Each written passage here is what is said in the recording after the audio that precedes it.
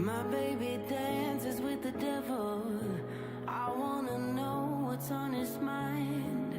Shaky hands, so sentimental.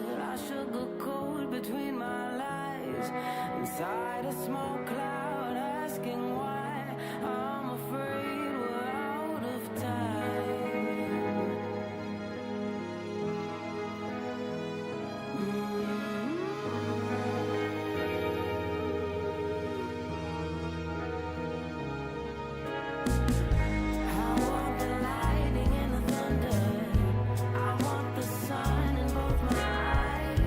He made a promise to the vultures. He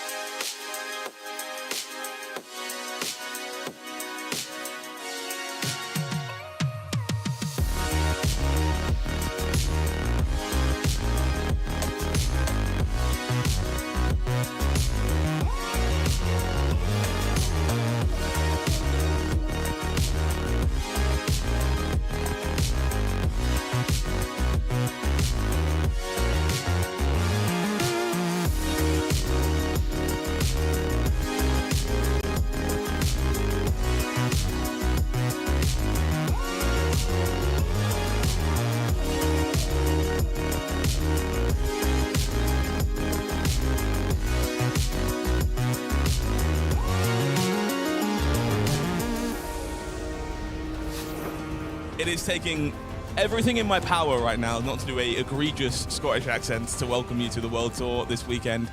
Welcome along to Edinburgh. I'm actually disappointed. I was really expecting you to start on the accent. No, look, I'm close enough to the Scottish community to know that I would be cancelled forever if I chose to take that line live on the World Tour broadcast. But welcome along, everybody. Hope you're doing well this morning, good afternoon, evening, wherever you may be in the world. HowlingMines in the booth, joined by Gabe Sher. I missed you. How are you? It's been a while. I'm good. I'm very glad to be here, actually. I have missed being in the booth. I've played a couple tournaments in the last couple months, and that's unusual to have a string of playing without casting for me in the last year. So very excited to be here. Yeah, good. Happy to hear it. Quite the show we have on our docket, not just because of where we are, which is obviously fantastic, but we're coming off the back of Pro Tour Vegas, and I'm feeling it in my bones. But I'm sure many of our players are as well. It was a huge kind of unknown metagame heading into Vegas, and I think there's arguably a few more questions to be answered now that we've seen how that event played out. Yeah, it's definitely formed by the fact that we had a couple big LLs and also a big ban and restricted announcement just before the PT, and then we have that big breakout performance from Betsy that came through off the release of Pile Driver. So the questions are, is that a real deck? Are there some other real decks? Is Jarl actually the Guardian to beat? But Betsy just had her good weekend. What's going to go on in some of the matchups this weekend? There's a lot of open questions. If you're joining us on the World Tour for the first time, fear not. We will walk you through how these things work. Let's take a look at the schedule for our weekend this time around. Will be 7 rounds of Classic Constructed for us in day number 1, moving swiftly on to day number 2, where we'll have 4 more before reaching that top 8 cut. Of course, do stick around in chat and communicate, send messages, talk about the games that you are watching, because we have this beautiful hot stamped Drinking Buddy promo to give out every World Tour stream. 1, 2, which day? Just tomorrow night? No, we give them out every day. Well, every day of the World Tour stream, Drinking Buddy promo. You can tell I haven't been in the booth in a couple months since they announced this. Yeah, this thing's gorgeous. I've had the pleasure of seeing it in person a few times now. I've almost committed theft several times now. But they are lovely. The hot stamp really goes a long way. They're going to be hyper collectible. There is just no way of getting the cold foil stamp version of these other than participating in official LSS giveaways. So make sure you're in chat. Say nice things about the players, nice things about the casters. Maybe you find yourself with a little bit of extra juice on the side. Yeah, I mean, you can always talk about us being bald. That one goes over really well. It does go a long way. That one is. My forehead is brighter than most of chat's future, and they know it. They know it too. They do like to let us know. Thankfully, our mental well-being is not the most valuable thing on the line this weekend. We do have some fantastic prizing available for our players. $20,000 in cold hard cash, but that's certainly not all that's on the line. Yeah, always I look to this right-hand column, and when I talk to players around the room, they're also looking to this right-hand column. The cash is nice. It pays to go to more of these events functionally for a lot of people, but really what people are after at this stage of the year, after the second Pro Tour, is those coveted World Tour points, as that leaderboard, which we'll go over at some point this weekend, will be shaken up a lot in the coming months, and will be all to play for at the World Championships in Paris later. Of course, also nice to make top 8 to get that Pro Tour invite and that gold foil legendary prize card that we all covet in the game of Flesh and Blood, but I am always drawn to 10 World Tour points as a championship prize. There's only a few people, Jacob, in the room this weekend that will be caring very much about those numbers as we continue down. I think he'd still like them one way or the other. Just for turning up this weekend, participating in the calling, you do score yourself one of these beautiful tournament packs. I have slowly been acquiring these marvels, and I'm sure many other players around the world feel the same way. They are pretty great. I'm looking forward to seeing how these evolve as more things go on. If you're unfamiliar, the cover of these packs won't be changing, but the contents will be as we kind of evolve down the calling circuit. So who knows what you might find inside of your pack in a couple of years' time. Yeah, some real classics of Flesh and Blood in these packs. Flick Flack, Surging Strike. Why did I go for all the ninja examples? You can tell what deck I like to play. But there's some good cards, some goodies to pick up in a new Marvel treatment in these tournament packs. It's a great addition. Of course, not everyone's just after the participation prize. A lot of people love to be top dog, and if you are, you get this Calling Championship trophy to put on your mantelpiece. You get, of course, the Pro Tour invite, the 10 points, the 5K, and you get one of the last Quick Dodge Flexors Calling Championship gold foils. Yeah, not long now until this one is replaced by that Circlet of Eternal End. This thing is gorgeous. I would love to get my hands on it. And those trophies, let me tell you, they got some heft. I went to hand the Pro Tour Winners Trophy to Jacob last weekend. Almost dropped it. Not my finest moment. And yeah, it's got some lethality. That trophy. I scare myself a lot at home. I have quite a rickety cupboard, and I have my PT semifinals in it. That's like at the top of the showpiece. God, have some class. And as soon as it falls over, or like I knock the cupboard at all, everywhere. Not on the ground because it's in a closed door, but it's a very loud noise, like at least once a week that I knock over my Buy a new cupboard. Like, I don't. Well, okay, you can't get the stuff around here, can you? Lots of implications this weekend, actually. I think a lot of the murmurs that I've heard from the, I guess, the non-Pro Tour players is, I have an event coming up on the horizon. Is my deck going to be legal? Because taking a look at ILL leaderboard, there is a number of players who might not be with us all that much longer. So I do think the only one at risk of LLing this weekend and in the coming weekends, maybe let's go with before the next set release, is probably Kasai, with the the next calling being Silver Age. That also takes a couple points off the board. But Kasai at risk of LLing with a win this weekend or with a win at a couple of the battlegrounds over the next 2 weeks. I think there's about 8 CC battlegrounds over the next couple of weeks. Arachne with a lot of battleground wins and a calling win could probably also get pushed over the edge. But of course, we will have a ProQuest season later in the year. I think at some point. I think it's around October. Yeah, October for the London, CC part of that, and that will be where probably I would put my money on at least 4 of these top 5 heroes LLing in October. Yeah, real bottleneck here at the top now. 5 heroes up and above that 850 point threshold. Both of your Draconic Ninjas, Dash.io on the horizon, and the infamous potential thing, Arachne Marionette, has found the potential and is slowly but surely making the way there. Big question on the tongues, of course. Kasai can go this weekend. Will she make it to Mastery Pack Warrior? There is only one way for us to find out, I'm afraid.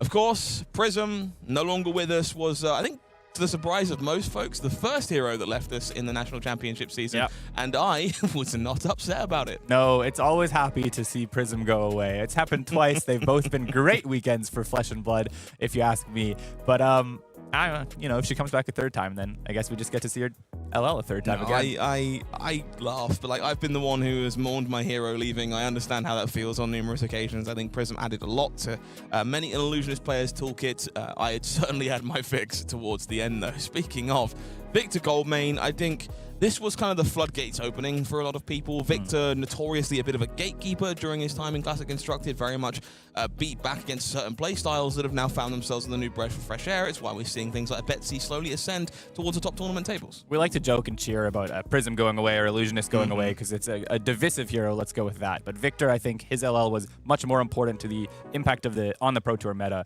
and the question of will he won't he was a bigger question on Pro Tour's players' minds, and now going forward from the Pro Tour also, will it have a continued impact? From our top performing heroes to our top performing players, the Player of the Year race is now firmly underway. Safe to say we're about halfway there at this point. We're through most of our tier 4s. Obviously, the World Championship will be the grand crescendo of this race. If you're unfamiliar, all 3 regions have something to play for. Prize money all the way down the line for the top 3 players in each region, with the grand prize winner ultimately earning that title of Player of the Year. Isn't this just a who's who of players over on the Americas leaderboard here? Of course, Brody sitting on top, travels to a lot of events, has a somewhat comfortable lead, but I wouldn't call that a shoe-in for the win. A good performance at a Pro Tour from someone else and a not-so-great one from Brody could definitely rebalance that. Couple calling wins as well. So Brody in first for now, but maybe not forever. Yuki with a great year and coming 9th at the Pro Tour, taking that 2nd place. Michael Hamilton, of course, made another Pro Tour top 8, taking that 3rd place. And you could keep naming names and you would know who these players are. Yeah, huge gains to be found here. A few new names on the Americas board, courtesy of Las Vegas. Felipe Lima Cardoso now having a pretty stellar run. Even Bryce Stroyek there as well, down in 12th. Let's take a look at the European region. Yeah, this one's a comfortable lead. So remember what I said about Brody? Yeah, no, I don't think Jacob's going to lose this one. I would actually be interested in knowing if it's mathematically possible if he just stayed home for the rest of the year for him to lose it. I wonder if he is clinched first place, but either way, he is functionally clinched first place. Let's talk about 2nd place in the EU. No, I want to give Jacob a moment for a second. Let's not pretend it hasn't been quite the year. Oh, Jacob right now is on, frankly, a historic run. If you haven't been keeping track, this is week 4 of July. In the first week, Jacob won UK Nationals.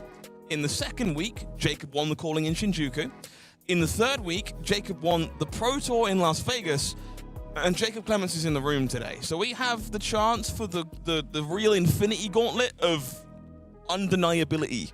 We have this weird thing. This is maybe off topic, but we have this weird thing in Fab where it's like young enough that, we're an old enough game where it now feels like Jacob on this run right now is getting the treatment that you get in some real sports where it's like he's too contemporary to call him the GOAT yet. But arguably, in terms of results, you could probably already call him the GOAT.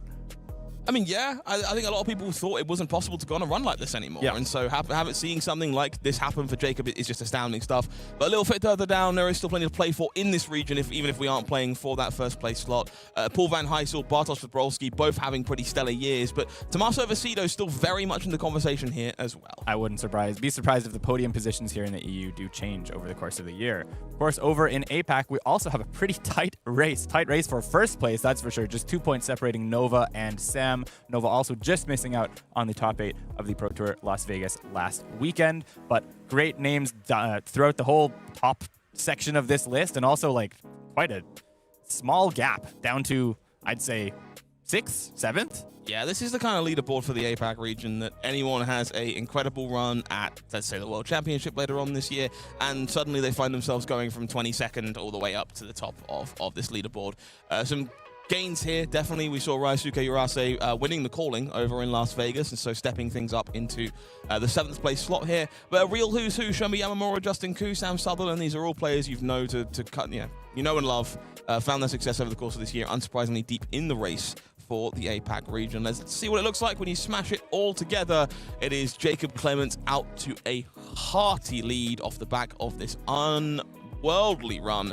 Brody Spurlock, Yuki Lee Bender currently holding down the fort in 2nd and 3rd, with names like Michael Hamilton, No Chan, and Evan Herndon playing chase. Yeah, I don't think Jacob can sit at home and wait with respect to the overall player of the year. I do think Brody and Yuki could definitely get him. Michael could get him there, but I think it's comfortable lead for him and a lot to play for in all of the regions for sure.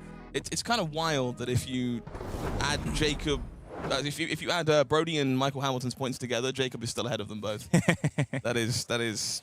Thankful to Yuki there for just breaking that rule. Just about. Incredible run. Still many stories to be told there. Excited to see how the Player of the Year race ultimately shakes out, not just in those first place slots, but for a few of our players who are going to stake a claim in their region one way or the other. It's also a big way to just make a name for yourself on this world tour that we have in Flesh and Blood. If you don't make it onto the podium this year, you come 4th or 5th in your region. Next year can be your year. That's what happened with Paul last year. He just missed the podium, and now you see him comfortably there in 2nd place in the Europe region. I'd say nothing lights a fire under your ass like 4th or 5th. Everybody does kind of get the blood pumping one way or the other. 9th at a Pro Tour, 9th at a calling.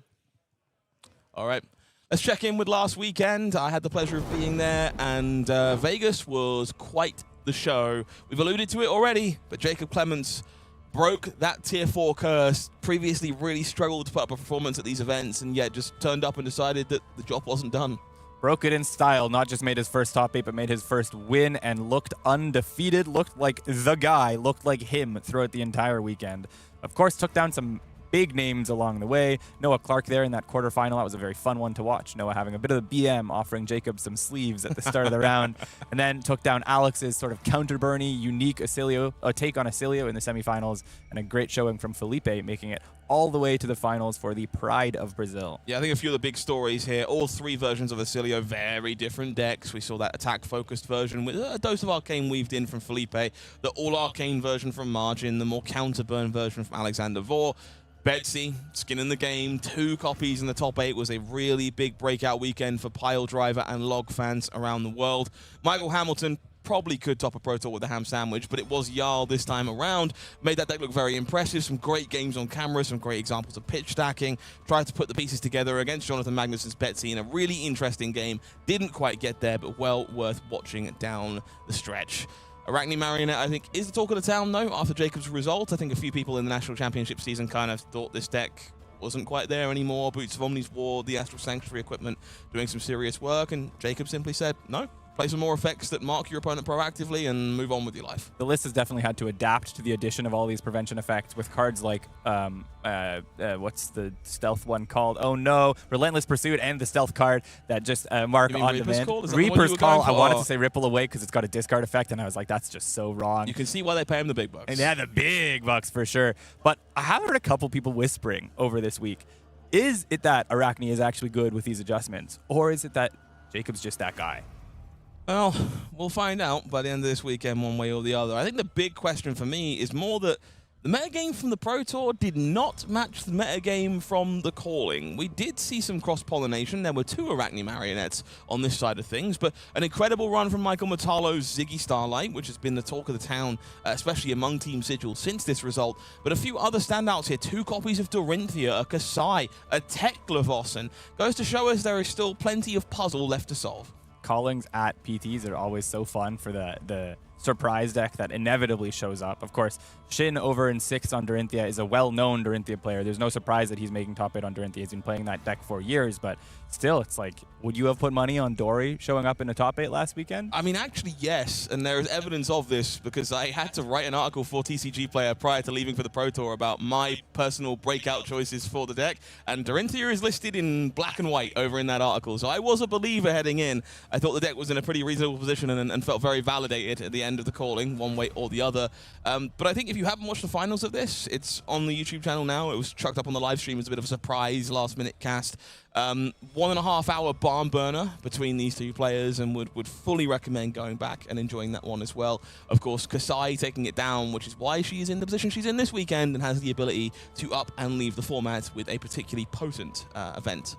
Yeah, it's nice to have Unillusionist back. I know a lot of people aren't so happy that it's so classically illusionist, but personally, I think it adds a really interesting flavor to the metagame, and I think matchups like Ziggy against Kasai illustrate that it's a much healthier place for that style of deck to be, and both sides can definitely win it. As you know, in the past, I would have sat as a warrior player against an illusionist and said, GG, we're over. But Ryusuke able to take down the tournament and win with Kasai there in the Calling.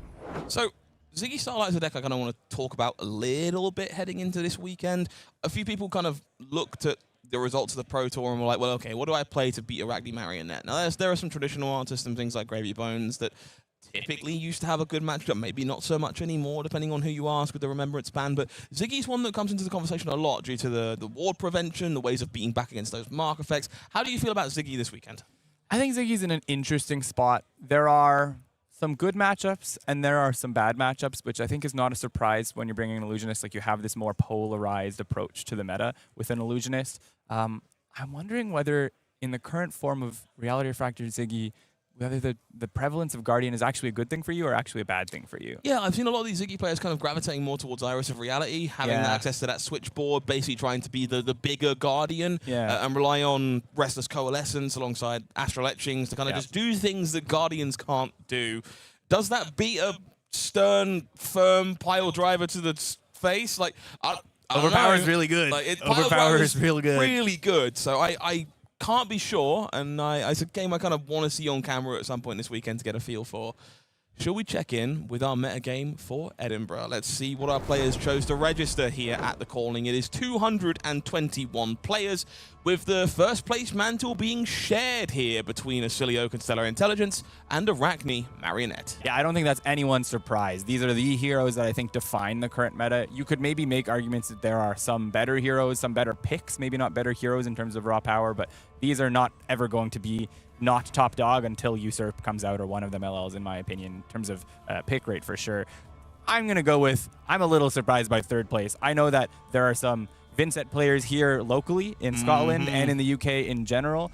Shout out to Finley for sure. One who I have on my mind. UK finals this year, the National Championships, does know his way around the Shadow Runeblade. But third place, you know, Vynnset seems to have these like weird uptick weekends where suddenly she's super popular. Maybe people are trying to do the counter pick for her. Maybe everyone's just like, this weekend I'll put my reps in and try to learn the deck. But I wouldn't have bet on Vynnset in third. And it's an interesting one, whether it's well placed.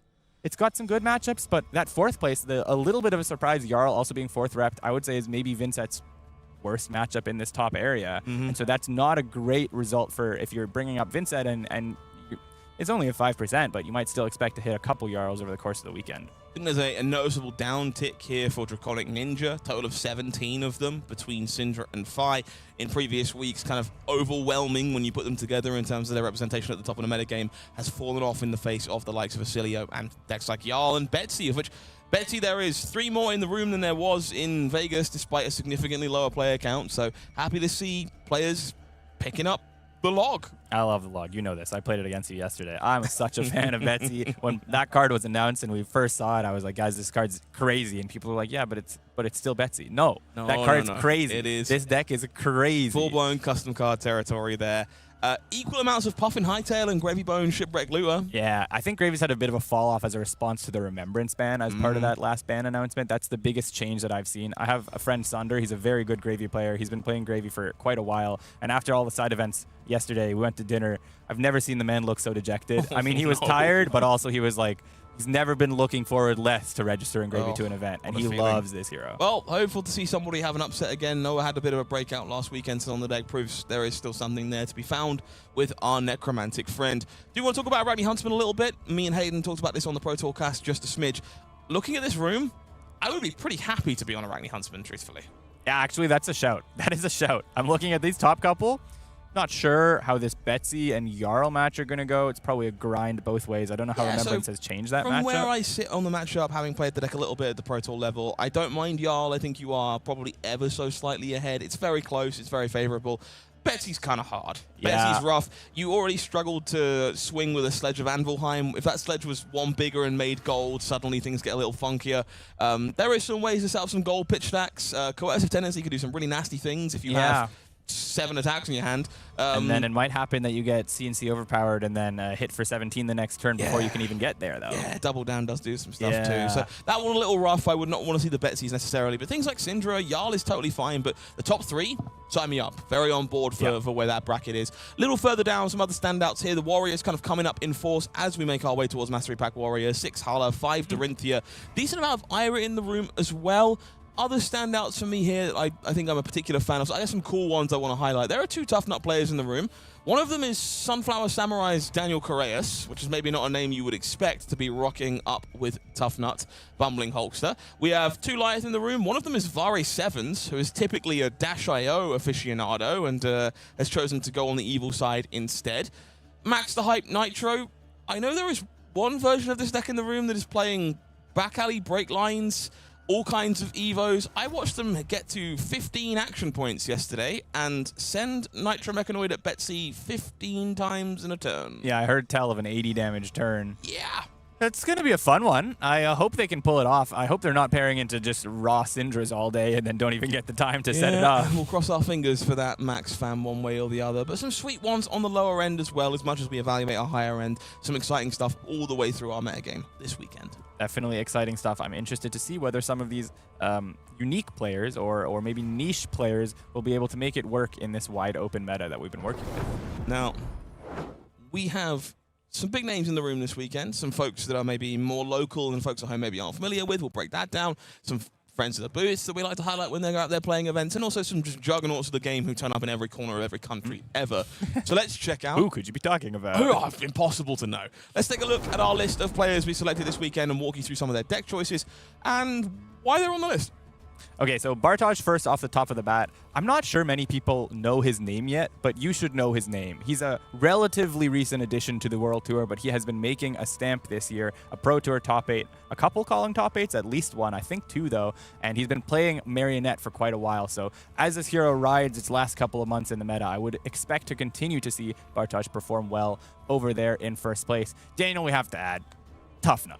Why are you surprised? How can you not? Has to be on the players to watch leaderboard. I know many folks at home, myself included, will be desperate to see some success on our big green boy. Erica Forslöv will be in the booth with me in Hamburg in a few weeks' time, but Betsy this weekend was a known Guardian aficionado, loves a bit of Guardian, loves a bit of Runeblade. Victor brutally taken away, and therefore log it will be. Evan Tongi still on the gravy. There is some staunch believers in the room, and I tell you, every time I watch Evan play this deck, I feel stupid. Like, there are just lines I was never going to take, and he plays them so fast that I just have to wonder how you get to that kind of level of coherency with any hero, frankly. The crazy thing is he was doing that from like way closer to release than just now. It's not that it's been a year. He was doing that from 3 months into the hero. I've been very impressed with his play on this hero for the entire year. Then we continue on down. Finley, we already gave him a shout out. Local hero here in Scotland on Vynnset, has been on Vynnset for a long time and really knows how that deck works. So it'll be fun to watch his results. We've talked about Michael Metallo's result over at the Calling in Las Vegas. Teammate of his, Jason Rolfe, also from here in the UK, seems to have been convinced. Yes, seems to be won over by the showing in Vegas on Ziggy this weekend. Matthew Fawkes, a staunch believer in Volder seismic impact, took it to a top 8 at the UK Nationals this year, did bring it to Vegas to compete in that event with Volder. Very much a believer that it is the Guardian to beat on this weekend. Pablo Pintor won his national championship with Jarl Vetreiði, hasn't been swayed by the aura of Piledriver. No, he has Abuela power with him. He had Abuela power at Nationals. Apparently, his grandmother came and gave him a visit. He posted on his Twitter, and I believe he has his family with him again this weekend. So Pablo may be a family man getting that buff and able to take down a tournament here in Edinburgh on Jarl. Big fan favorite in the form of PVG. Paul Van Heysel still rocking that Arachne Marionette. Same deck as Pro Tour Las Vegas last weekend. Desperately fighting for those World Tour points, trying to secure a second place finish in Europe for now. Does trust the tool of Jacob Clements to get it done. Makes a lot of sense if you ask me. And then Vari Sevens, our much beloved Dash.io pilot, the only person I've ever seen giggle when they find boom grenades on camera, always brings me joy. Lyeth Goldmane, the weapon this weekend. I have to say, I'm surprised by how many Dash.io players find themselves gravitating towards this deck at some point. There's something in the metrics water. I don't know what it is. Jaap has been loving this hero for so long. I know he switched off back to Dio for this weekend now that Dio's closer to the LL threshold, but Jaap Ilst from the Netherlands and Vara from Belgium, very noted Dio players, very successful Dio players, and suddenly appealed or drawn by the small guy. Yeah, that's a small guy indeed. It does seem that there is a reason to play every Guardian this weekend, and I'm sure Talk a Big Game is a big part of that for Vari as well. Should make for an interesting inclusion in that deck. Now, I just want to get ahead of this because I know what chat are like. I see the messages every event. Spoilers? Question mark. Spoilers? Spoilers? It's like the birds Ethan, from Finding spoilers? Nemo. You know, spoilers? There will be spoilers this weekend, okay? We've got some cards for you. We have some cards from the Armory deck for Olympia. We have a card from Mastery Pack Warrior. Some of that will be today. Some of it will be tomorrow. I'm not going to tell you when. I want you to watch the stream. But they will be around, so stay tuned. We'll have some spoiler cards for you. We also have quite the fan favorite in our feature match area for the first round. I feel the uncanny need to lean a little closer to the camera. Because, yeah, of course, we do love boosting. We love boosting Spendog. The much beloved Spencer Horton is in the house. Came across the pond from Australia and is rocking Oscilio Constella Intelligence. However, in order to score a win in the first round of competition here in Edinburgh, we'll need to get through the Bristol bad beats in the form of James Clark's Hala. Yeah, Spencer doing a little bit of a tour of Europe and the UK on his way back from Vegas, going the long way around. He was up there. He's been visiting a bunch of places, and he's going a couple more places. I think he's going to London next after this before he heads home, but decided to pay us a stop at one of these EU callings. I got to hang out with him yesterday. I'll have some funny stories during this game. In the meantime, let's take a look at the heroes that we'll be playing. Oscilio Constella Intelligence. Kind of a known quantity at this point. I will say we don't know yet what version of the deck that Spencer has chosen to bring, so it could be that more centric Gone in a Flash attack-focused deck with some arcane dribbled in that we saw from Felipe Lima Cardoso in Vegas last weekend. It could be one of these more arcane-focused, counterbone-focused decks. A big part of the power here over something like Oscilio Forged Continuum, the ability to discard instants as an instant from your hero ability makes those Starfall effects all kind of come together in a very clean and elegant way. And of course, just it's a mulligan every turn. Mulligans are incredibly strong in all card games, so it's just a super powerful hero ability. On the other side, one of my recent favorite heroes, Hala, Bladesaint of the Vow, recent addition to the classic constructed metagame. As an action, you can pay basically a blue to sharpen your sword, go again, and then of course she has this specialization Zenith Blade that you see in her art as well, that when sharpened gets go again on its first swing of the turn. So Hala, an addition to the warrior class, hasn't seen a lot of success there. 0 points so far on the LL leaderboard, but going to be getting an insurgence of new cards in just a couple of weeks. Maybe it's a hot take, but I think this deck is surprisingly potent right now. I think there are a lot of things this deck can do. I think Beck and Steel is disgusting. Does enable some completely rancid turns. And I think Mastery Pack Warrior will be a big winner for Hala, Bladesaint of the Vow, alongside Olympia, which is down my pipeline as well. I want to see if she can tangle with Wraith's biggest lamp, though. So let's make our way down into the feature match area and see who gets to rock their socks in the first round here in Scotland. Will it be Spencer Horton, who is rocking, I believe, a gold foil Lightning Greaves there? So I have a feeling I know which version of the deck we're looking at. Let's look at that hand. I have a feeling I know which version of that deck we're looking at. No. This is multiple Gone in a Flashes as he shuffle that hand. Gone in a Flash, Gone in a Flash, Gone in a Flash, and I believe a Snatch to top it all off. Can I get everyone's best possible Spencer Horton impression? No, I want boosting Spendog impressions. I want the Fabbers to come out in pain and fear for what might be unfolding. There is some upside.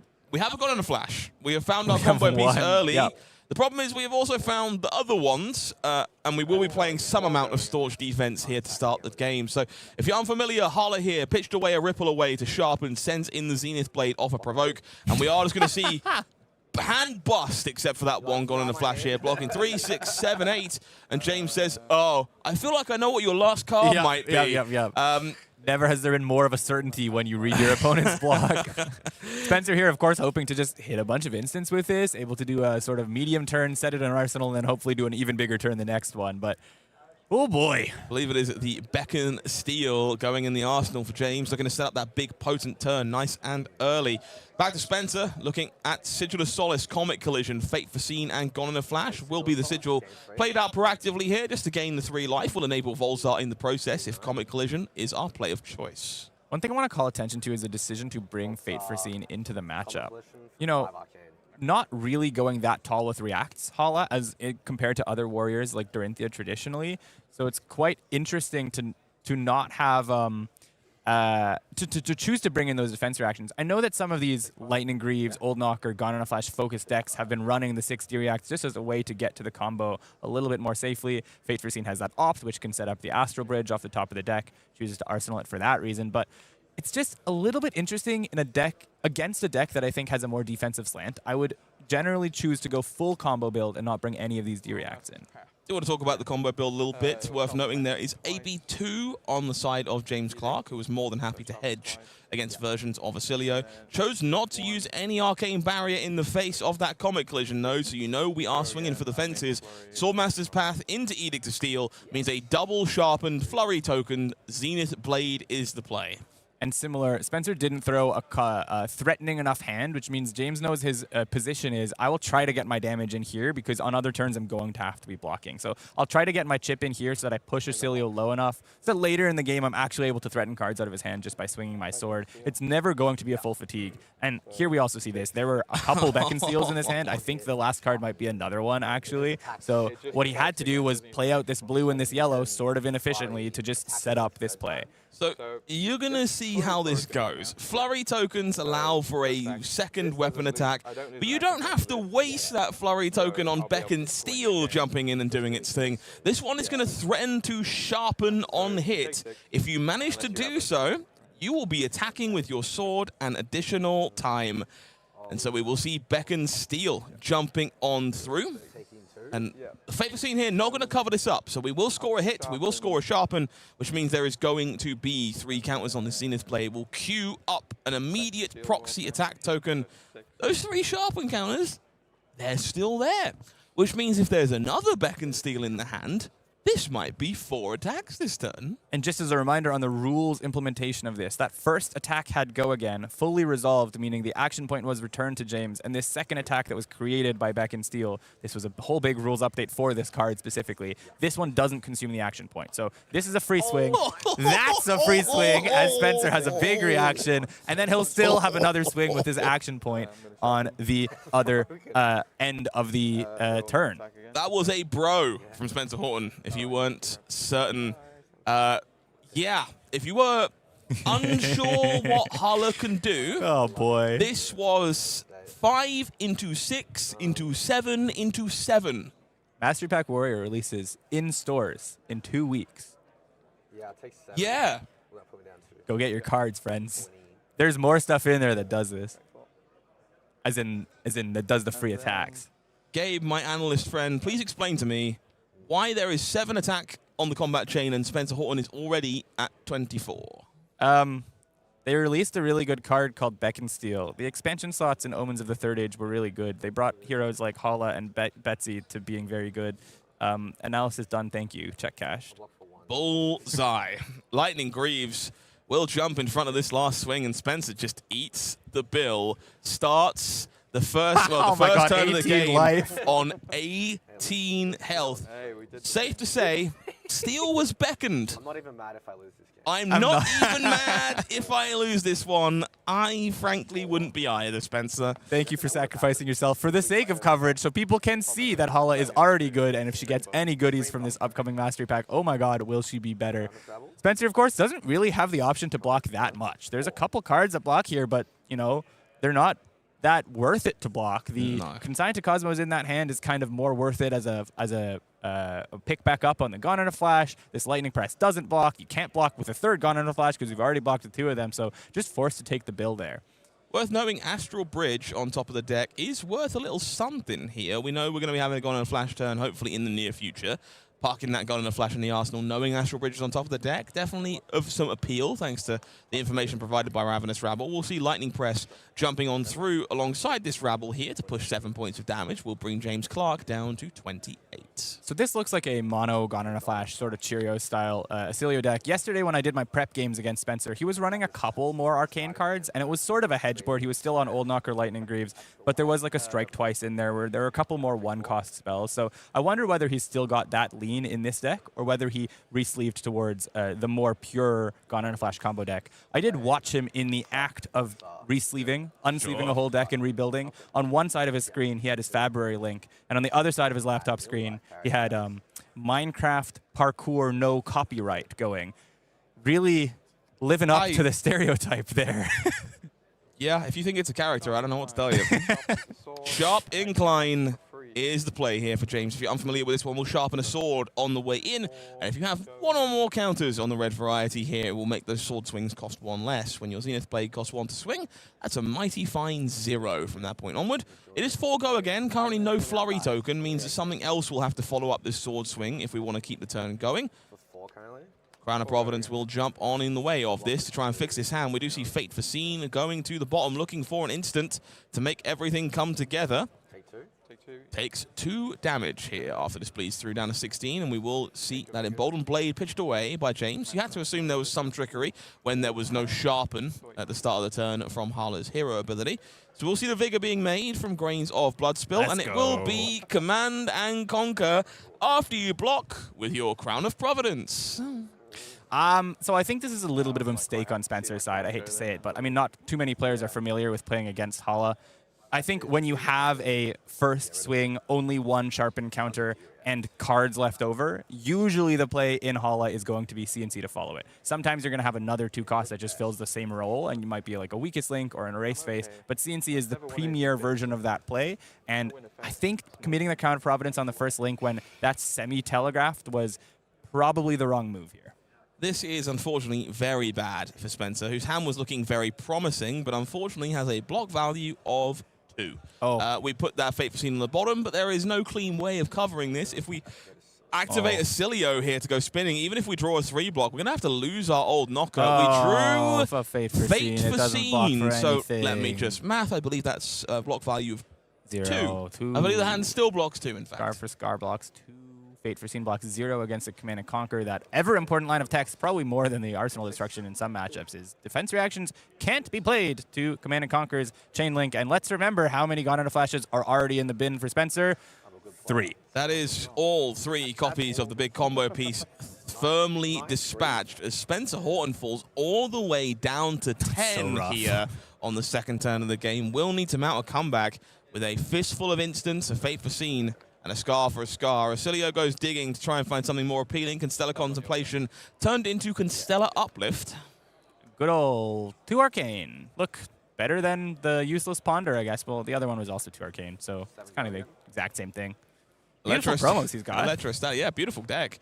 Electrostatic Discharge, making this Scar for a Scar into a 7. Spencer very carefully looking down the barrel of the camera and showing us how he feels about this, but also very deliberately announcing that this Scar does have go again, just in case James was uncertain about the scenario we find ourselves in. Did hit me for 26 in a turn, so my Scars are online for the rest of the game. Joke's on you, brother. We'll reach for the equipment blocks here in the form of Braveforge Bracers, and that Grains of Blood Spill will have a Shuck, I believe. Shuck on the other side of things there, the Flurry Generator.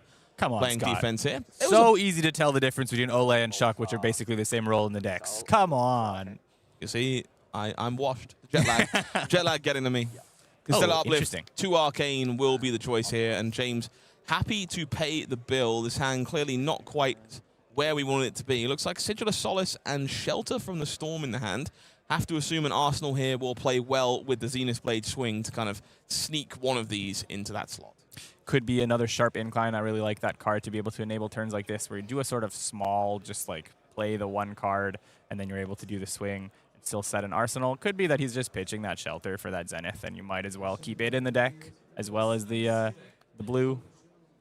Makes a lot of sense. The equipment block definitely has me leaning towards something a little bit more proactive. The Vigor token will come down from that Grains of Blood Spill, and we will see it pay for the Zenith Blade all by itself. Sigil of Solace and Shelter in the hand still. Looking at Scar for a Scar, Astral Bridge, Enlightened Strike, and Flittering Charge for Spencer. We'll play that Fate Foreseen out of the arsenal. Takes a peek at Second Strike on top of the deck here. Not a bad find for this turn, I don't think. Would have to cycle the Astral Bridge, but without that Gone on a Flash, the Astral Bridge isn't doing so much for him anyways. Get the Sigil played and gain some life. I think he's going to end up IPing that Shelter. I think he expected a bigger turn.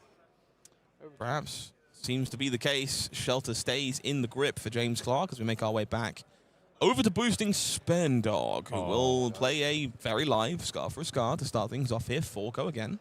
Might be something like, based on the way he was looking at that card while he was presented with the Arcane, it might be something like a Toe the Line in Arsenal where he was like, I could get this for the 1 prevent, but then I don't use the Flurry, and so all it's doing is putting this Shelter in my arsenal and blocking 1, so decided to IP anyways, but he just has so much prevention available to him still, so much block available to him still, and such a life lead is the more important part, that it's feeling like a tough game for Spencer to get over. Not impossible, but tough.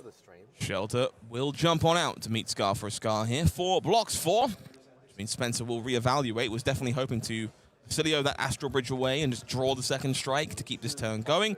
Instead, we'll need to Enlighten Strike here. Believe the mode selected was +2. So this will just be 7. We'll leave that Second Strike on top and pretty happily park an Arsenal in the process. Ripple away playing defense here means 4 damage coming through for James Clark. Falls to 21 now, playing into the 10 health of Spencer Horton. I dig this line from Spencer. I think if we're trying to think how do we win this game, we need to set up a 5-card hand. And we know with those Beacon Steals gone from James and no Vigor coming in on this turn, you know, there's not a particular fear of a massive turn that threatens Spencer's life total. Probably a turn like this was the hint from the first card block with the Shelter. And even if Spencer has to lose 1 card, he might still be able to buy himself some tempo. As it's going here, we see 4 into 4. Spencer, in theory, has the ability to just say, you know, slam take this turn if the hand is good enough. So I dig, you know, doing some chip damage last turn, 4 into 7, and then setting that Flittering, which is a pretty efficient card, into Arsenal. Real bread and butter play here for James. Looking at the Edict of Steel into Zenith Blade swing. This is very much what Hala is made of with those flurry tokens. Nice, efficient 8 value.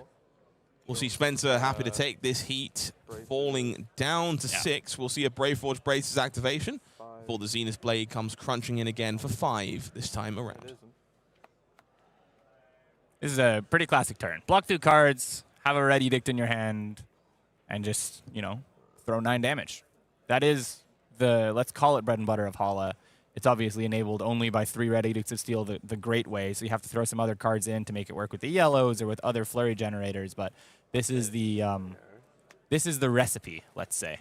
Oscilio activation, discards Sigil of Brilliance, finds Ravenous Rabble off the top of the deck. Means we are looking at Second Strike, Ravenous Rabble, Constella Contemplation, and an Electrostatic Discharge, a whole 4 block value. So the Zenith Blade will not be blunted, I would imagine. I mean, there's no reason to hold on to Sigil of Brilliance. It's a very strong card, but cycling it with Oscilio is functionally the same thing as playing it and drawing that card anyways, given that he has other instants to be played next turn to turn on Starfall. Blocking with Old Knocker here just to stay alive a little bit higher, because that card's not going to convert for much. No, with all 3 gone and a flash gone, Spencer very aware that we're probably playing Iron Rot Chest in this particular game.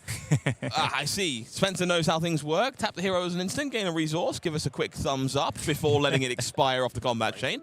Braces of Belief will show you consigned to Cosmos Shock. That is a whole 1 value from our arms. Things continue to get worse. You're using this Braces of Belief. I want to give it a shout out. It's sort of transformed this Astral Bridge version of Oscilio because we're able to look at the top card. That's what the good use of this is. Of course, here he's just like, I might die soon enough. So I just have to play it to get some damage. And you'd like to get 2 damage out of it. Here, unfortunately, it's 3 minus 2 is just 1 value of damage on this Flittering Charge. Not the way Spencer drew this up. Constella Contemplation, Electrostatic Discharge, both available as instants to give this Flittering Charge go again. Going to see James reaching for the remaining equipment block here to get value from this while we have the opportunity to. Interested in keeping cards to make this all come together. Ripple Away will play defense here to make it 5, and we will see Electrostatic Discharge played to give Flittering Charge go again. Means our next attack will also be 3 bigger. Ravenous Rabble, of course, knows that it will be revealing a yellow as things stand. Sad. Could Oscilio away that Constella, but I feel like that... Thinking about in response, activating Oscilio, cycling that, drawing the yellow that's on the top of the deck, drawing that Consign to Cosmos, but it is a good card because it is the source of Arcane. I guess so too would Consign to Cosmos, but that one wouldn't create a Ponder, so this is more value to play out the Contemplation. So having a think for Spencer here, whether he wants to lose this 1 point of physical damage in exchange for a Ponder. Yeah, interesting transaction to have to consider, honestly, and you can see the moment of pause given to Spencer. Perfect information does make this a more interesting decision tree. I do have to shout out that James, for the last couple of turns, has been committing this block early in the turn just to keep around the Second Strike, and it has started to pay off here as the game gets later, and Spencer has found this copy of Second Strike. James throwing maybe what could be considered a weird equipment block on the first link here, but he just wants to delay the ability to use the Second Strike as long as possible. And maybe Spencer's aware of this while he thinks on this trigger. Is like, if this is only 3, it makes it even easier for him to deny my Second Strike. Whereas if I just make it the breakpoint, if I make it 4, as long as he doesn't have a defense reaction, the Second Strike will be turned on by the Contemplation at some point. So you have to do the cycle. Sorry, will be turned on by the Arcane at some point. You have to do the cycle to try to go for it, but... Spencer says no, it's fine. Ravenous Rabble will come in for 6 here, courtesy of that discharge. Players just confirming that there. Electrostatic Discharge in the graveyard, so easy enough to forget, but will be a 6 ball. Oh, well, interestingly, we got a couple 2 blocks in this deck, in this hand for James. We got a Total Line, which is a 2 prevent, and we got an Overcrowded, which in this position is a 2 block. So maybe the breakpoint less important. Of course, Spencer had no true knowledge of that, but James having to do a little bit of a think of how to prevent 6 now. Some options available to our Hala, Bladesaint of the Vow. And just confirming there, what life are you at? 2? 2, yes, which is always very daunting when your opponent's life total also contains a 2, and it happens to be a whole digit over from yours. I will say, in a position on a deck like Hala, you can take a turn like this to try to throw damage, but there are a lot of warrior hands that don't convert supremely well. In this case, he might be holding or playing out this Flurry Creator and then holding those 2 blues. He has to hold those 2 blues to just be able to go 4 into 4, and that might not present lethal to Spencer. So the more chip damage he takes on turns like these, the more, if he continues to stumble, like if he gets more hands without edicts or without flurry generators and he's just able to swing the sword twice or the sword once for 4 or whatever it may be, Spencer will be able to climb back into this game and be able to start using that Arcane and those efficient 4 power attacks to chip James down. So it's not locked when you're on 2 against a Hala, like you can still crawl back into the game. Of course, and I like this a lot from Spencer, truthfully. I think holding on to that Constella Contemplation when you know the Ponder token is going to make you Arsenal Consign to Cosmos Shock anyway, you would rather have the 3 block in your hand at this point, I think, and so holding on to that spell, far more impactful, and we will again see that Hala activation to enable this will be a 4 go again.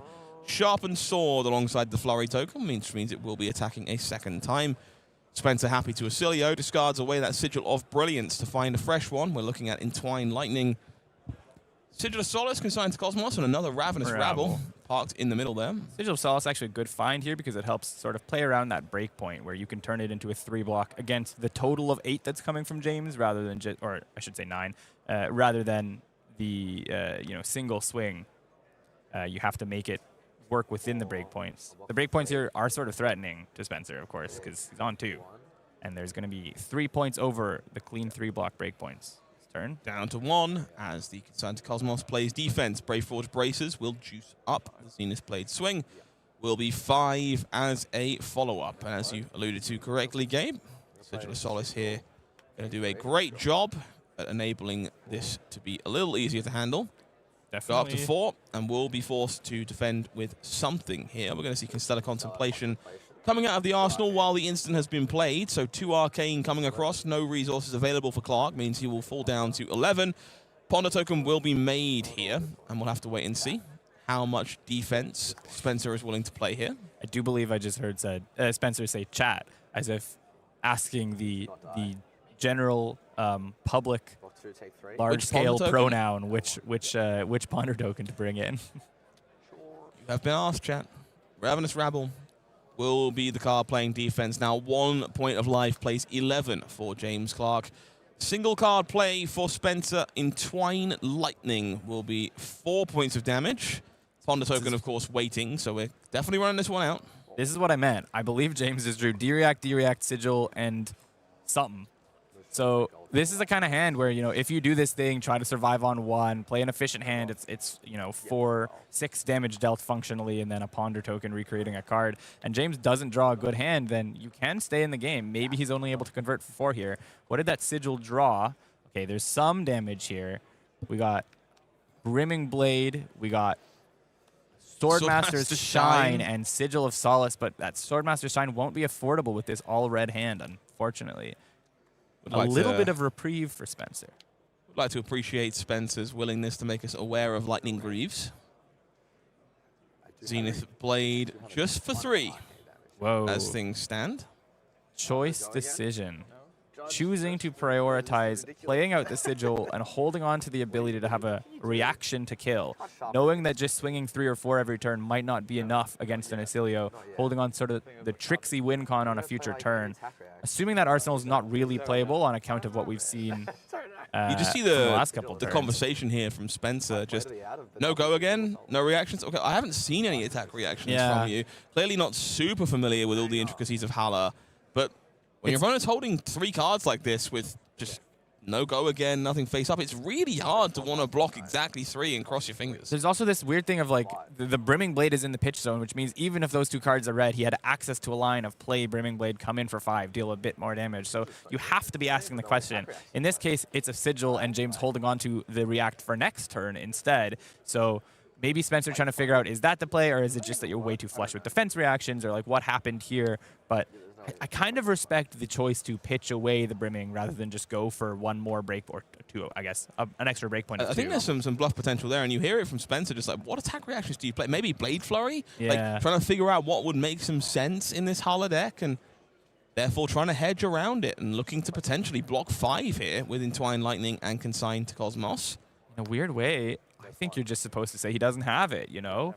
Just block the 3, assume they're not on it, keep the most efficient hand, and if they are on it, then you got. You were 1 to 11 in the first place, and you might not have been winning the game. I'm not sure this helps him win the game. You know, I know he seems to be committing to this arcane plan the way he's played. Wow, the way he's played this out. But I'm not in love. I'm not in love with the decision.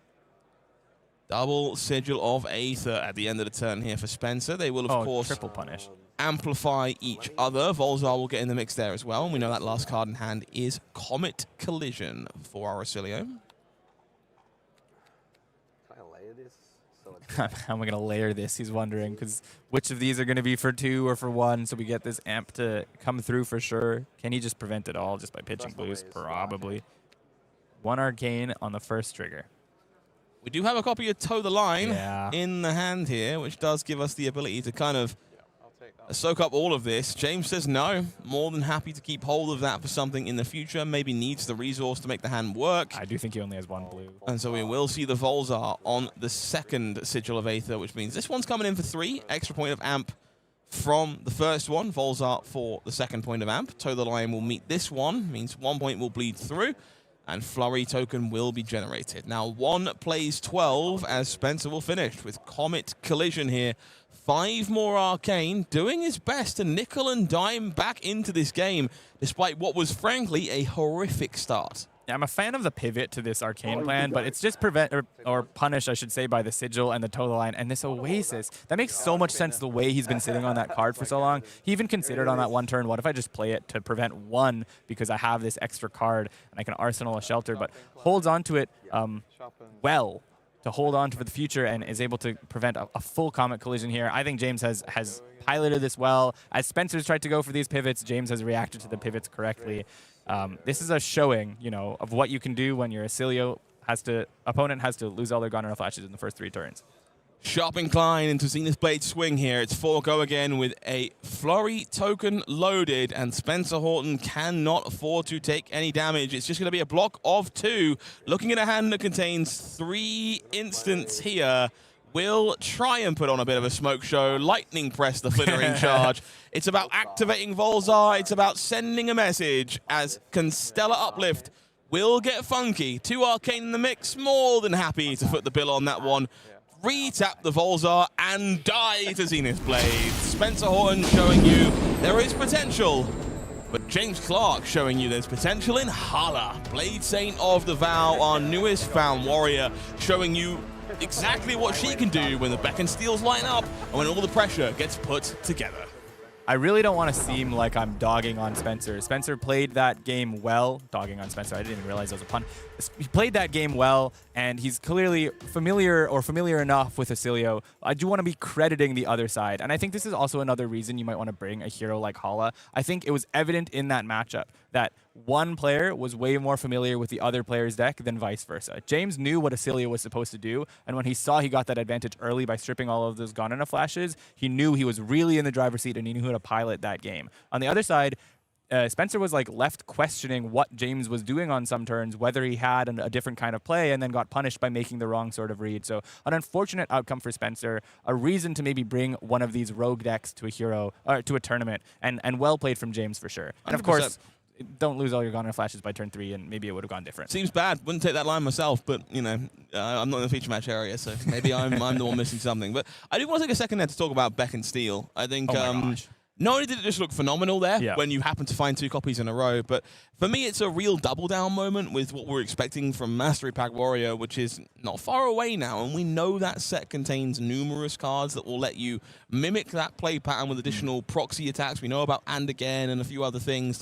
There is plenty of things to look forward to for this hero, I think. Yeah, there's going to be a lot of brewing coming down for the pipeline for Warrior players. I think sometimes when us Warrior players have opened up Fabry and gone and looked at how to build decks, there's been a lot of samey sort of, every hero is, its own flavor of the same thing, and you can't do that much.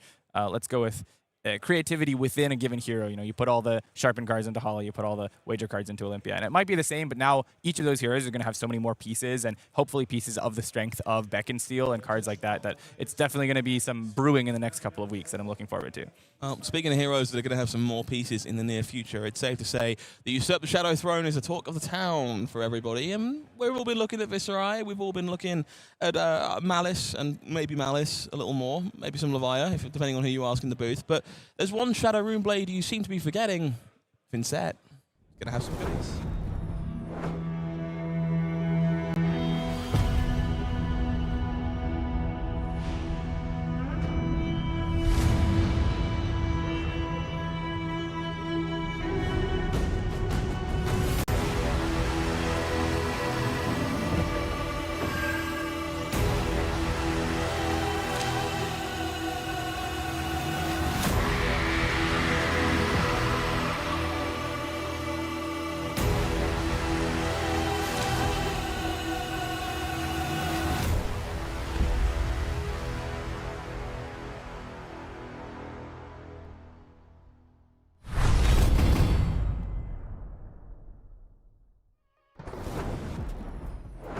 D-A-M-N. Damn.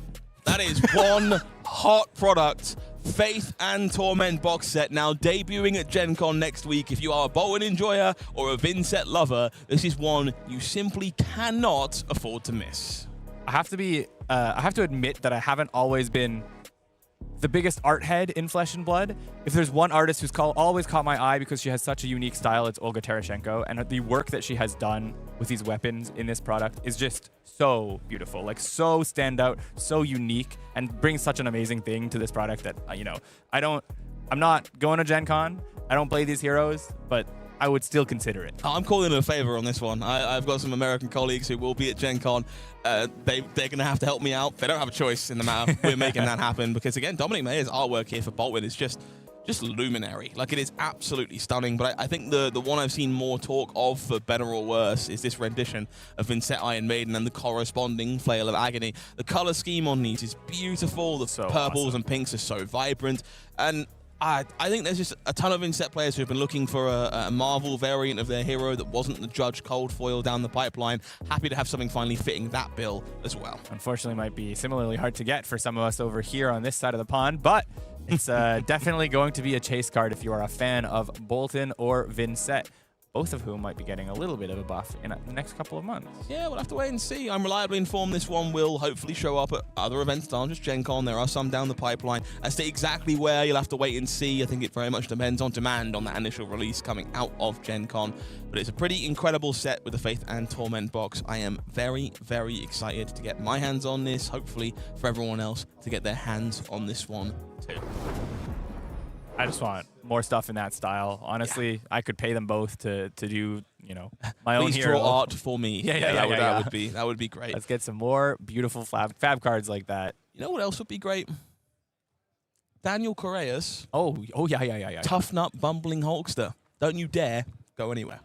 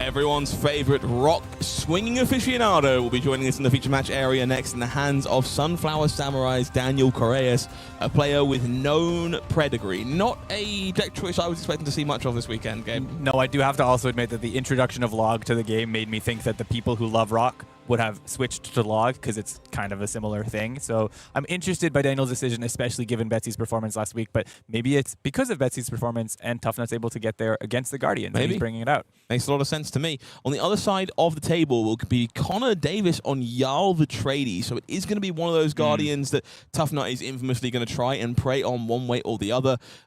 What is Jarl looking to do in this matchup? What is Jarl looking to do in this matchup? I thought you were going to ask the other way around because I was going to make the 7 greater than 6 joke. What is Jarl? Probably fatigue, maybe, because there's not that many cards.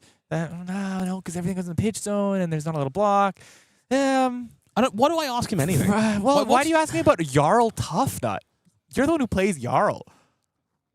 I expect him to know things. What am I supposed to say? All right, you know what? Fine. If you have no answers, 2 seconds to think. Let's go and get answers. Let's make our way down into the feature match area and check things out on the big stage as everyone's favorite bumbling Hulkster, the 3 most electrifying letters in all of race, ROK, will rock the show against Connor Davis on Jarl Vetreiði. Now, I'm going to buy you a little more time to think, Gabe. Turn your brain on just a smidge. I'm going to tag on over to these hero cards and the whopping 5 LL points that Tuffnut has accrued so far, and then you could tell me about how this matchup goes. I'm a little surprised that he's got 5 LL points, but shout out to Tuffnut players. Of course, this hero, if you're not familiar, is introduced in Super Slam. It's an instant tap ability, and it pitches the top card of your deck, so you get functionally 1 more intellect. Oh no, look at the bottom left of your hero card, you have -1 intellect. So this is the trade-off of you basically are a 4 intellect hero, but 1 card is always going into the pitch zone every turn. And then if it's 6 or more, you get this cheer effect, and you get the ability to create a toughness, which makes your defense more efficient. But really, you've hinted at it. The hero power is the ability to run rock well. You have an empty hand when you want to activate that weapon, so it's a lot easier to swing this 7 power weapon, which Betsy has shown us in the last couple weeks is the secret to breaking some of these semi-mirror matches, like grindy deck semi-mirror matches. So with a 7 power weapon, maybe Tuffnut able to take it down against Jarl. On the other side, here's my answer. I think that hero power might actually have an effect, which is not always the case for Jarl. Often Jarl is best considered just an essence of Earth and Ice Guardian, like that's the strongest part of the hero. But in this case, Tuffnut's going to have a really hard time swinging that rock if they get even 1 Frostbite. So if Jarl is able to create an open equipment zone on the Tuffnut side of the board, anytime they play an ice card, they probably don't take 7 damage that turn, which will be a huge conversion for playing something like a Winter's Bite or a Channel Lake Frigid or any of those cards. Yeah, to double down on that, I think the ability to take away Field Spring Tunic from Tuffnut could be very painful. Takes away the fail-safe of, what if I hit a yellow off of my hero ability activation. But even removing things like Gauntlet's Tyrannical Rex, suddenly the expected value of every turn cycle starts to dwindle, starts to become more of an issue to pressure those hands. It means that Oakenfold can come clattering through and rip your hands away. Cards like Terror Thunder and Oakenfold, really painful when you have 3 intellects, because you have way less ability to be selective about what is kept and how you manage to block those cards. Sounds like a party to me. Will it be Jarl Vetreiði or will it be Tuffnut, the bumbling Hulkster, in the feature match area this round? Let's make our way in and find out. Equipment suites displayed on this side. No big surprises here. Boots of Omni's Ward, clearly the only boot slots available for Connor, but very much the expected quote on the other side of things. Sledge of Anvilheim here, the big one though. Going to be a very weapon-centric matchup as players try and conserve cards as best possible. Worth noting, Colors of Aria, Oakenfold, and a copy of Plow Under being pitched away there on the first turn of the game for Connor. Going to have to keep our eyes on exactly where those ones end up as we make our way back towards them. We see a Scabskins roll semi-off screen there as the 2 comes into screen telling us the result. Daniel going for that Scabs roll early to be able to convert this first hand of his, but only gets the 1 action point back. Connor here will no doubt realize in a moment that pitch zone is not supposed to be there anymore, and we'll take care of that. But Staunch response in the hand is a quirky one, not one we saw last week from Michael Hamilton. Obviously very good in the face of decks like Betsy. We see no hero stands alone here as the play of choice for Daniel, making the most of a hand that needs to be converted. If you're not familiar with this one, it is very much the assassin tech for the most part. If it's any zone, you had a toughness during the turn, will block for 3 extra and gain ambush, allowing you to block from the arsenal. When it defends, it will get its clash on to give -3/-3 to a attacking or defending card, depending on who wins the clash. Here is just a big vanilla 6-ball, where Daniel will convert the cards in hand as best possible. Going to see Everbloom Life and Fruits of the Forest playing defense here. So only 5 block on the 6 will bring Davis down to 39.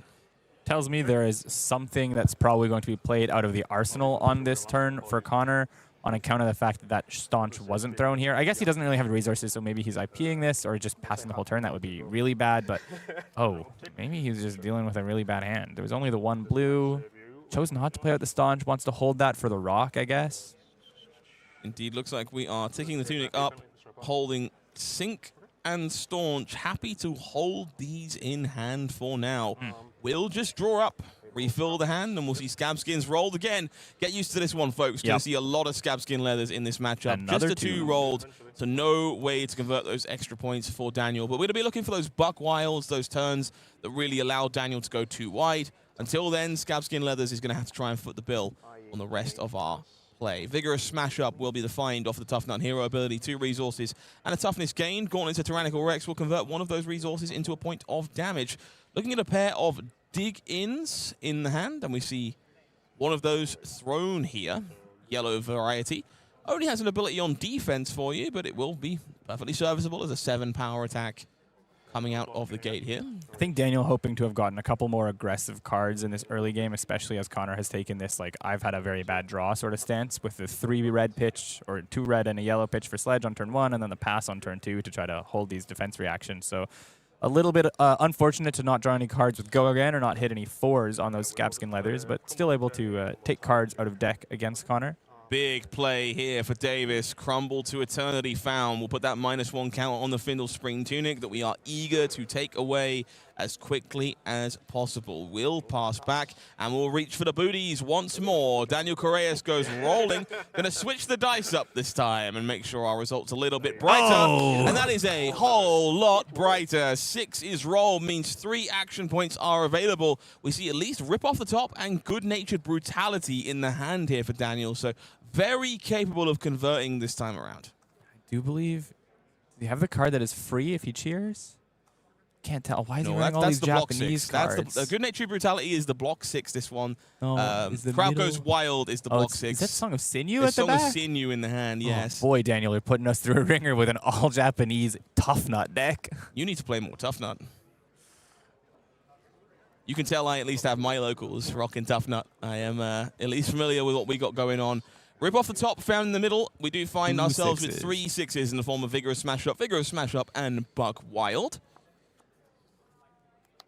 Yeah, it's a blue 5 power at the back with the Vigorous Smash Up. Now, the blue is worth a little something at least. Daniel, of course, has the ability to put this on top in the order of his choice, which means we can enable Gauntlet to Tyrannical Rex. We can make sure that Rip Off the Top does its thing if we'd like. So Daniel will reassess now that we understand the top 4 cards. Okay, Jaws of Victory coming out of the arsenal here. This one is kind of that pseudo Wild Ride effect. It's going to have access to Go Again if you have been cheered this turn, and you will get cheered if you have less life than the opponent. Unfortunately, not true right now. That can change. We know that the Tuffnut activation can get you cheered. He is 3 action points. Yeah, I know. It's nice to keep those 3 action points, Gabe. He's 1 card. Keep your action points, Gabe. I would be amazed if Daniel can find a way to use 3 action points. I would also be somewhat stunned. I would be a little bit questioning the nature of the game. You are correct. In a world where we don't need it anymore, you can safely put the blue back on top of the deck, which means we can rip off the top and keep things going. Means that yellow Vigorous Smash Up will fund everything. It puts us to 4 resources, which means a Gauntlet of Tyrannical Rex activation alongside this and a Rock Swing as well. So we're +4 on the Rock, which means it is a nice hefty 11 that comes crunching into the skull of Connor Davis.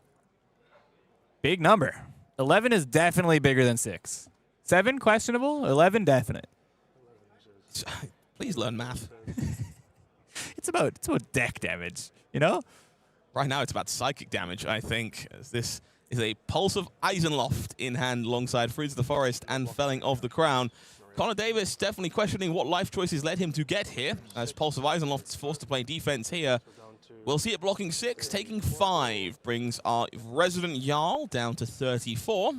Prioritizing putting that Felling of a Crown into Arsenal, even though not having Decomposed yet, means if he's going to fire that in a future turn, it's going to be the bad way. So here, of course, can't do anything with his turn, but hoping to maybe draw a Rootbound in the next couple hands to turn that on the 8-power way and take a slower stance earlier in this game against Daniel. Definitely a curious choice to me. Would have been half tempted to keep a blue and Tunic Sledge, but we can see the Scab Skin's going to pay off in spades in reverse. And there's Mangle on the other hand. And we are going to see Tuffnut activated here. Blue will be found, means there is no toughness, as it is a 5-power tough smash up. A very depressing turn for Daniel Correas. You're very right. We do have access to the Mangle here. We do have access to Gauntlets of the Boreal Domain. So crumble to Eternity Pitch means this will be 10 points of Dominato Spagato. 10 dominate on Crush. Take the Tunic. Why not? Why not tear asunder? I mean, you have your dominate. You get more damage from the gauntlets. You get extra cards from Daniel when you tear asunder. 2, 4, either 6. way, friend. I guess it's a crush effect. No, I know, but so this way he's giving all the equipment to keep the tunic, you know, here. So I kind of I don't love blocking with this going unless he's afraid of a pummel, I guess. I kind of would prefer the, given that you're going to probably rock 6 and turn off the crush effect, and the Terrace Under is going to give me access to still the hand disruption here. I think it's easier to block 5 and block 6, I should say, and deny the crush effect than it is to block 7 the other way around. So this is fine. Ooh, toughness 1 for Connor. Ogoryalkov doing a backup job. Scary one to see on top of the deck as well. We will see that Mangle coming through. Will not claim the Tunic, as we do block 7 here. Brings Correas down to 37. So will not claim the Tunic, but does open up an equipment slot for cards like Winter's Bite in the future that we talked about in the pre-game, where now that Scowling Fleshbag has been used, he's going to be applying that tax to Daniel. And of course, Tuffnut is a deck that likes to pitch a lot, but sometimes you like to start with this Tuffnut pitch, and if you have a Frostbite, if you can't, you'd have to pay to pitch, so you're still using a whole card out of your hand, and you can't do the just the card off the top of the deck type turns. You have to do a 2-card pitch turn like this. Correas will tap the nut, finds a yellow on top, and therefore Buckwild in the yellow variety will come on through. 6 points to go again, damage, courtesy of that good-natured brutality and digging that are in the zone. But Tuffnut already activated here, only 1 resource available. Means there would need to be some other surprising follow-up, a rip off the top or something from the arsenal in order to keep this turn going and spinning. Embarrassment of riches for Connor. Rootbound Carapace is one of them. We'll play defense here, decomposing some of these Earth cards to make that Felling of the Crown look way more palatable in the upcoming turns. Blocks 4 on 6. 2 damage taken, down to 32 for now. Another Felling in hand and an Ogoryalkov. I think that Ogoryalkov might end up going blocking duty on this next link if Daniel has one. It is rip on the top in the arsenal, which means we can keep things going. Extra card will go. It is yellow here. The Tunic bails us out. Even better. Will mean that we do get there for a whopping 10 points of damage on this one. This beautiful card from Compendium of Wraith, one you might not be familiar with if you haven't played much Tuffnut. Oh, well, this one you will be. Rock, in this case around, is just the weapon that we're used to seeing. But rip off the top, giving you extra damage on this, allows you to pitch a random card from your hand, and happens to be a little less random when you've only got the card you drew. I think this helps really unlock a couple of these lines for Tuffnut, and this is why we're seeing so many turns where there's multiple cards in that pitch zone, and he's actually using even a card from hand as, 1 card from hand as the pitch, 1 card off the top from pitch, and then able to get this 3rd pitch from the rip now twice this game. Daniel debating whether he blocks or how many cards he blocks with. Choosing to commit the blue. Yeah, it looks like we're blocking with the blue Winter's Bite here. It does get a little bit bigger from that toughness token. Gauntlets of the Boreal Domain playing defense here as well. Means 5 damage comes through. Brings us 27 plays 37 here. Looks like we're holding on to Ogoryalkov Felling of the Crown in hand, if I'm not mistaken. There's a line that I don't hate here. He's pitching both of these cards and activating his Tunic to be able to pay for the Felling that's in the arsenal. Obviously, the line that maybe was more obvious that we were both thinking about was, block with the Oaken and then pitch the Winter's Bite for the Felling from hand and hold on to the other Felling. But this way, he's like setting up that second cycle, which is a reasonable proposition that we could be reaching that in this type of game, and he's still able to slow Daniel down with this felling of the crown. Yeah, this looks a little strange, but I agree this is very much a heads-up decision that I know where this game is going. It's not going to be over quickly. If I defend with these power cards, I'm going to be at a significant disadvantage somewhere down the pipeline. Yeah. I have to take a suboptimal play right now in order to keep them in my stack somewhere. And that is what we see, as Connor Davis will pop those cards on the bottom of the deck, save them for later, as that clash comes to an end, and we make our way back to Daniel Correas, who is looking at a Vigor token. We'll see it popped, and we will see a Tuffnut activation to hopefully send in the Rock again. Yellow Vigorous Smash-Up found will generate a Toughness, and the Rock will come crunching through. Connor has a knack for drawing hands with Staunch that can't play them, and also hands with just one blue. At least Sink Below might be able to fix that this time around if we really, really want, but an unappealing mix of defense reactions and command and conquer for our Jarl player here will be Sink Below that is deployed, and we are happy to just eat the 3 damage, falling to 24 here. Going to hold on to that Staunch and just, I guess, throw either a Lukewarm Sledge or a command and conquer for our trouble. Well, they're functionally the same thing, but hopefully Staunch hit in the arsenal here, yeah. Choosing to take the line that respects the density of his deck. It's a little unfortunate in that he's now going to have red, red, blue, red at the bottom of his deck, which is, you know, not terrible in terms of threat density, but if they all line up in one hand, this isn't the greatest hand that he's setting up with the Winter's Bite, Felling, Oakenold, and a CNC right there. You'd want one other card right next to it. Some ways around that. Everbloom Life, Imposing Visage, shuffling the deck somewhat means those reds are still in there, and hopefully at that point not next to each other. And if he's able to align it right, you know, there was a crumble pitch the turn before, and so if he, you know, stacks it such that the CNC comes the turn after the Oakenold, this is actually awesome. There's definitely ways to align this this pitch stack well for him, but continues to draw defense reactions when he doesn't want him, and attacks that are really good when he is being hit for a big number. Going into the Boreal Domain into Rockyard Rodeo here for Daniel Correas. Big, big fan of this generic. Has power equal to the highest base power of weapons you control. That includes Rock, which means this is always going to be coming in for 7, and will in this case come in for 8, courtesy of those gauntlets. Met by Fiddler's Green Staunch Response. So going to cover this one up perfectly and gain 3 life to boot. Might be the saddest way to have your 8, your 1 card or 2 card 8 blocked I've ever seen. 2 card 8s on both sides of the table if you squint. Looks like Oakenold Autumn's Touch there being pitched away for Sledge of Anfulheim. So Connor, again, doing a great job at just keeping these impactful reds in the deck. We'll need to find a way to ferry them back towards the top, shuffle things together, make those fuse cards come together, but all of the important haymakers have successfully been saved for a later turn cycle. It's not even necessarily a shuffle. We saw a lot of damage taken early in this game, and of course Daniel choosing to take a lot of damage for this turn, but recently, until this turn, the last couple turns have been no damage dealt either way, so I think it's a decent proposition that we just get there the normal pitch stack way. I'm concerned at the redness of those hands that will be drawn, but there are alignments of the cards he's pitched that could go really well for Connor, and there are some that will have an equally awkward second cycle as the first cycle. I think Connor is taking a clear indication that he's playing more towards that second cycle than this first one. I think Daniel here retorting with that hand just drawn. Jaws of Victory and Buckwild pitched here to facilitate a red Buckwild. Means some go-again sources will line up nicely into that second cycle of the deck, which theoretically you will get to faster because you will be activating Tuffnut each and every turn. Rootbound Carapace will be playing defense here. Decompose some cards away means 7 block. On that 7 go again. No resources floating right now, but the Tunic is available, so as long as the top card of the deck is yellow or better for Correas, this Rock will come swinging in as well. It's going to be the full blue with Wind Up the Crowd, which means we can even squeak in a Gauntlet's activation if we'd like. No, I think protecting the Tunic to be able to do it again next turn is probably the safer play for Daniel, and that's the line he goes for. I actually quite like that. Maybe Daniel was getting the read that this second cycle for Connor was quite potent if it's going to align right. There's all those Oakenolds, there's a Felling, there's a CNC, and this stuff could align well for Connor. So Daniel's saying, I'm just going to take when you just sledge me, because I need to be able to deal you damage. When I have these go-again cards in my hand, like Buckwild, I need to take my opportunity to swing a 14 damage turn like he just did, because there is a point at which Connor won't be able to get over that in terms of block, and he will be able to prevent Connor from getting comfortably to the second cycle by doing that.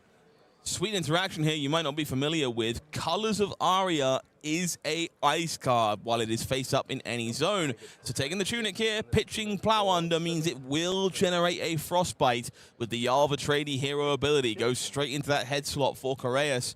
We see Hulk up blocking alongside the Toughness token here. So 4 damage coming through will bring the Spaniard down to 24. We'll now need to circumvent a Frostbite to keep the turn going. We see Rip off the top and a Rockyard Rodeo in hand. So some ways to make it all work. Rewarded maybe. Oh, he's going to activate Tuffnut. We'll go spinning. It is a yellow we find on top of the deck here. Rip off the top, of course, can keep things going, make the rock a little bit bigger, and maybe even fund a resource for that Gauntlets of the Boreal, other Gauntlets, Tyrannical Rex. Song of Sinew will be the find. So we'll go up to 5.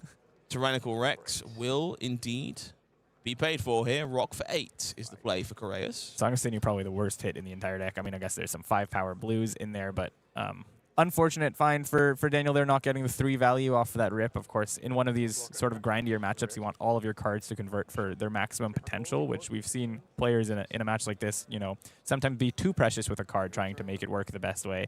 But here, Daniel just going for keeping up the beatdown. Storm will be sheltered here. And we'll see I'll make our way back over to Connor Davis, who is looking at Frozen to Death. We'll see Channel Lake Frigid on the fuse.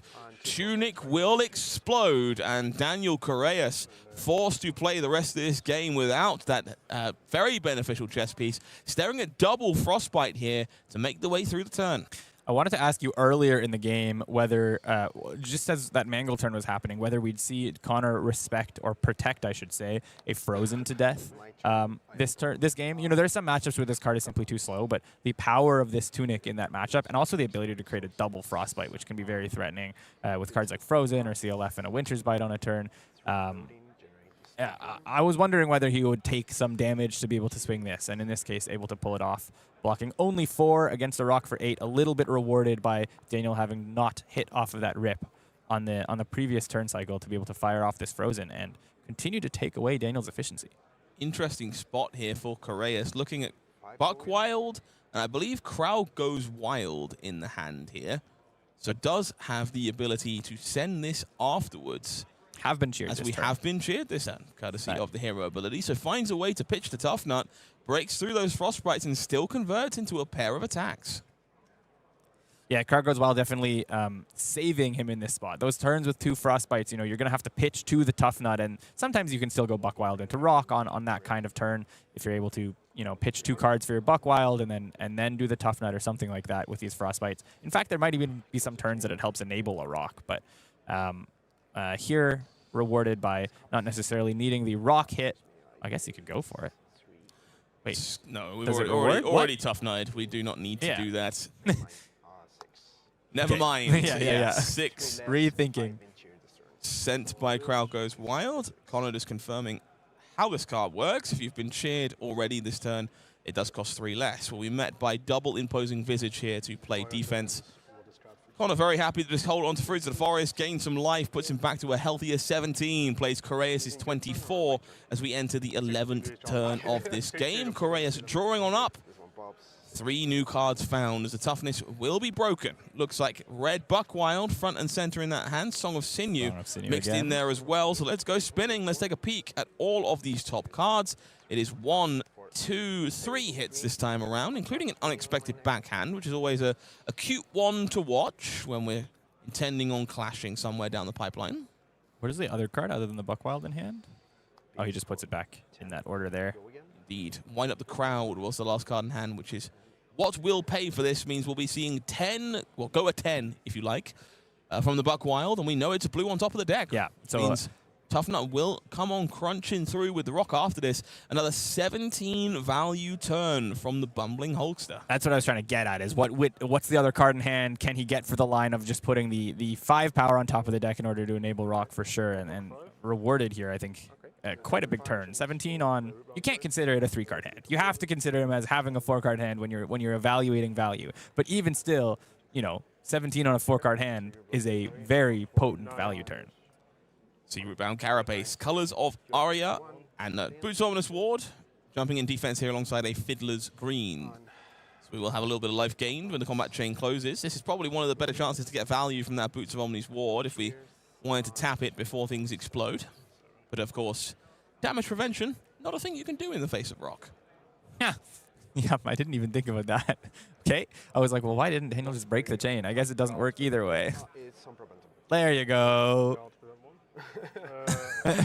Yeah, not an interaction that you see on a regular basis, but Daniel, clearly very prepared, understands there will be a number of Boots of Omni's ward on the other side of the table this weekend. And Connor here looking to get value from those boots going too wide at some point and then realizing that Rock takes no prisoners and your boots are poor and unhelpful. I think both players have clearly taken their stance. Connor with that last turn of blocking with a bunch of cards and just trying to get that 2 life gain over the top by discarding fruits. Taking that stance where I like my pitch stack and I want to get there. Daniel, on the other hand, going all in on going too wide and being the beatdown because he has the ability to do it in this matchup and he needs to do it in order to live through that second cycle, where a 3-card hand is just often not enough to get through those Oaken Olds and those Fellings and all of the potency that Connor has set up on the bottom of his deck. We're back to this part of the matchup. Scabskins will roll a 3 this time. Correas finds a hand that cannot convert. We will see a Tuffnut activation. Unfortunately, finds blue Battlefront Bastion. No toughness token gained and will be forced to throw one of these attacks from the hand. We see multiple smash-ups in the hand alongside an unexpected backhand. It will be the yellow version of Tough Smash-Up. Just coming in for 6 here, could not find any extra action points to go any wider.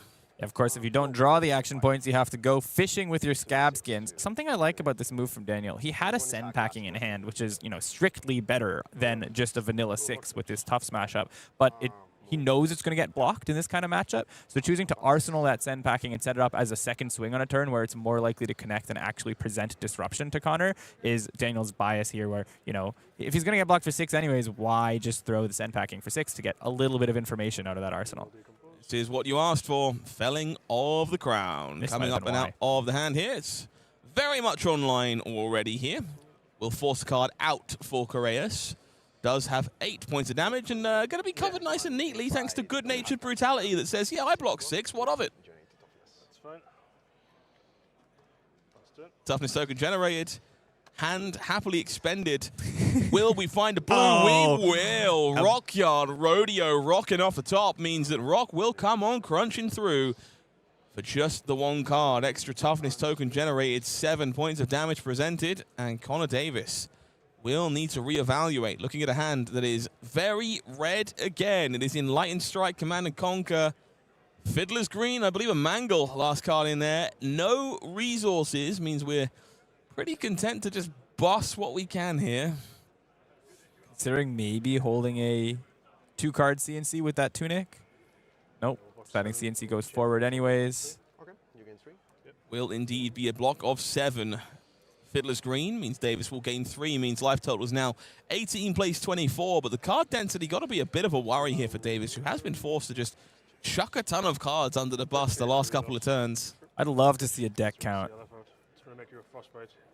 Oh, wow. This is a tough decision to make, and I have to admit, I think it's kind of heads up. Yeah. Channel Lake Frigid gonna make a Frostbite under Daniel's control. Not gonna stick around. Didn't have the ice card to make it happen, but it says, hey, this arsenal is rotting. I want the space, and I think there's a good chance that a Frostbite might stop you from just clarting me twice. A Frostbite can be worth a whole card against Tuffnut here, and a whole card against Tuffnut can be a whole 6 damage, so I do admire this. It looks like Daniel was going to be able to use at least a good portion of the hand with a Scabskins roll of 5, getting him 2 action points, and quite a number of blues. I think a whole blue suite, all 9 resources in hand.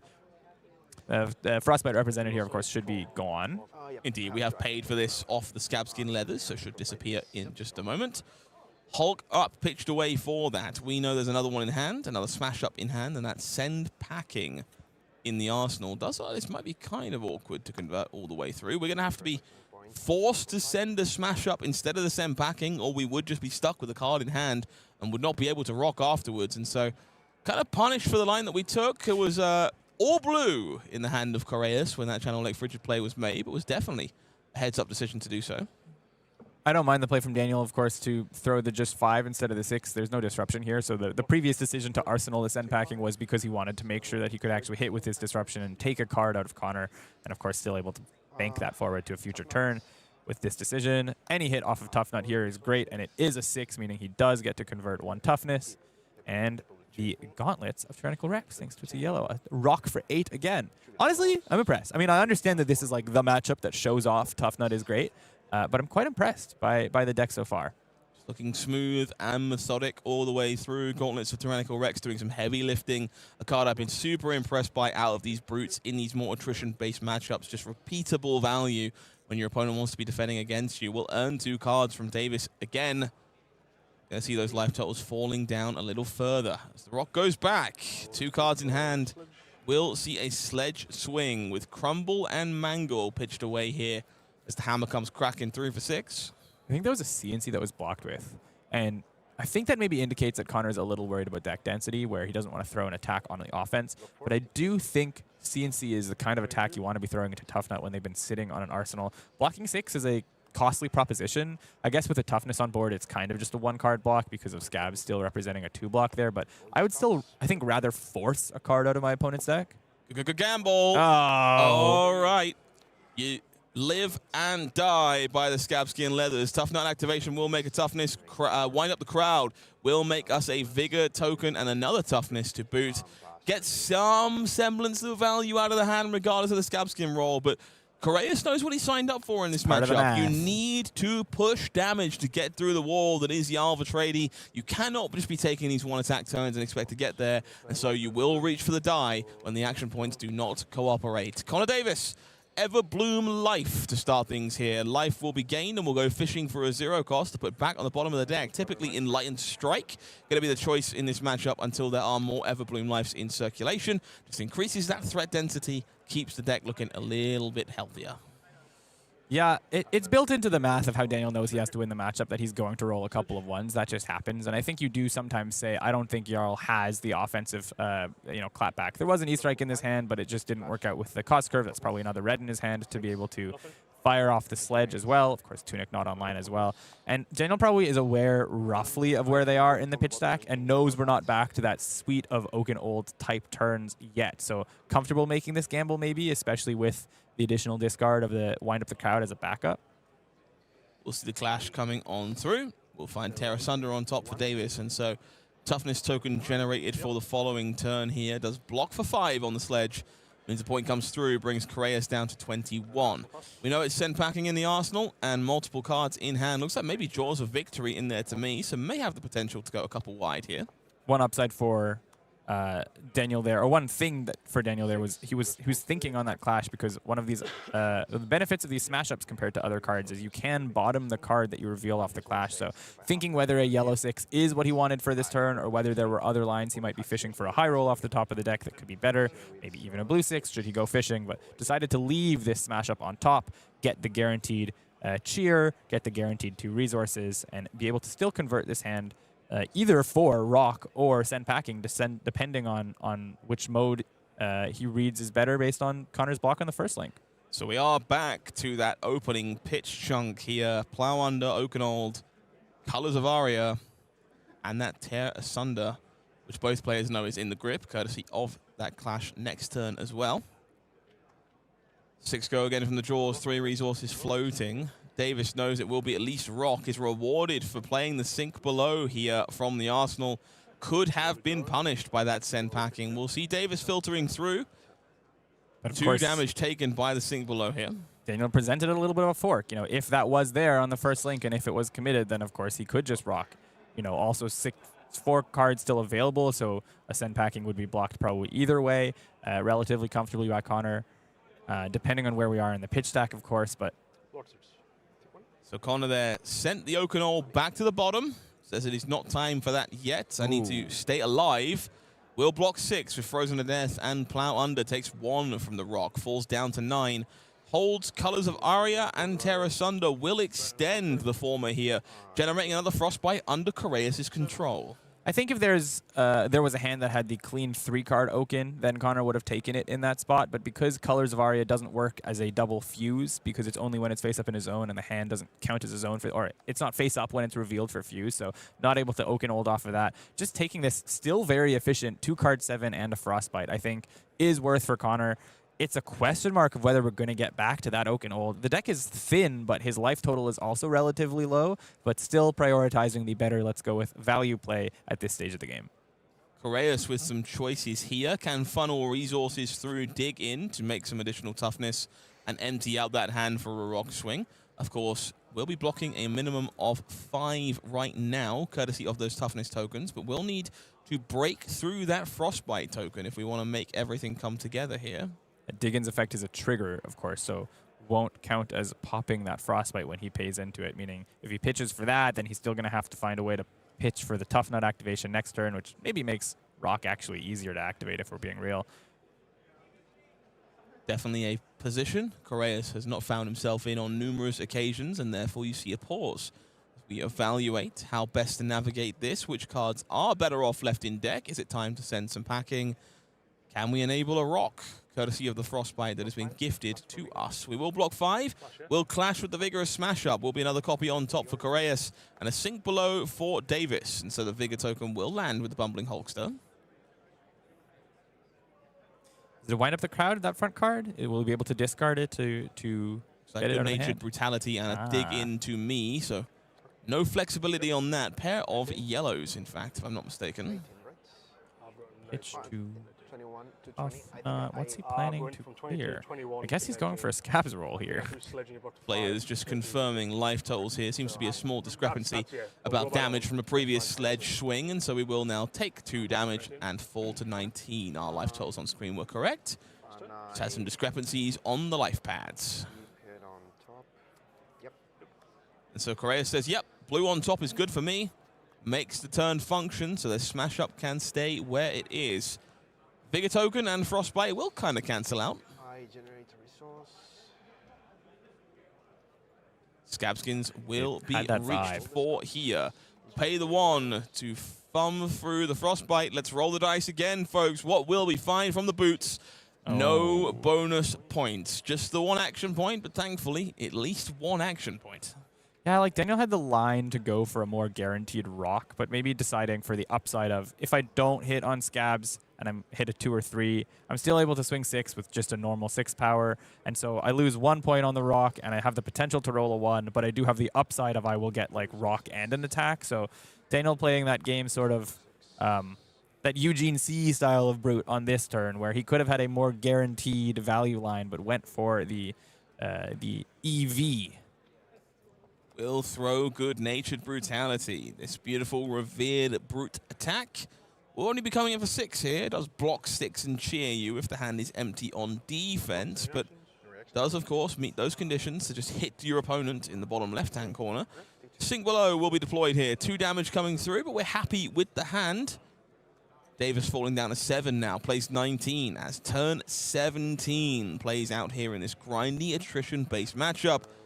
Back to Jarl we go. Channel Lake Frigid will be the play here. Big move. Frostbite generated. And additional resources will be required to do just about anything from Tuffnut's side of the table.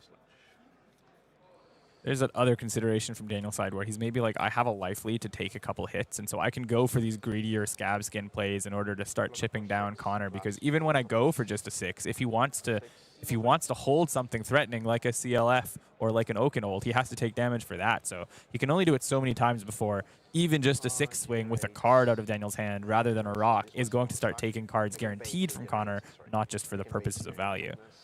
Toughness made from Tough Smash Up here. We'll decide if good-natured brutality is good enough to remain on top. Seems like it will be. Passing back to Correas with the 1 card in arsenal, 1 card in hand. Frostbite and Channel Lake Frigid currently up, active, and available. 2 cost Tuffnut. Wait, I have a Frostbite. Ooh. Seems like Correas may have forgotten. Will pay for the Buckwild pitch here. Means 1 resource spent. Means there is only 3 resources in the pitch zone after this good-natured brutality comes through. Channel Lake Frigid going to stop that rock coming in. Quick realization that we had to dig for a blue if we wanted to sing the rock there. Oh, and what a punish here on this turn. We have reached the part of the pitch stack that Connor was setting up, and he's set it up well. The lineup came out perfectly. The next hand will have some of those more awkward reds, but this hand has the double reveal, the Winter's Bite, and then the felling of the crown to Oakenold. Daniel punishing himself by doing that missed math with the Frostbite token on that last turn. kind of a sick one in the grip here for Correas. Thick Hide Hunter does block 6. Oh, let's go. If you want to discard a card here, you can deploy your equipment and keep this Ogoryalkov at bay. I'm not sure that's where we want to be. This seems way more appealing to me. Yeah. Keep cards in deck. There's a red Buckwild in the mix there as well. And so Dig In does, as far as I'm aware, not cost additional, thanks to Channel Lake Frigid. Players just confirming that's how that works. Going to call the judge to do that, as you should. 9 Dominate coming on through, courtesy of this Dig In. Intends on filtering these cards back into the deck with that Dig In. Keep them safe from Ogoryalkov.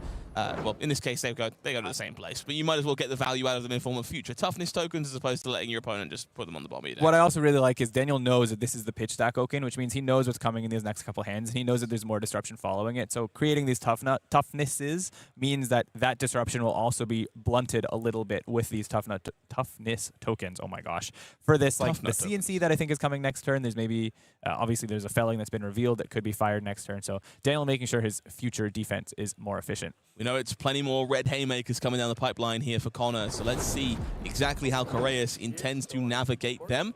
Players confirm how that works, and we will see toughness generated there on a block 5 Dig In, courtesy of the existing toughness tokens. Cards on the bottom of the deck either way, but 3 toughness front-loaded for a future turn. Channel Lake Frigid will defrost. And we will see Tuffnut activated. Spins the yellow off the top of the deck. Will not achieve anything other than a toughness token generated. Means there are 4 of them available for Correas on this turn. As we make our way back over to Connor. And as you correctly called out, is Winter's Bite, Ogoryalkov, Command and Conquer, Macho Grande. We know it's Felling of the Crown in the arsenal here as well. I was about to be worried that Daniel wasn't realize that his mental habit of putting the Marvel one there when he does the Tuffnut activation should go in combo with those other toughnesses on board, but the players are able to catch it. We talk about this a lot on stream. There's this thing when you make a mistake, which Daniel made a couple turns ago with that CLF on board, where you can talk yourself out of a game once you've made a mistake like that. And I really dig the way Daniel regrouped that turn, decided for the dig-in line, which, as you've talked about, I think was the safer line in terms of the end game goals of these heroes and the late game, strategies for these heroes. So I quite like that approach that Daniel was able to take. Despite that quote unquote mistake, he's still able to find the best line, and he knows he's not out of it just because he made that one mistake. His deck is thicker. He's still got supposedly the better weapon. As his deck gets bluer and bluer, his weapon gets better and better compared to Sledge. So he not in the worst position in spite of all of this. Winter's Bite will generate a Frostbite and send a pitch card down for Correas. We'll pitch the whole hand away to Felling of the Crown from Arsenal afterwards. Means we will see another card on the bottom for Correas. And that Thick Hide Hunter will block 10. That is a 10-foot tall and bulletproof, but you didn't lose 2 intellect. Unfortunately, Daniel missing the opportunity to Tuffnut on his opponent's turn while he had the float for Frostbite to just get 1 toughness there. 1 point of missed value maybe had it been a 6 on the top of the deck, but it's okay because, just block 10 with 1 card. Might also know the stack, might also want to know the cards in hand. Could be. And not want to funnel them away as we make our way back to Davis again, who will be forced to convert a hand once more. Is Thumbing Tear Asunder will be deployed here, pitching Overcrowded. Means this will gain Dominate on the next attack, and it will just be a Sledge Swing. So this is 7 points of Dominate damage. Looking a little awkward here for Correas, truthfully. Only 3 armor available, and looks like a pile of Buckwilds and Jaws of Victories in hand. All very premium red cards that we would really rather not deploy on defense, and certainly would prefer not to be getting discarded. But this is where that Life Lead is able to help Daniel, and he's doing a deck count, and his deck looked relatively thick. Check in with our players. You have 14 and I have 18, I believe. 14-18 appears to be the choice here. Correas just double checking. 23! Yeah, let's go. Daniel, that's lying to people. You can't do that.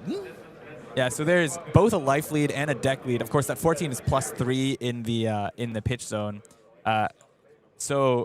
I think Daniel comfortably deciding, this will happen a couple times in this late game. I know your stack. I know this is going to happen, but I can still play my game in spite of it, and chooses to do so here, taking 7 because he has that 15 life to work with. Yeah, 7 now plays Sinew, 8. right? Will deploy that Song of Sinew that was stacked away. Oh, look at that. Daniel knows it is going to be 3 points of value here. Battlefront Bastion, just a 5. we will find a blue 6 in the form of our Rockyard Rodeo. Means 3 extra damage, toughness token made. Rock will crunch in for 10, will demand respect from Connor Davis, who cannot keep this hand that contains a Lightning Strike, multiple Mangles, and a Crumble to Eternity that would love to get the gauntlets on right now.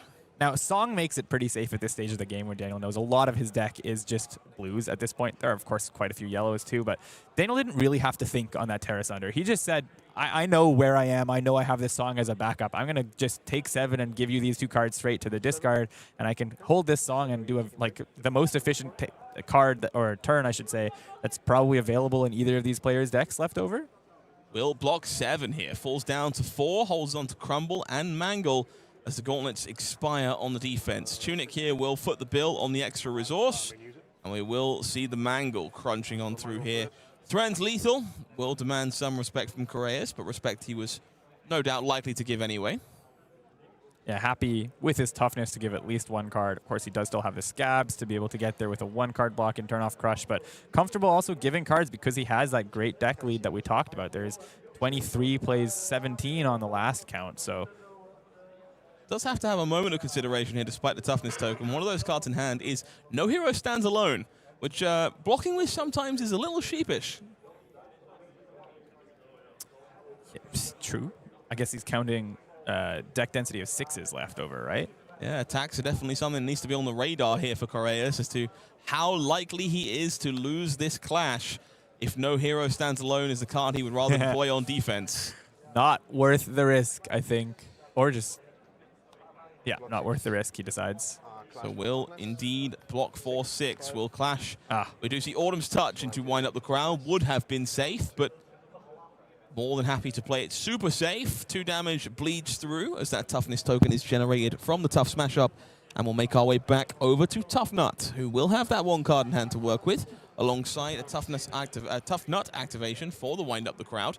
Makes those 3 resources. Toughness made, gauntlets activated, and we will finally see that pitch to throw Send packing from the arsenal. It's been parked there for a while, but it will mean this hand converts into 7 points of physical damage.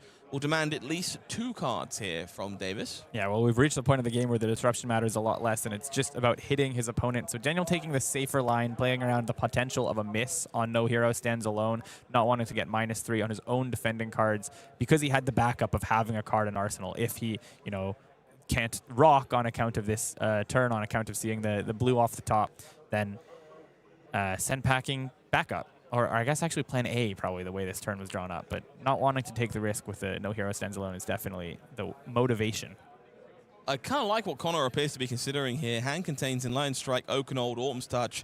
That, for just a brief moment, we saw the full hand, except for the Oakenfold hovering in front of this, was just deciding maybe I'm better off keeping my life high, forcing you to roll Scabskin Leathers, parking the Oakenfold, decides no, I am better off holding on to multiple cards here. Will block 6 on the Send packing.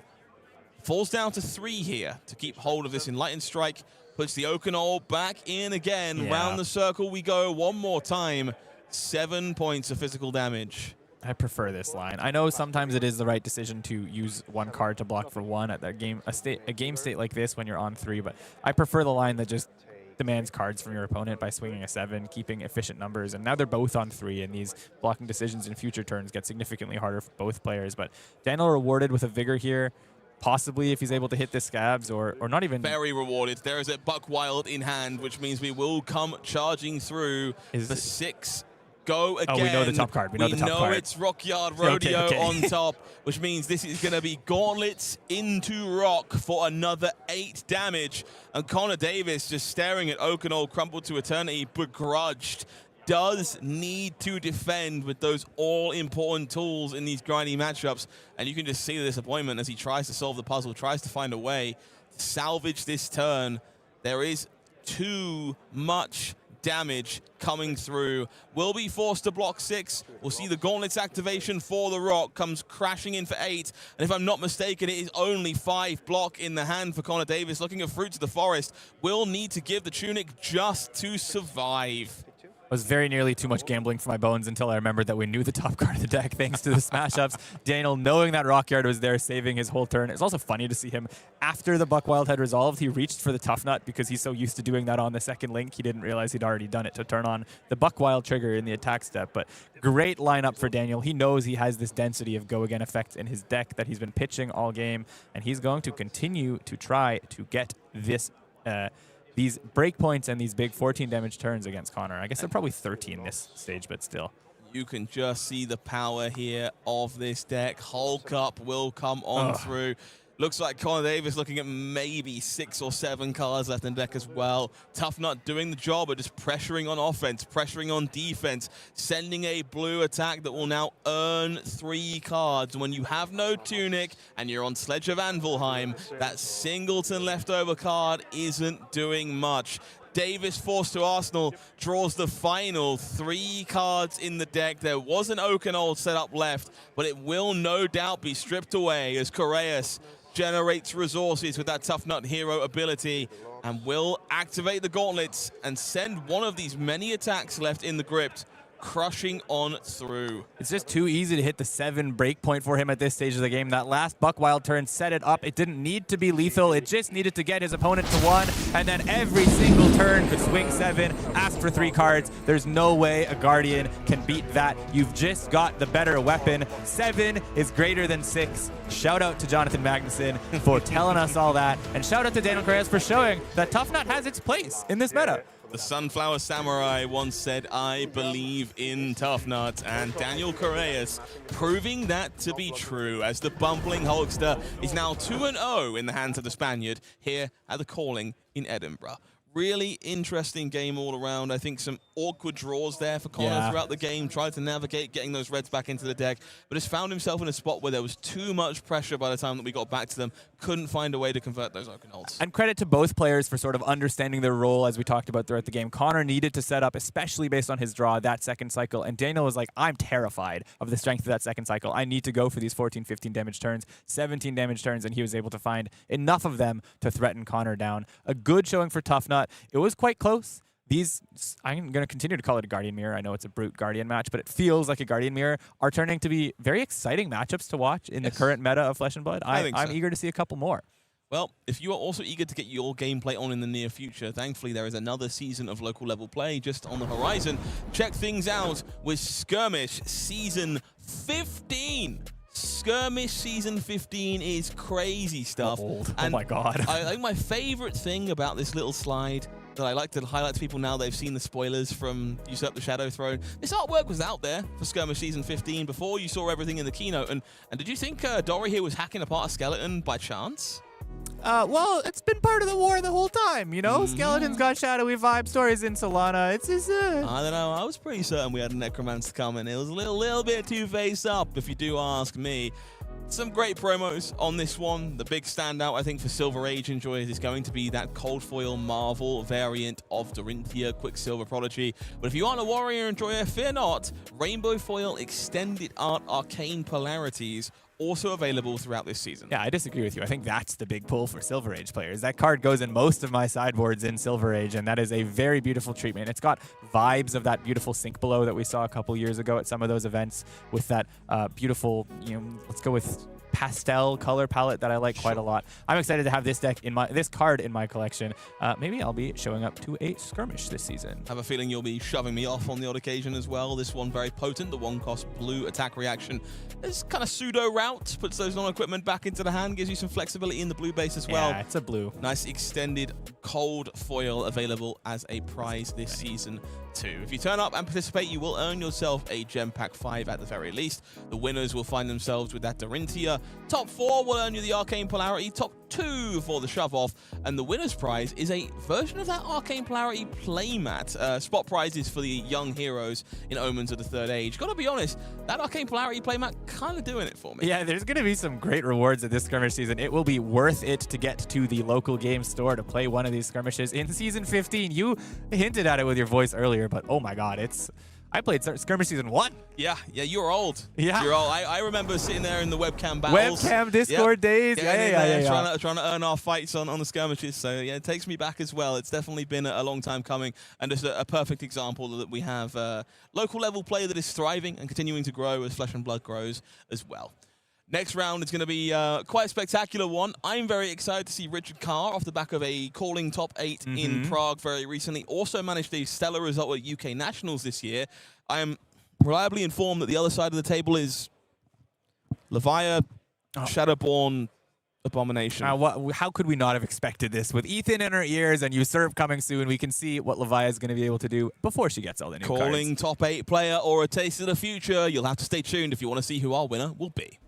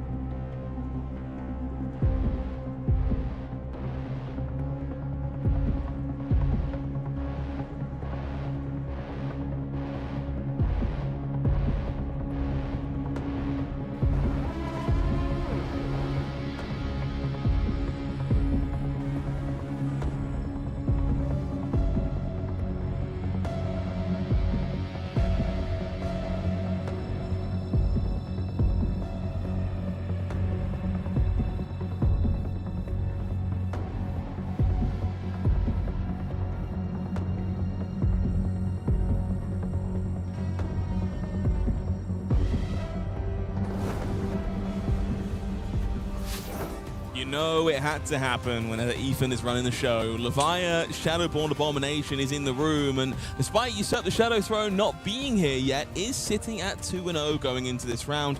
does have quite the menace on the other side of the table, though. Rich Carr recently had a calling top 8 over in Prague at the world premiere for Omens of the Third Age. Now moved away from his beloved Dash.io this weekend onto Oscilio Constella Intelligence to try and rock the show here in Scotland. Well, he had some success in the Omens format, so why not take the deck that gets the most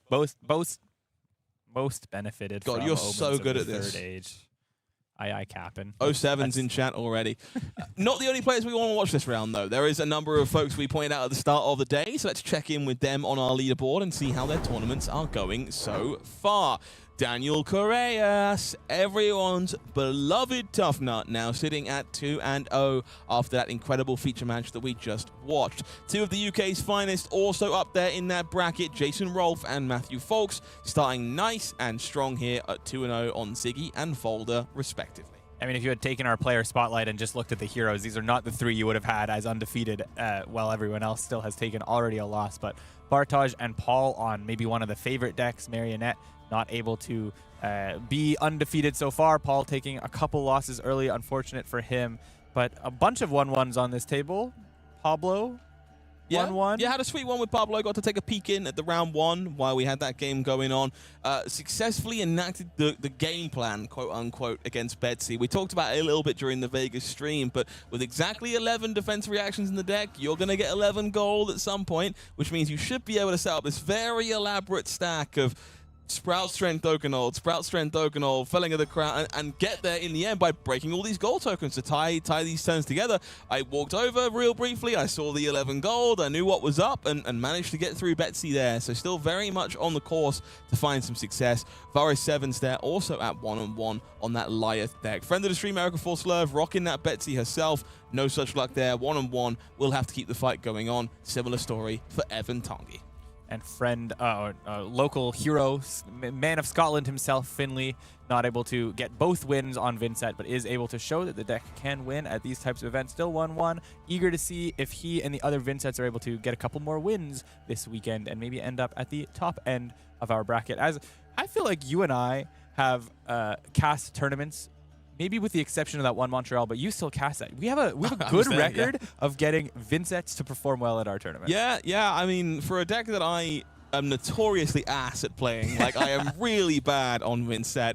I can't have, like, people chew me out for it in the public discords and stuff, but I am getting better, and I'm really proud of the fact I'm getting better. I'm way better at spotting the lines. I think it makes for some interesting games, and more importantly, Vynnset's just such an easy deck to make sound exciting. I know some of these plays that are Vynnset players, you do them all the time at home, you understand all these lines, the intricacies you see in 5 dimensions, I get that, but not everyone has the benefit of being so familiar with the deck, and it's very easy to make this deck sound cool and exciting and doing niche, somewhat broken stuff because you are a shadow hero. It feels very flavorful.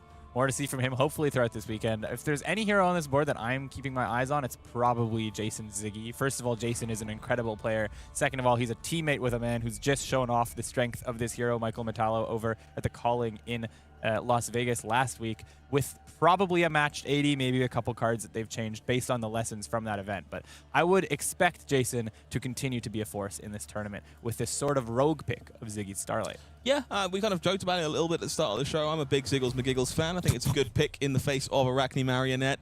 I think those prevention effects go a very long way at helping you shut those things down. Of course, I'm a known enjoyer of more of the Aphroditeus build, but there's a lot of merit to Iris of Reality right now, a lot of merit to Reality Refractor right now, and clearly doing a lot of heavy lifting for a player like Jason Rolfe.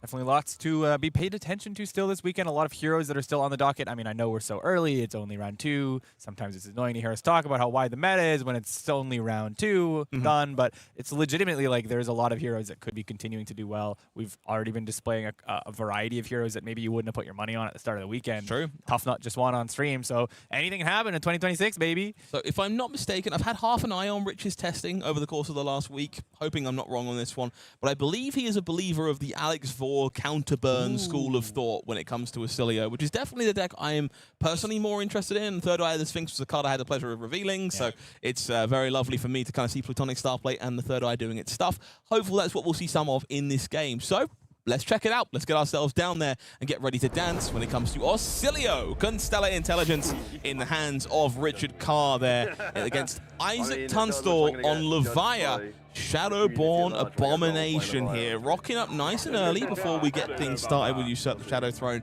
But as Ethan has shown us more than once, a deck that is capable of some disgustingly above rate turns. Not just shown us, yapped in our ear about it, and I'm sure we'll get a little bit more about this round. Chat, you're not the only ones who get to engage with Ethan during these rounds. Levia, if you're not familiar with her text, you better get familiar, because she's coming back in Usurp the Shadow Throne, and holy Christ, do those cards look like they're going to be good. Levia, if a card with 6 or more power has been put into your banish zone this turn, cards you own lose blood debt during the end phase. It looks like it's just a band-aid, but there are so many powerful cards in that deck that are fueled by the ability to just willy-nilly freely banish these blood debt cards and not worry about taking all of that blood debt damage. That Levia really is quite strong in terms of raw power and is able to deliver some really powerful turns that I'm sure will get stronger over the next couple months, but there's already strong cards that we'll see on display here. Of course, not a lot of success so far. 1 PT top 8 to her name, only 200 LL points despite having been around since 2022? 2022, yeah, 5 or 4 so years now? Yeah, Monarch. 2021. Oh my Monarch God. was a long time ago. Oh my God, 5 years has been ago. rocking the show for a while, and I'm pretty sure like half those points come from a player who's not allowed to play this deck anymore. So, you know. Oscilio, Constella Intelligence, we talked about a little bit on the other side. Will be a slightly different variant, we hope, in the feature match area this round. So we'll have to see if Levia can dance with one of the new big bads of the format. Let's find out. Make our way down. Let's meet the players and watch them set up as we get ready to dance. And this is, I was going to allude to this. When Rich topped Prague, he got a legendary gold foil. He opened that envelope, and he was one of the first people to open this extended art gold foil copy of Third Eye of the Sphinx. Now, I don't want to speak on Rich's behalf, but this may or may not be the reason he is playing this deck this weekend. Honestly, I don't fault him. If you have that card, you play that card. It just made a PT top 8. You can play the deck, and it's a reliably good deck. And in my opinion, it's maybe the more interesting version of Oscilio right now, so I'm excited that we get to cast it on camera. But a really fun mix of equipment here from Richard, and of course, the bling is all you need to justify playing a deck. We'll discard Cosmic Sutra to start things off here for Rich. We'll go fishing for a fresh card, finds Meteoric Impact off the top. Not a bad one on turn 0. We'll see a Volzar activation. Comet Collision pitched away to facilitate it. Means it will be that 6 points of Arcane here. Arcane notoriously great for Levia to see. Yeah, Makes it very easy to fill the graveyard with cards. Will take 5 Arcane, paying to the AB1 of Spoiled Skull here. Just the 1 point of Arcane Barrier. Going to be a pain point, no doubt. We are, however, looking at Hexagore, which is very cool ahead of time here, alongside a pretty robust defensive suite that I'm not entirely sure is going to be blocking very much. AB1 is not the read. Unfortunately, you don't know what version of Oscilio Rich is going to be on, and Husk can save you quite a lot of life if you're against that Gone on a Flash Oscilio, but maybe not rewarded with the read he made, or maybe just the 80 is built in such a way that this is the most AB he presents, and this is what he does into Oscilio every time. But, you know, generally, I think you don't want to go first against a Levia, because if you throw an attack, they just block with all their cards, and they're happy to let you go first. Richard chose to go first. That should have been a signal to Isaac, maybe, that I am maybe going to see a lot more spells than attacks in this game. In return, Rich is getting pounded by Pound of Flesh. Will force both players to banish a card from the hand.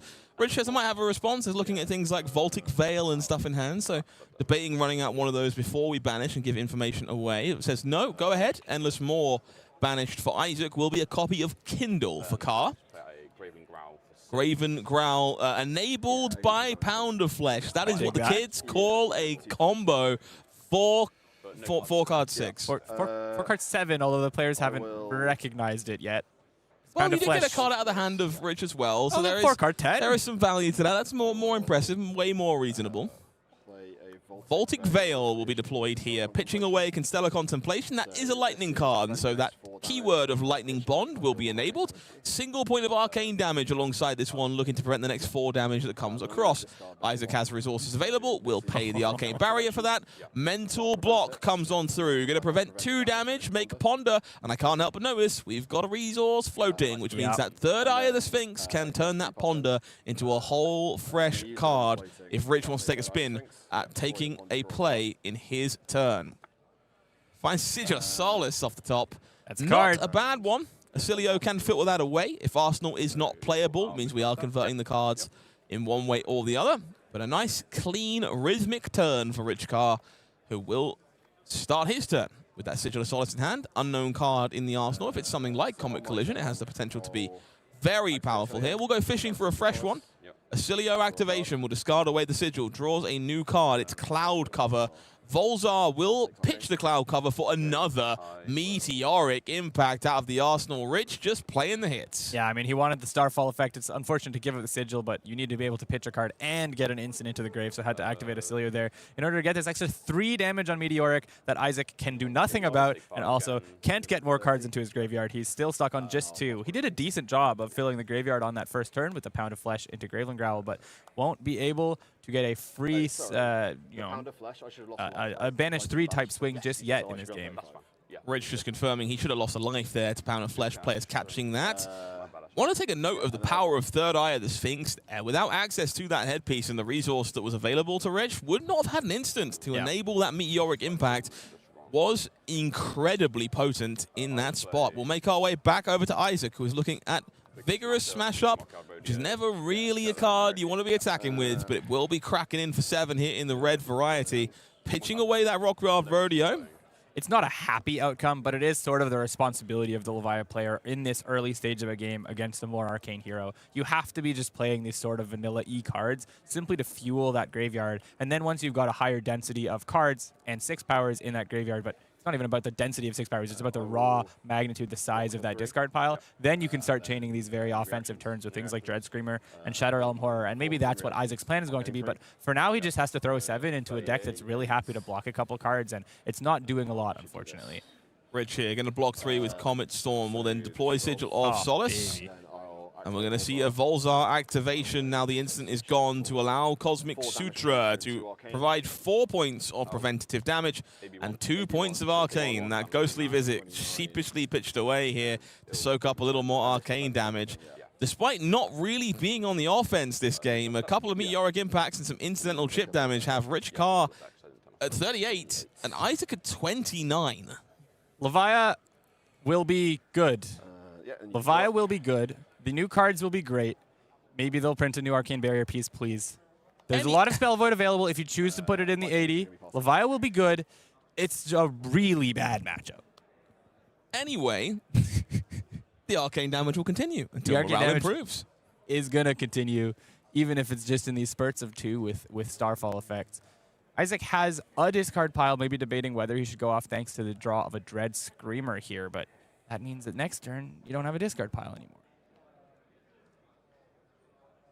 Tough deliberation here, looking at some interesting options in hand. We have the Shadows of Blasphemous, which unsurprisingly, Rich does have to read. If you are unfamiliar with this one, I would get familiar with it. I am expecting it to do some serious work once we gain access to Usurp the Shadow Throne. Essentially a tutor effect in part. Draw a card, discard a random card. If it's 6 or more, search your deck for a card with Blood Debt, pop it into Banish Zone. Way more appealing when Blasphemous token can just play the thing you banish. Well, can it? Can it attack? We don't know yet. There's a lot of information. Secrets revealed. Secrets revealed. Well, July 16th. That's in the past. Yeah.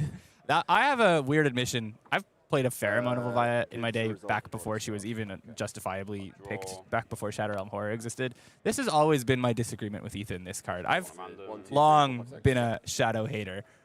It's just a no block really sucks. Well, I'm just gonna give you a loud incorrect buzzer noise and then move on with my life. Like this is just a red snatch that fills the graveyard. What more could you possibly ask for? 2 cost, doesn't block. You need to put those cards into your graveyard at some point by blocking as well. I mean, in this matchup, actually, it's delicious. It's the one way he can get really graveyard positive against this more arcane-focused Oscilio. But especially when you're cheering for Deep-Rooted Evils, it's just drawing bonus attacks. Like, you're such an uncultured caster, Gabe. Yeah, Unbelievable. oh my God, I have. Just let's illustrate for the audience. We have Ethan in our ears defending this card quite a lot after I said what I said. All I said is I've been a hater. I didn't say it's bad. I said my personal opinion is that I'm a hater. I assure you something's bad, and I'm not sure it's the card. Tome of Quandaries will be the play here for Rich. Will enable double Ponder token, which is obviously a little wonky normally, but pretty good with Plutonic Starplate and Third Eye of the Sphinx. We'll see Sigil of Brilliance deployed, makes the resource. I can tell you where it's going. Crunch. Goodbye, Ponder token. Rich correctly removing the non-marble to draw a fresh card. Resource light, it looks like, on this turn with a Flashbolt in hand as well. Quite a couple cards that want to be paid for. Is that a Comic Collision in the back that might save this whole thing? It is. Voltic Veil in the middle, which would be very appealing here, but would love an instant to deal with to make this Comic Collision work. We'll be relying on the Sigil of Brilliance instead. Going to pitch away the Flashbolt alongside Voltic Veil. Now, Flashbolt is a lightning card, so we'll enable that lightning bond effect. Volzar for 2 points of Arcane here, and will prevent 4 points of damage. Richard is doing this tempo game plan again. Really good at just soaking up a little bit of heat, chipping you with a little bit of damage, soaking up a little bit of heat.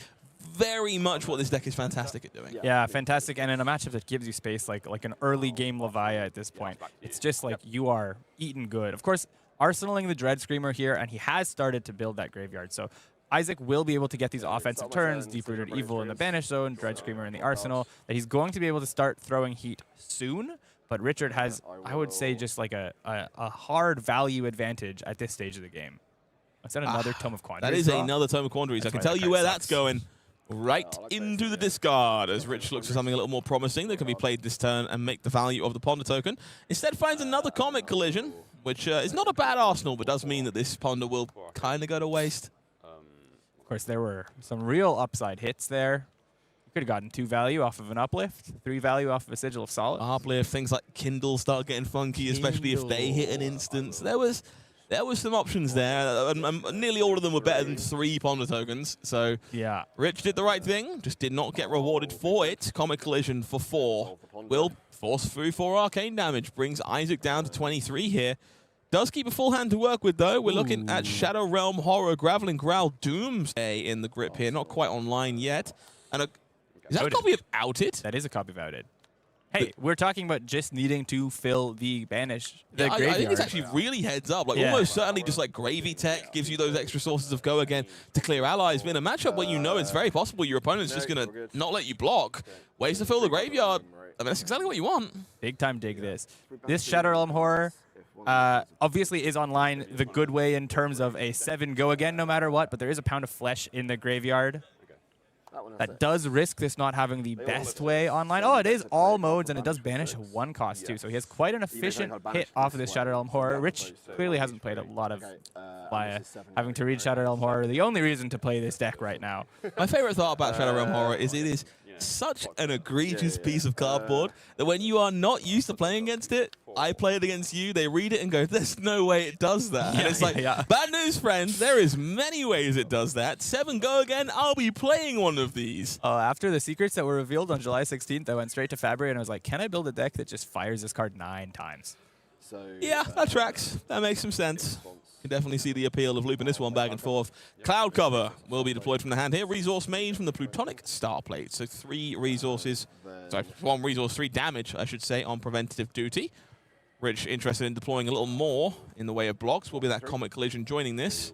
So I will point out, while we were discussing some other things, Rich drew that Ponder, and the Comet Collision that he's blocking with here is, I think, the one that he already had in his hand. He arsenaled an Aether Flare, so possibly looking towards a big, not huge, but like an overlap arcane turn soon to get Isaac even lower, maybe start threatening that Husk into the Banish Zone, threatening that Flip, getting him below 13, which is a thing you have to be playing with in this matchup for sure, and then setting up Lethal. I love that. The Outed just gets a giggle from Richard as it hits the combat chain, which is totally fair. You can see the smile, love it.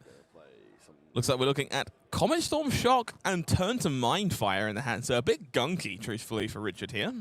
What were the hits? It was a Graveling Growl, a Shadow Plasma Fet, and a Vigorous Smash-Up. So actually, you know, Graveling is usually the one you want to hit in the efficient matchups. But this is not an efficient matchup. This is a you get to keep your whole hand matchup. So probably reaching for either that 7 or the Shadow Plasma Fet to go get another card like Ghostly Visit that he pitched away on this turn after this Outed connects. Certainly don't mind another tutor effect and ultimately filling the graveyard with more cards, courtesy of that Shadow. Big fan of the card.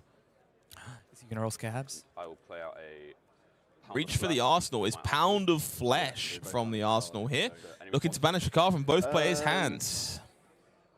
Rich kind of really sheepish about this one. Wanted to discard that Comet Storm to Oscilio's hero ability, try and find a resource card to fire, turn to Mindfire. Now that entire plan just kind of completely falls apart. Yeah, this is basically the cull for Levia. I'd go with maybe slightly worse, but... Turn to Mindfire into the banished zone, puts Rich to 31 as a point of life will be lost. Courtesy of that potent blue from Compendium of Wraith. And we will replay the Graveling Growl that was banished from Shadowborn Horror. Immediately snap blocked by this Comet Storm here. 3 damage coming on through. Isaac Tunstall finding a way to make this work. 23 now plays 28. Does have all the tempo, stripped all those cards away from Rich Carr.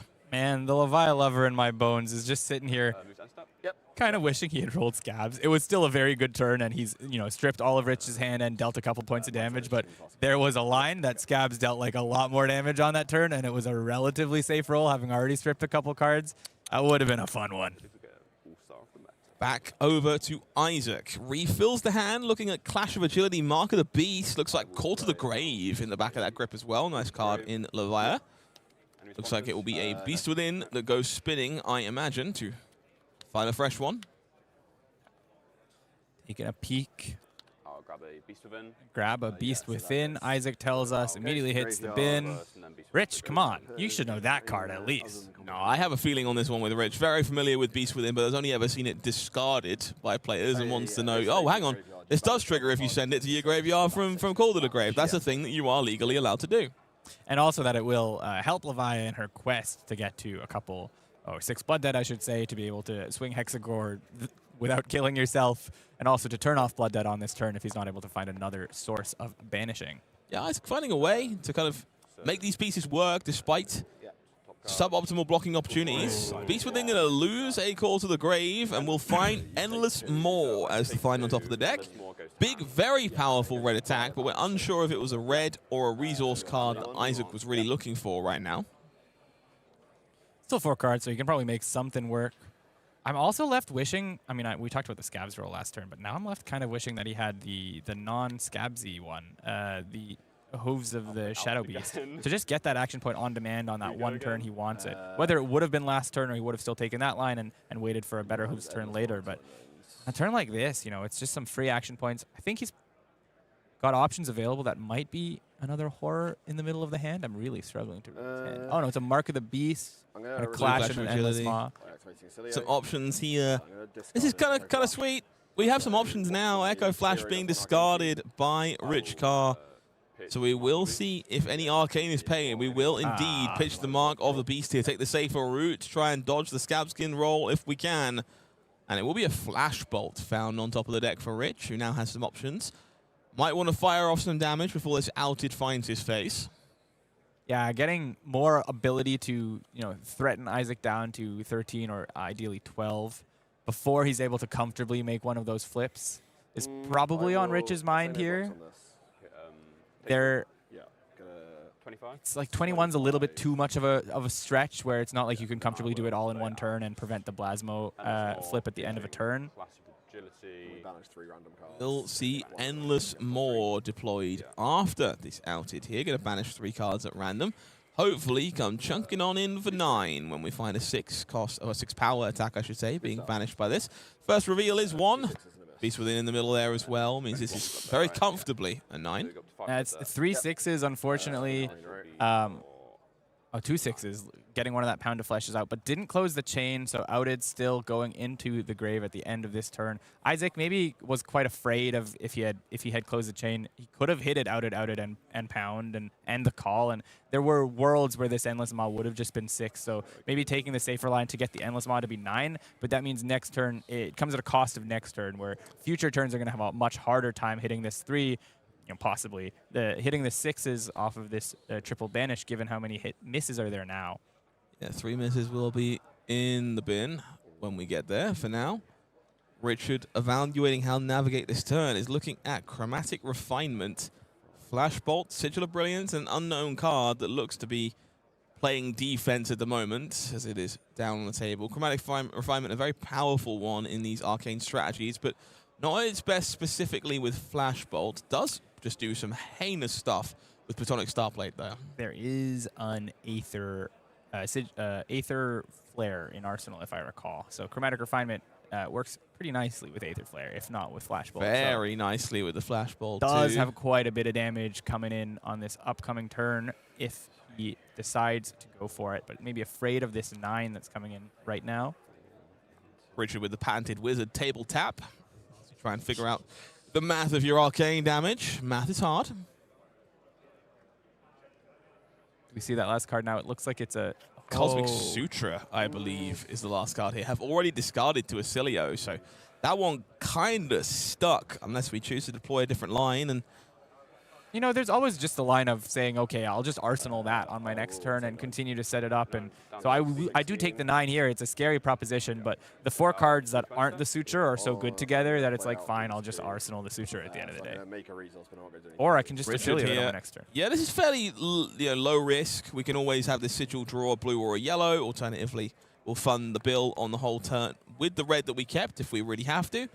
So, start turn. Start turn. Both of these effects will expire. Sigil of Brilliance will trigger. And this is kind of a big deal if we wanted to break Aether Bindings. Would add a little extra juice onto that that Aether Flare. We're going to respond to the Chromatic Refinement with an Oscilio activation. Looks like we drew another Flashbolt off the top of the deck here, which is a little too much flashing for me. We'll find a fresh one. Echo Flash found here, which does... It's a yellow, so it'll pay for the Flashbolt. It'll still efficiently sort of put that Suture into Arsenal, prioritizing putting that Suture into Arsenal to stay alive rather than this Flashbolt into Arsenal to threaten lethal at this stage. Maybe just afraid of like a combo turn or a big damage turn coming out from Isaac. Aether Flare for 5, courtesy of the Amp from Volzar, and the Chromatic Refinement there. Did not cash in those Aether Bindings. So AB1 means this is 4 damage bleeding through from the Flare. Will bring 4 extra damage onto the next Arcane effect, and we know it will be Echo Flash pitched away.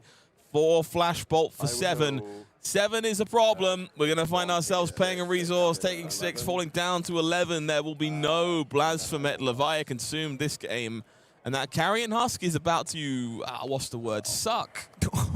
Well, I was actually just going to point out that this is one of the benefits of playing Oscilio right now is the fact that there is so many options for what version you can be on makes your opponent make these weird sideboarding decisions. Like, I don't know if Isaac has more than his AB1 in his sideboard, but he probably has the ability to not run these Engulfing Shadows that you've seen in the pitch zone 2 turns in a row now. It's a 0-for-4 defense reaction. It's great against Gun and a Flash Oscilio, but it's a yellow when he's on AB1 that doesn't attack, and also... You know, it's like not advancing his game plan at all against these more arcane versions. So, oh, this was the downside we were talking about last turn, where had we put that outed into the banish zone that other turn, maybe we would have hit 2 of them on that other turn and then had a slightly safer bin for this turn. Here it's a 3-card 6, unfortunately. Well, if you squint, this is a 3-card 1, because you're taking 5. Ah, baby. Oscilio activation, discards Chromatic Refinement, will find a fresh card off the top in favor of that one. It is a Chromatic Refinement. Well, that's... I do that too often, actually. Yeah. Sink below into the exact same card. Oscilio into the exact same card. Doesn't really matter here when your opponent is just like giving you so much damage in this cycle. So Richard here, confirming how you want to sequence this typically with Constella Uplift. Don't want to let it eat the amp in a lot of spots, so you'd rather activate Volzar, whole priority, Uplift on top so that it is tapped, let it untap, and then retap, and then untap, and then retap, and then the Uplift, and then you tap, and then you tap, and then you arcane.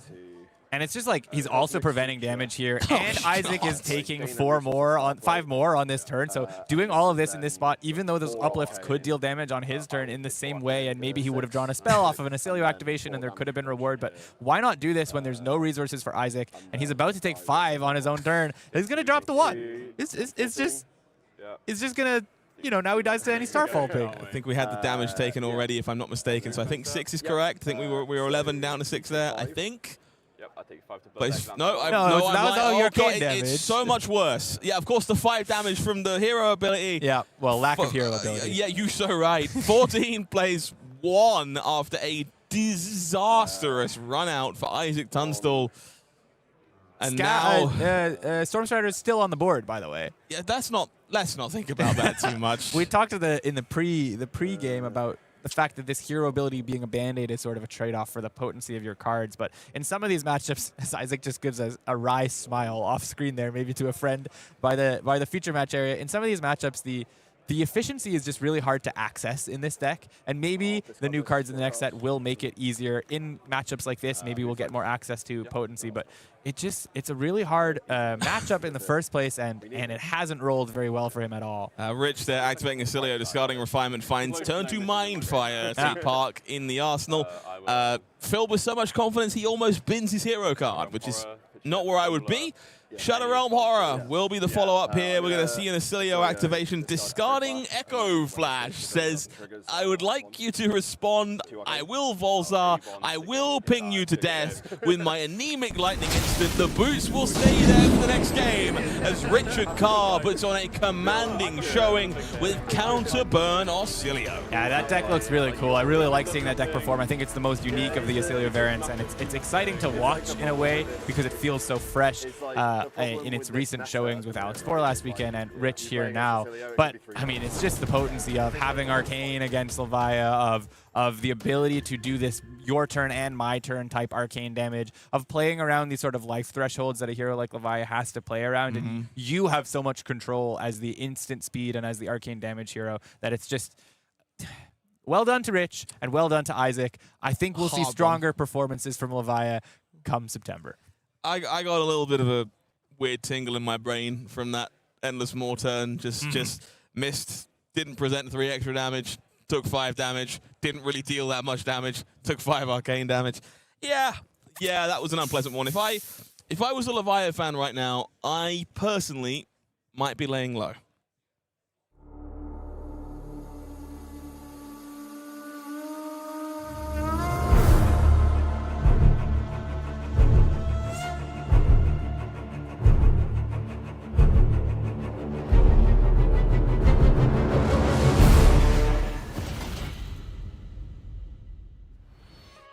Speaking of our brand new side event promo, Lay Low will be available very soon at numerous stops across the Flesh and Blood World Tour. $2 million of prize money, and good news, most of that still up for grabs this year.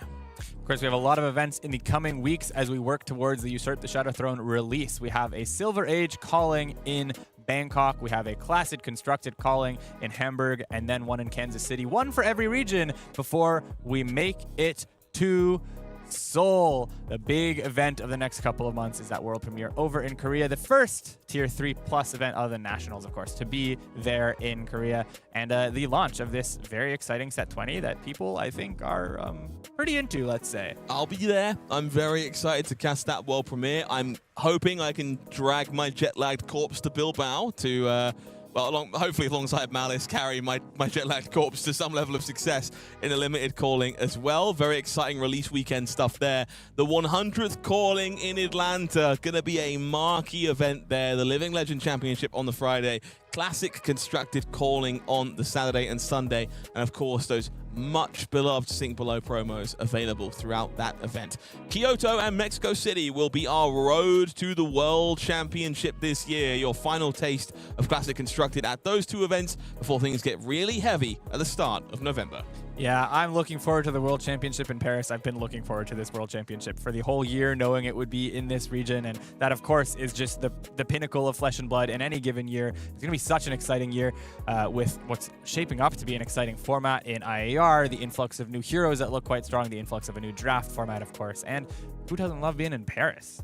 Rounding out November with Sydney and Shenzhen. If either are next to you, do make sure you make a trip. That Lay Low promo will be available at all World Tour events during the IAR season. The artwork on this one, I think the kids would say it rips. It rips. The Outed promo and the Lay Low promo are really demonstrating that these little hunted limited cards that have made their way into some decks in CC and in Sage are, they're ripping. They certainly are. World premiere in Seoul, gonna be spectacular. For my money, if you make one trip this year that is a little out there, maybe a little further away for some folks at home, this is the one. This set is huge. Set 20 is spectacular. Korea is an entity unto itself. This is the event I would be making the effort to chase down. Yeah, I've been fence sitting this whole time. You know, I really shouldn't go, like fiscally and time off and all that, but how can I not go? I think I'm going to be booking my ticket, but I'm excited about that. Of course, I have already booked my ticket to the World Championship in Paris. It's just a short train ride away. For me, November 5th to 8th, that is the premier event of the year, not just the season. That is where all the marbles come down. That is where the player of the year is decided, and the World Championship for the whole next year is also decided over there in the City of Lights. Going to be spectacular. I have to wonder, you think the City of Light is a teaser, perhaps, for set 21? Maybe hinting that we have some lights on the way? I don't know anything, but City of Light just seems a little on the nose, if you ask me.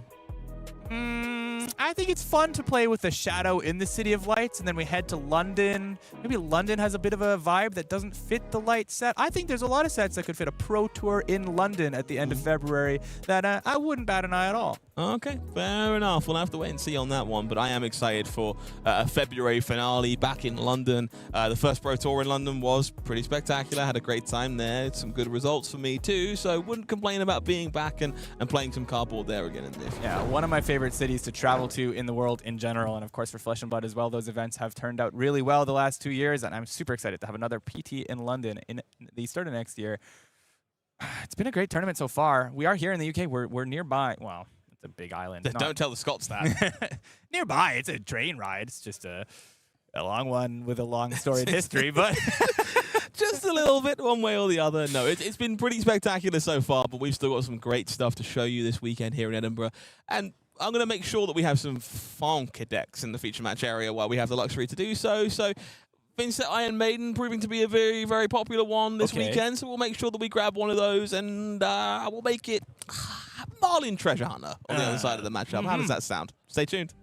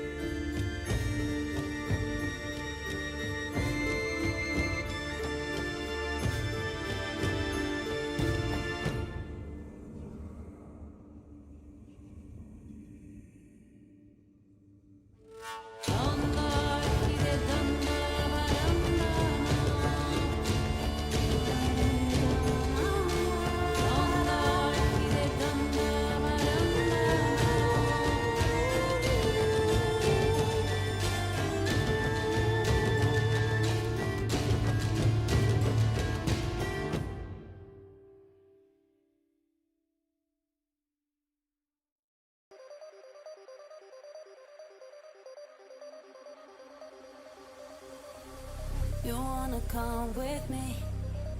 I can see it in your eyes. It's a feeling that you can't deny. I'll bring you high so deep, so we can feel alive. Leave the world behind. Let yourself go. Enjoy the ride.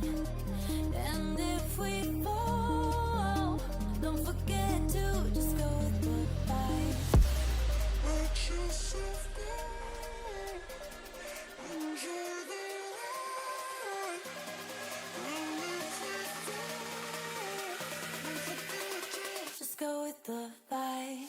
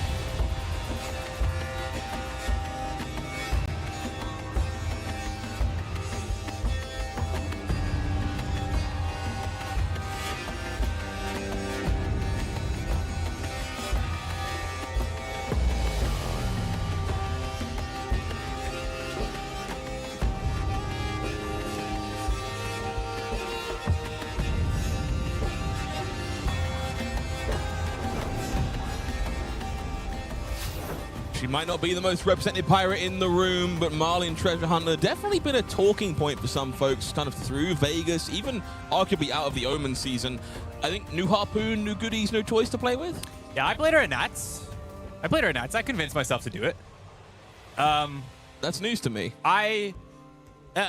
Talk of the town is what we'll call this deck. I was a little let down. I don't think I'm the world's best Marlynn player. I don't think I'm the world's worst Marlynn player. Well. The deck has its same balance that I think a lot of people have critiqued it for recently, which is like it can do well, but also then sometimes you just lose to the deck. And I really tried to convince myself that didn't exist, and then I show up to day 2 of my nationals, and I play a Syndra, which I considered a 90% win rate matchup, and I just got nothing, and I got rolled. So the deck's capable of matches like that, but there is a lot of power in that card pool if you haven't played it or played against it. It is a real deck that people should be I joke. respecting. I have been clowned by a Marlynn or two in recent memory, especially playing Tekla Vossen. Don't play that matchup. No. It's really, really bleak.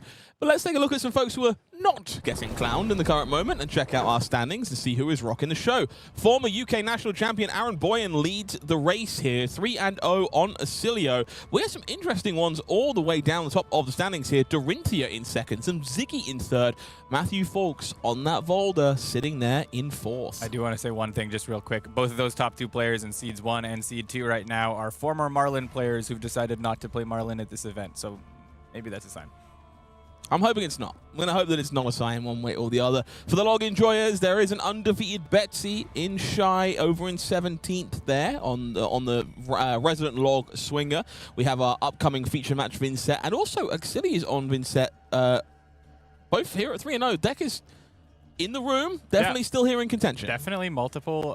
Vynnset's still live. I'm pretty excited about that. I do want to point out, just before we go to the next page, we have an Ira also in 8th place, and Yop with his return to Dio also making it to 3-0. Leo Toulouse, a calling champion that we cast over there in Toulouse on Dio at 3-0. So a lot of heroes still kicking. Yeah, some other big UK names here. Excuse me, in the form of Emad Kashi, Kieran Lee, even Richard Carr there, of course, sitting at 3-0 as well. To the surprise of 0 people, Jacob Clements, currently sitting at 3-0 in 23rd there on Arachne Marionette.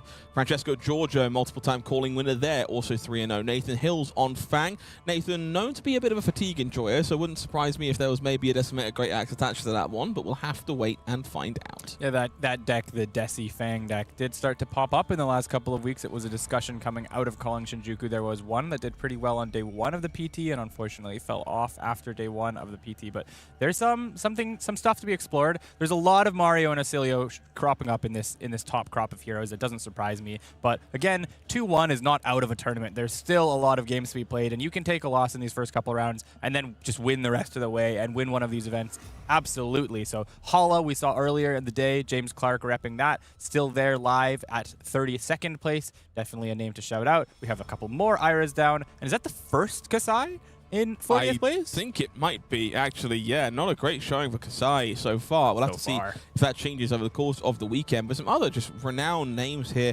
Matt Brown also sitting at 3-0. Alicia Bucco, another one of those juggernauts of the European calling scene. Daniel Winning doing some of that, currently at 2-1 on the Betsy deck. Juan Chacon sitting at 2-1. Jason Rolfe at 2-1. And one of my local players, Joshua Howard, sitting there at 2-1 on Ira. Happy to see just a variety despite the slew of Oscilio and Arachne Marionette. Let's go a little bit further down as we do see our now 2-1 copy of Levia mixed in with some Jarl. Daniel Correas there on that Tuffnut, still sitting at 2-1. We have an RKO here, another Ira in the mix, and some variety all around. Martin Hollock, Alexander Healing, another one of my local players finding success on Dorinthia this weekend. Lovely stuff to see all around. Michael Fung there pulling up the rear, also on Marionette. Not a surprise in terms of deck choice or in terms of deck showing up, but Michael Fung at 2-1, still kicking in this tournament. Quite a couple locals. We got Tim in 55th. He's a Trade Federation's an Edinburgh local here, I believe. Tom, a recent migrant from elsewhere in the UK to Scotland. On Jarl there in 2-1 as well. I'd like to see some Jarl games this weekend, or some more Jarl games this weekend. I think that hero's got an interesting position against a lot of the heroes in the meta. Never catch me complaining on that one. I am a big Jarl enjoyer right now. Deck's been a lot of fun for me. Happy to see people finding success there. Of course, we would be remiss not to mention Michael Fung, still very much alive on Arachne Marionette. Took the inspiration from Jacob this weekend. Still alive and kicking at 2-1. Taking one more page of standings.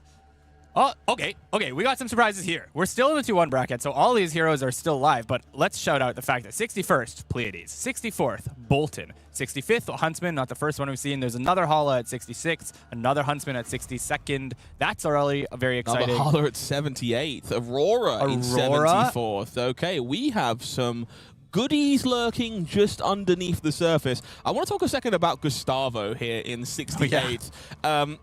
You see a Marlynn.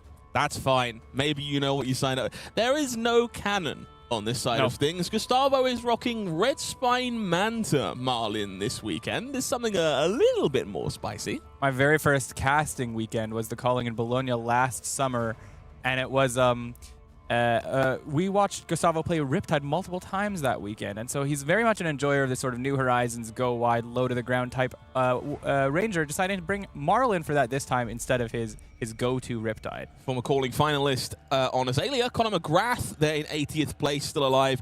Brody Spurlock in 76, still kicking on Vynnset this weekend as well. Pablo Pintor, 2-1, still very much in contention. We'll take a look at our final slew of 2-1s. If I'm not mistaken, might have a couple more. We'll have to go a little bit further. Declan Patrick at 2-1. George Douglas on 2-1 here as well. Just to show you how many people are still alive in this event, still kicking at 2-1. Tekla Vossens, Oscilio, more Puffins, our first 5, if I'm not mistaken.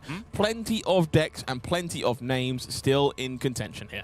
Yeah, definitely an interesting stretch of which of these heroes will be able to make it to, let's say, the 4-1 or 5-1 bracket at the end of today, whether we will see a narrowing or whether some of those nicher decks, like, you know, when there's only one Aurora in that bracket, but there's only 4 Auroras at the whole tournament or 6 Auroras at the whole tournament, so it doesn't necessarily say that the conversion of that hero is not great. That Aurora could just win 3 more rounds and then end up being 5-1 and having a very respectable result at the end of the day. So a lot of these heroes will be wild cards to play in terms of what we expect to see at the end of day 1 and going into day 2 in this tournament. Now, both of our heroes in the feature match area this round are worth watching for the future. If you didn't catch the little manual that was going around in Vegas, the printed booklet on the site, a little bit of information from James White in there about the card he's most excited about coming out of Usurp the Shadow Throne is a Marlynn expansion slot card. And no doubt Vynnset will be picking up some toys one way or the other from Usurp the Shadow Throne. So 2 decks that are worth watching if you want to pick up a new deck in the future of Flesh and Blood. So let's watch. Let's head on down there and check out how this matchup plays out between Radoslav or I'm going to go Ogoryalkov. We'll give it a shot. We always give it a shot. Denis Gergov on the other side of things on the Marlynn will be Vynnset Marlynn here. Both of our players 3-0.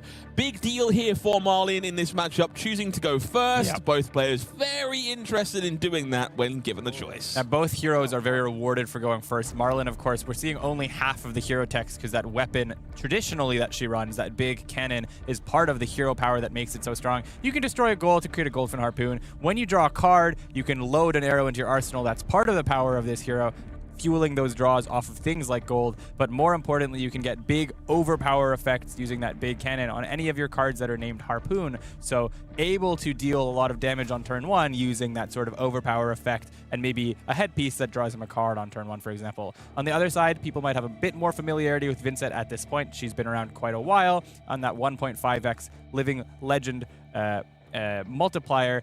It is a Shadow Runeblade. Shadow Runeblade has some long history in this game. It has attacks. We were quite afraid of Chain, and reprinting Chain back in the day, I think, was the energy when Vynnset came out, and she's been buffed over the years. But right now, I think I'm looking forward and thinking a lot of these Vynnset players might be playing Viscerai come a couple months from now. We'll have to wait and see on that front. I think there's some appeal to the things Vynnset can do, the consistency offered by banishing a single card a turn. I think there'll be reasons to play both decks in my books. I think Vynnset has a ton of nuance and the deck is exceptionally complicated. I think a matchup like this is going to be even more difficult. You don't have the freedom to just block with your hand in the same kind of manner that you want to. So it wouldn't surprise me if we see some creative Spellbound, Creepers lines, and ways to utilize cards coming out of our Vynnset player. The one thing I do want to note, awaiting their first champion on the Vynnset side feels like a bit of a surprise, really, at this point. We've seen some really deep runs from Vynnset, and I feel like it's pretty premium real estate if you can become the first player to become a calling champion on this deck. Equipment will be flipped over here. No surprises. Grimoire of Felling Song, Spellbound Creepers, Dyadic Carapace, maybe not the stock chess piece, but a pretty easy win into Marlynn, I think. That extra block value really worth its weight in gold. Yeah, it's like, do you run Husk? That might be the thing that will would beat out over that position. But if you don't run the Husk, then because you're on Tunic in a bunch of matchups, then you don't need or you don't have access to that for this overpower match. In this case, you're still getting 3 block out of your chest, and frankly, that's enough. Big game trophy shot. Big game trophy shot will start things off for us here. After that initial harpoon is made from the Marlynn hero ability, we'll draw a Codex of Frailty. Not doing Find a so card much to discard. yet in the game, Codex. Do we have a harpoon at the back there? Well, we always had a harpoon minimum, as we didn't make one to fire and throw, but we have a slightly better option available to us. We need to find a harpoon, but thankfully we will do exactly that off the 3-of-a-kind trigger. We'll see this bluefin harpoon locked, loaded alongside Big Game Trophy Shot and Premeditate. We'll see 2 yellows pitched away in the Codex of Frailty. No need for an arsenal here when you intend on making a Ponder token from this Premeditate. This bluefin harpoon is what, 4? Big number overpower. 15. I was getting there. Quick, say it. You get the 15 credit. overpower. Wow, that's quite the rocket we got right there. Yeah, so there's this trade-off in Marlynn where like you'd look at this turn and be like, well, he committed so many power cards on turn 0. He got that 3-of-a-kind gone, and he got Codex of Frailty both in the pitch zone. Like, this is not worth it, surely. But this is 15 overpower on a hero that's not able to get around that very well. That Face Purgatory is not going to do much at all in this matchup because you can basically never use that against an overpower attack. You're setting up a Ponder, so you're still fueling yourself. You're getting a couple gold, I should say, at least one from the Big Game Trophy Shot, and maybe another if there's a second blue in this hand, which is unlikely. But the point is, you are fueling your future, and you're just trying to kill as fast as possible. You have a lot of these powerful effects in your deck. You don't need all 9 of them, or 6 of them, or whatever, to be able to win the game. You just need a couple to line well. And here, he turns the 3-oak into the benefit of going first, which is 12 damage leaking over. Well, there is no blue there. Information is king when it comes to a matchup like this. Denis now aware of that Succumb to Temptation. Will have the ability to play around it if he is so inclined. Ponder token made. Lovely gold token there from, I believe, the folks at Flesh and Bad. Want to shout that one out. We, of course, had Aurora as a known Marlynn player who's found plenty of success recently, and Denis clearly inspired by that performance. Rune Chant generated by Deathly Whale, making its way into the slightly sideways banished zone of Radoslav. So there's a thing when you play Vynnset where you often categorize matchups into matchups where you're just playing the sort of mid-range, you know, block 6, swing 3 rune chants and a 6 kind of turn. Or there's matchups where you have to do a lot of work to do setup and build towards these big turns. Marlynn kind of doesn't give you the option to do either, because you can't do so much setup against her because she's got these huge numbers coming at your face that you're just not going to be able to block 9 against thanks to the effect of Overpower. There's not that many cards in Radoslav's deck that are going to get around Overpower. In the meantime, you also like don't have a lot of choice of just doing the mid-range thing for a similar reason where you aren't necessarily always able to keep the exact cards you want if she's able to hit some of her disruption. You're not even able to like block 6 and do the perfectly clean version. So you have to get going somehow. It probably means getting some of these Malefics on board, but I think some of your natural game plan on Vynnset is hurt by Marlynn's own natural game plan. Not interested in blocking here, so we see that Trench pushing away the Arsenal, makes a resource for some Arcane Barrier, but saves it from widespread destruction. We'll see a Marlynn activation, cashing in the gold that we received last turn for another Goldfin Harpoon. Will be discarded immediately to this Golden Tipple. Resource card pitched, gold regenerated, as we have a point of damage coming through and a fresh card being found off the top. Marlynn trigger will come in here, but a slightly awkward one, a bit of a pause it would seem from Denis. Finds Big Game Trophy Shot.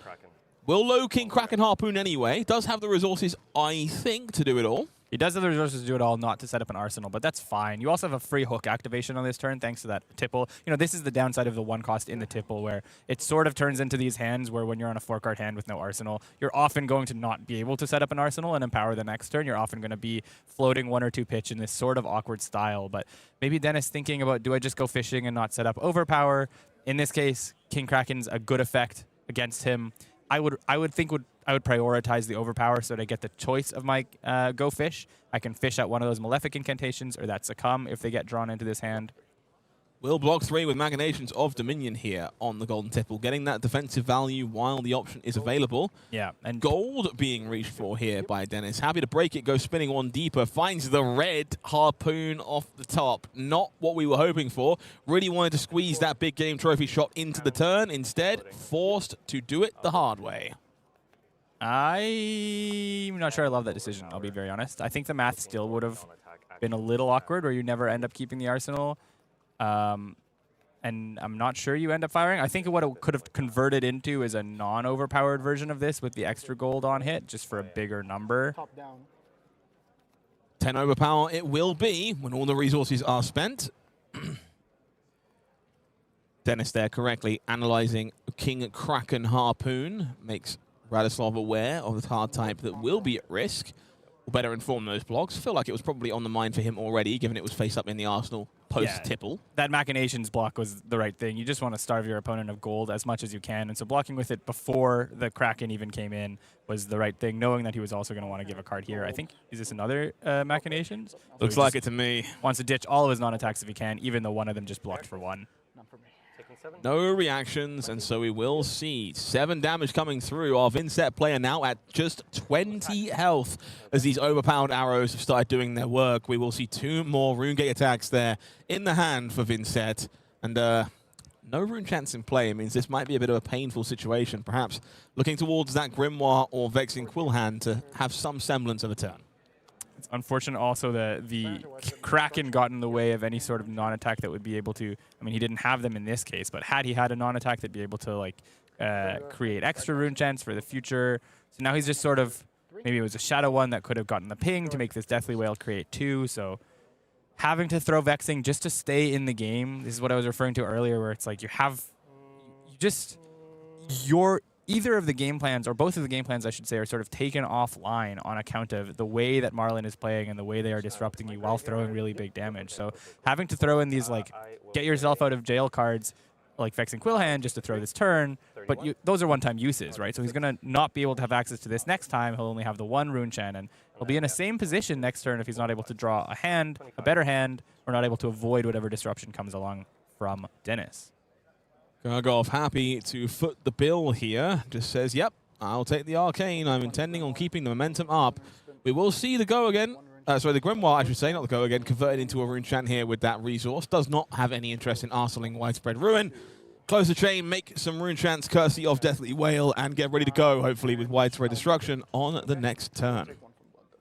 Denis, there is a little bit of a tax on Marlynn where when you don't have an arsenal set up, you sometimes have to hold a hand that is a little too big because you don't know what you're going to be drawing or how you're going to be loading. I haven't seen the entire texture of his hand, so sometimes you do have certainty on how you're going to play or what cards you're going to play, but sometimes you don't. And so in this case, Denis just having to hold extra cards, given that the offense was not so threatening and he does have that life lead, to create a couple extra sources of gold from this seafloor salvage, set up a bigger turn in the future, but also more importantly, be able to pay for all the stuff he wants to do on this turn, like crack gold and go fishing for some arrows, because I don't think he did have 1, but maybe he was looking for a better one, like a red one. Red Fin Harpoon, though, I would say is a pretty disruptive card in this matchup.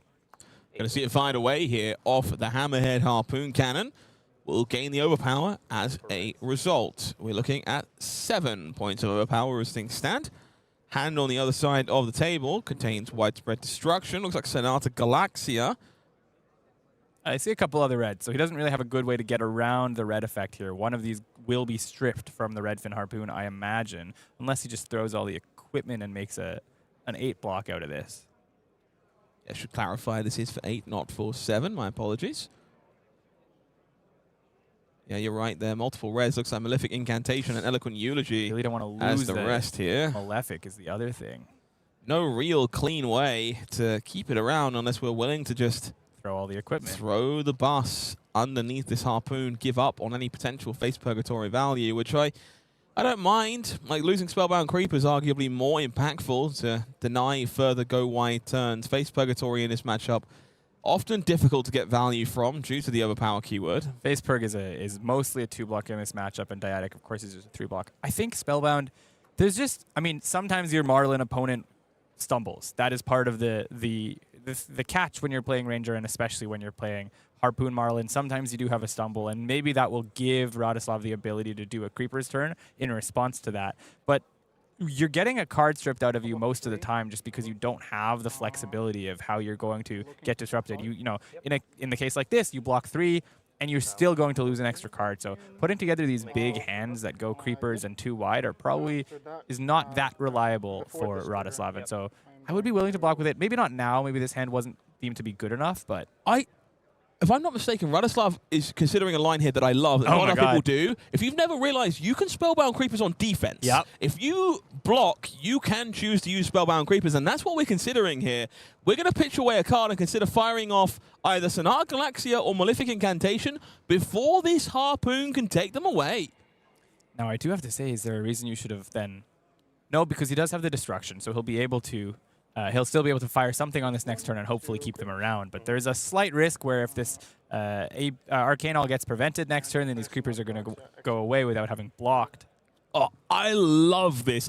People don't do this enough. And the only reason I know you can do this is from playing old Viscerai and killing people with Sonata Arcanics in their turn, which is the only reason I know it can be done. And it's just incredibly heads up here. Malefic was wanted, of course, but here foots the bill, lets Sonata Galaxia get out of the hand and still gets Malefic Incantation into play. And I believe the last card is another Widespread Destruction, so I think he's going to be dodging the effect. That is what you have to or want to do against a Marlynn, is just find ways to not let you steal the card and create that extra gold. In this case, gets that Malefic on board anyways, in fact, upgrades it from a yellow one to a red one, and now he's going to banish this Destruction, still have what we've been talking about, this really efficient... It's not even a mid-range hand when Vynnset does do their thing. Like, this is a one-card 9, functionally. This is crazy. Going to be the Arsenal, obviously, not... There's no Arsenal, so no disruption effect presented, but creates a Rune Chant off the back thanks to the Malefic, and has 9 damage coming through this turn. Incredible sequencing there from Radoslav. Clearly very familiar with Vynnset's Carr and the tricks available to her. 9 damage off 1 card here. Widespread Destruction on hit, on pain, I should say. Not a relevant factor here, neither player with an Arsenal.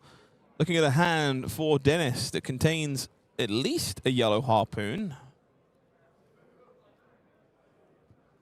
So a Murderous Rabble in the hand there alongside it. Let's see if we can get a closer look together. King Kraken Harpoon, Redfin Harpoon to wrap things out. So arguably a little Harpoon flooded. And how much gold? There is enough gold on the board that we might be able to turn this into a hand just by holding on to those blues. You know, there is an incentive to throw a blue into the pitch zone to deny the creepers, but Denis deciding to take the 3 down to 22 and then take the 6 down to 16. So taking all the damage here, these creepers stick around to block or fuel up a future turn. No, I didn't actually. Gotta remember here that this game started with 12 damage leaking through from an overpowered Harpoon, and suddenly we find ourselves with almost equalized life totals. Blood debt does need to be paid here by Radoslav at the end of the turn. Means it will be 13 to 16 as we make our way back to Marlynn, who does have a full hand to work with. Will break a goal to start, goes fishing, finds sunken treasure. Will load up that King Kraken Harpoon. Lock and load the Hammerhead with the sunken treasure, and no doubt throw that one up and over the line as well. And when she's dealing damage, Vynnset just has such efficient damage numbers. This is a good one, though. I think picking the non-attack is always probably the preference against Vynnset. Maybe there are spaces where picking the attack would take out their only attack, and so you're able to deny them from having any offense. But in this case, like, Radoslav is sitting on the Widespread Destruction in Arsenal anyways, so just being able to chain these King Krakens is a way to take off these turn extenders or these Malefics that are sort of game extenders for Radoslav and get Denis some ability to disrupt his opponent, just stealing extra cards, creating more gold. So you can make more mistakes. Real miserable hand here. We are looking at just a 1 attack in the form of Widespread Annihilation. 3 non-attacks in the hand here for Vynnset. Thinking on more blocks. Don't hate this. There is, of course, again, the option to block with your only attack. Do some Creepers stuff before the Creepers go out in smoke. It's not bad, but you then commit yourself to having no cards at the end of the turn on account of the fact that you're going to have to banish at the start of your turn, and you're going to get one stolen by King Kraken as well. So I don't think you're then able to fire the Destruction. You would need to do that in a way that creates a couple Rune Chants, I think, and there's no ability to do that on this turn. Tough spot. Will decide to block with Widespread Annihilation. Debating how to further navigate this turn as we have succumbed to temptation. Malefic Incantation and that Beseech the Demigod in the hand here.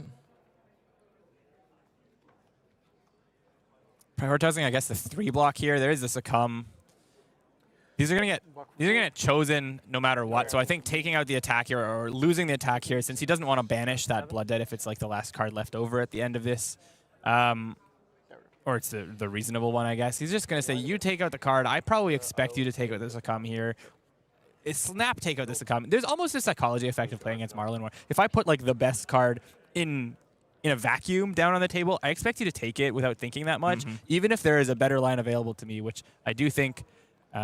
Radoslav, oh no, he doesn't really because he can't create that third rune chant here. I was going to say like it's great to just hold on to this beseech and then you come in for 12, but has to just develop a Malefic and take one more point of Blood Debt and hope he's not dead on this following turn, but fueling up quite strongly.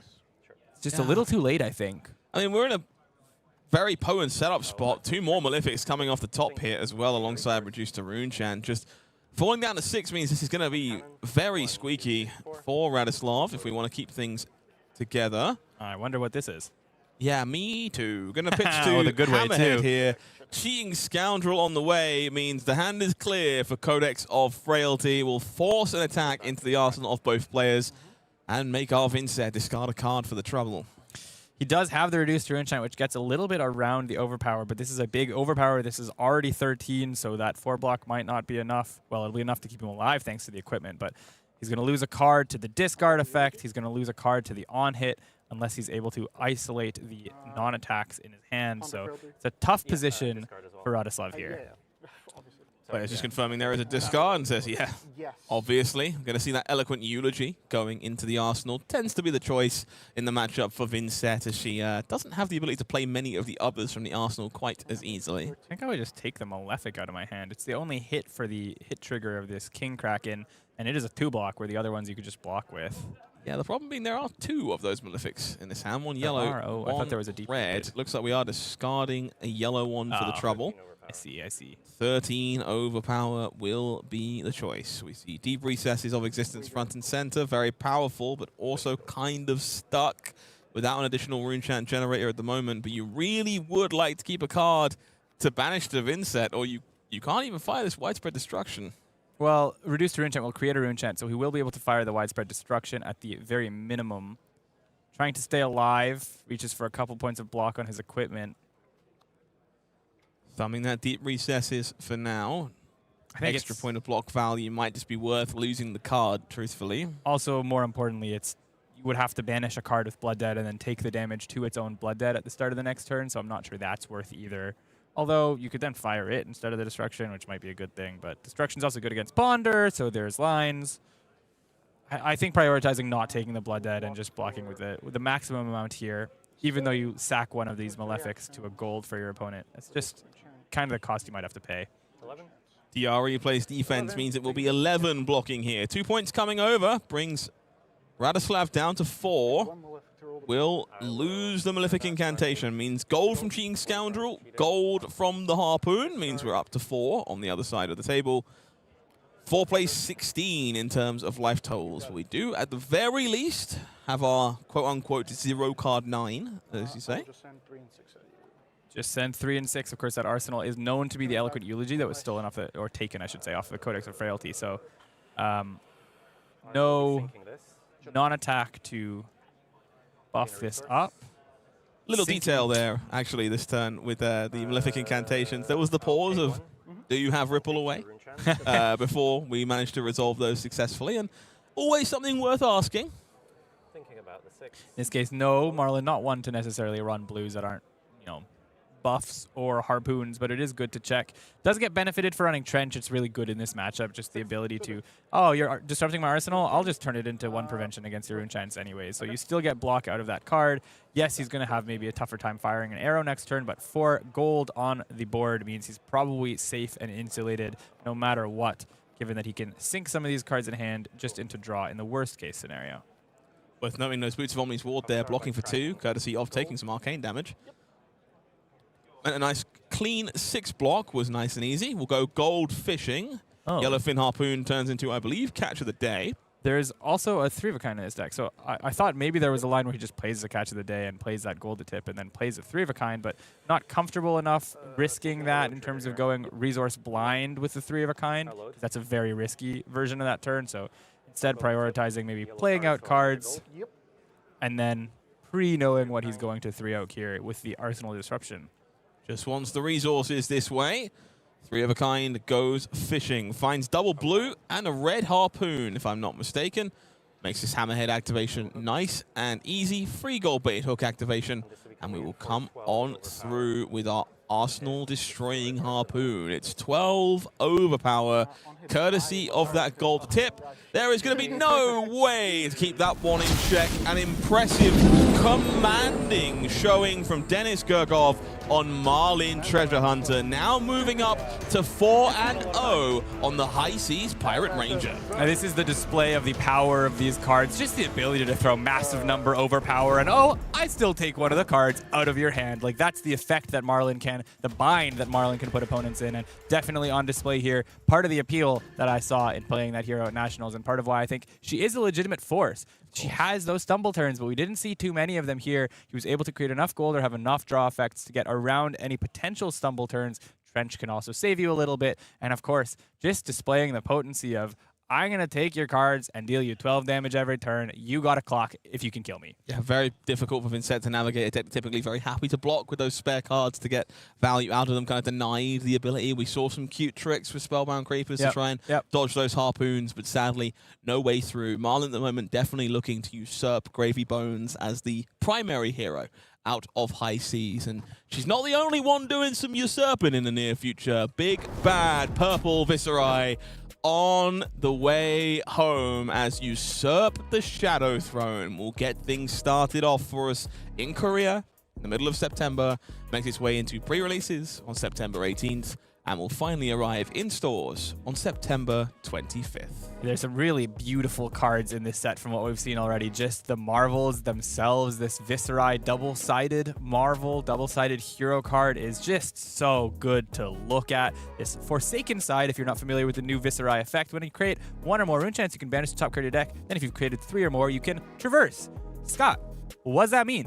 Traverse is very flavorful. It means you're doing your best job at moving between Yarathial and Wraith, and that means you're kind of hopping back and forth between places. You get different hero abilities as a result. You may notice some homages here. The banishing from the top of the deck, very Chain-esque from those Soul Shackles.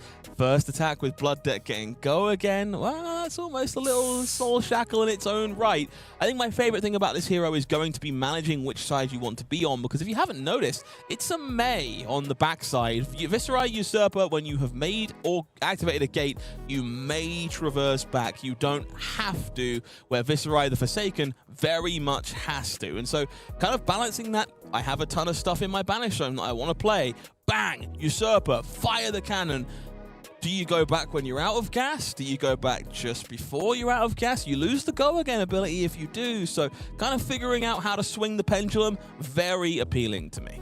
Yeah, that hero is going to be very interesting. I'm super excited. I tried to just like get a sense of how I'd be building it just based on the cards we've seen so far. I wrote down 100 cards on my page and I was like, I have no clue. I have no clue what I'm doing when it comes to building a deck for Viscerai. With Levia, I got a little bit more familiarity. I think the deck's maybe going to change, but it's going to be a little more similar to what we've seen than Viscerai versus old Viscerai and old Chain. Of course, Levia coming back in this set with a slightly different wording, but same functional effect where the hero power keeps you alive at the end of your turn if you're able to banish a 6. And if you come to Paris and you get the souvenir package, you get this exclusive, beautiful Marvel Levia Shadowborn Abomination hero card. Winston Tan doing a wonderful job on this one. I want everyone at home to know the dirty cackle that we just got in our ears from production. Ethan feels some kind of way about this one, and frankly, I can't blame him, because I am feeling some kind of way about Malice, Dominion of the Dead. I love this hero. It's very, very much up my street. Happy to see Shadow Necromancer doing its thing. Zombies, kind of a new piece of real estate for us. We haven't seen that one way or the other. This is how do I put this? Like, if you're a Gravy enjoyer, I still expect you to have fun with a deck like Malice, but we're looking for a very different visceral approach. Thanks to a weapon like Vox Necropolis, you're expecting more of a zombie horde vibe from Malice. You're going to have your allies coming in, building a pile of corrupted corpses in the Banished Zone, and then just unleashing the full vomit of undead people when your opponent least expects it. And if you want a nice, snazzy-looking one, might have to start up to your local armory. Yeah, I do think it'll be a little bit of a faster or all-at-once-er deck compared to Gravy Bones, the previous Necromancer. Excited to see the expansion of this class. I think it's taking a brand new look at this class. You can play, obviously, out of both the Banished Zone and the Graveyard. You have these heroes, these allies that are sort of dying themselves, but that come back again in a different form when they die. So I'm excited to see some exploration of Malice in this upcoming set. I'm excited to see some exploration with the Carr pool that has been revealed so far. Since Beaker Gloomblade, I've goldfished with this one a little bit. Pretty good. And damn, yeah, this card does some stuff. At the floor, 0 for 4 with Go Again. If you're eating a rune chant on the way through, you can play it from your Banished Zone. And when it attacks, that's not a damage trigger. It doesn't require any extra hoops. That is when it attacks, search your deck for an aura with rune chant in it. You know those omens from the previous, all those cool rune chants that draw cards and make rune chants and gain life and do other stuff? Yeah, build a toolbox. Build it into the deck. Pick your favorite one. Go grab it out and then usurp it to the next attack that follows this one. Why not? Importantly, it also is playable from the Banished Zone even without activating a gate to your Athriel. So we're just able to play these cards. These look like some really efficient damage options for Vetreiði. Corrupted Corpses, obviously the name of the game for Malice. These will be what you build up in the Banished Zone. But this card's attack, getting Go Again, is kind of the big deal I would expect, again, just to see this zombie horde of in comes one, smack, in comes the next, smack, and just continue to fire off these Corrupted Corpses. Restless Magister scares me. The decay mechanic is very cool. I love the idea of being able to ride out the horde, but stay away from my hand, you villainous cretin. No. I would like to steal cards. I am playing a Shadow Hero for a reason. Your cards, Banished Zone, my cards, Banished Zone, but I can play them. Yeah, that seems fine. You know what else seems fine? This giant insurmountable demon ally.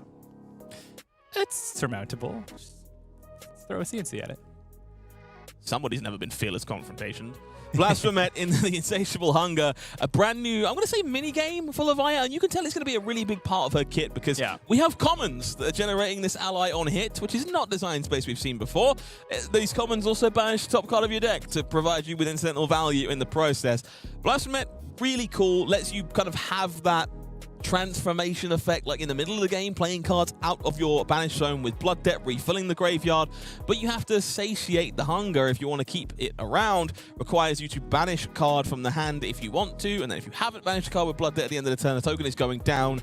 You can only control one of these, and sometimes you're not always going to want to have it in play, so I think there's going to be some balance between how you navigate this and how you rely on Doomsday for a different Blasphemet. We don't know yet if you can transform into Blasphemet while you control one of these. So some questions unknown as to exactly how Unique works. Waiting for some rules clarifications on that stuff. Yeah, it's such an exciting expansion to the card pool. You know, Levi's an interesting hero we saw on display earlier, but it's getting way more interesting in this set. The ability to play so many more cards of your Banished Zone and also have this 6 life buffer. I know you're going to be playing with a couple different allies and trying to maybe swap between them, but when an ally is on board, some opponents are going to want to attack the ally, and that means you've just gained life. So this Beckoning Hunger, in a way, you call it a 3-card 19, you know? Okay, that's a stretch, but 2-card 19. Giving brutes on hits does scare me. Typically not something we've seen too much from the class.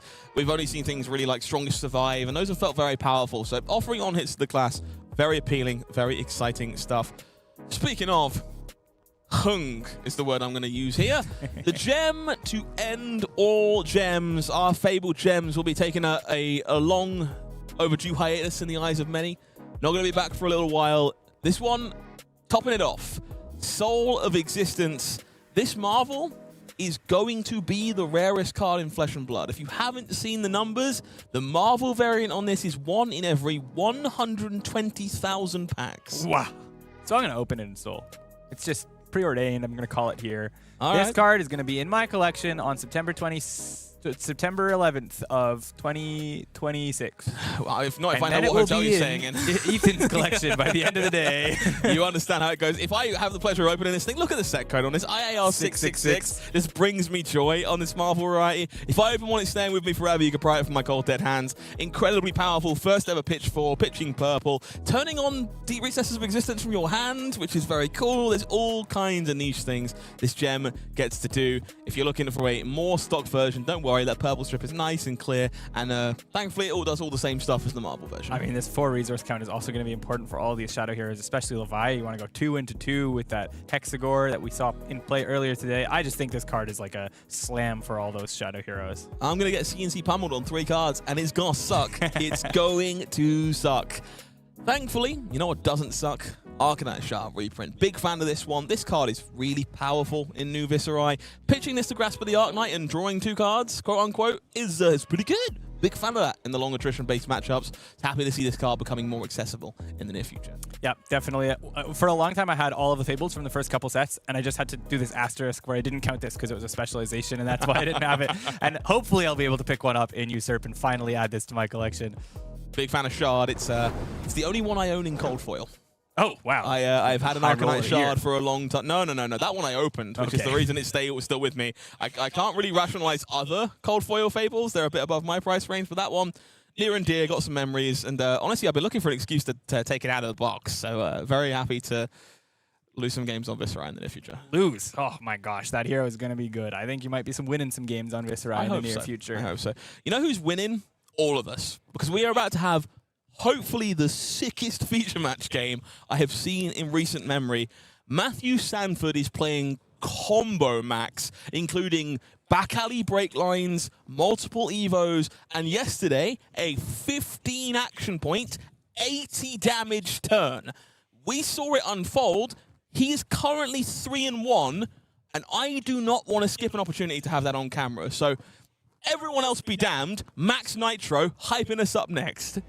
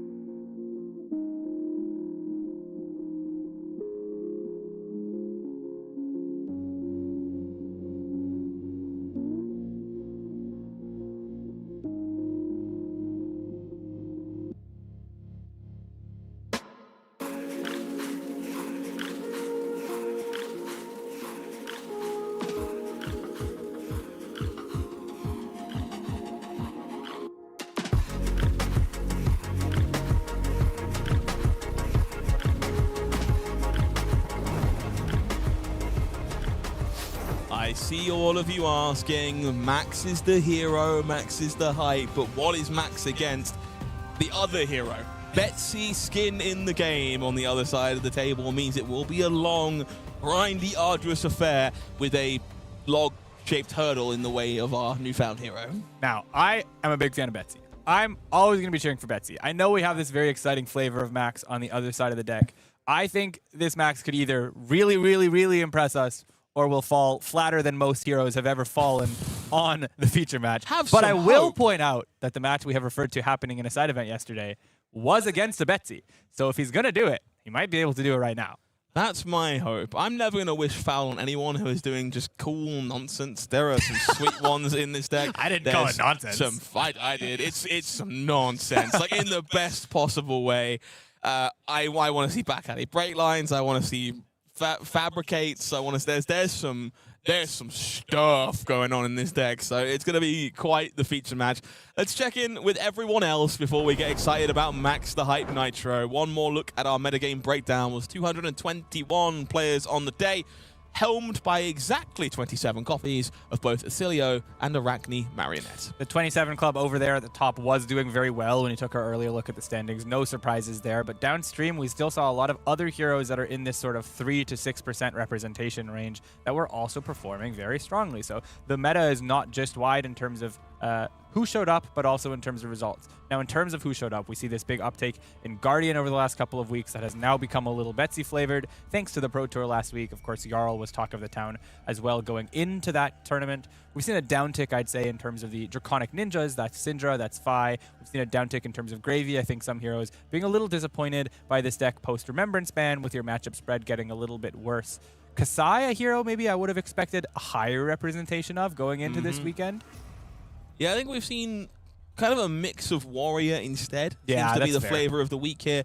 Kasai maybe not the favorite pick for everybody, but 6 copies of Hala, 5 copies of Dorinthia. The class is definitely present in the room, and we've seen them on camera finding some success, but maybe a slightly lower dose of Kasai than we expected. Arachne Huntsman, kind of couple floating up there. We alluded that it might be a pretty reasonable room for that hero, but I have definitely been more impressed by what we've seen so far from some of our underdogs. We've had Levia on camera. We're about to have ourselves a Max on camera. It's just been pretty good stuff all around. Marlynn there, only 4 of them in the room, and we know one of them's still undefeated.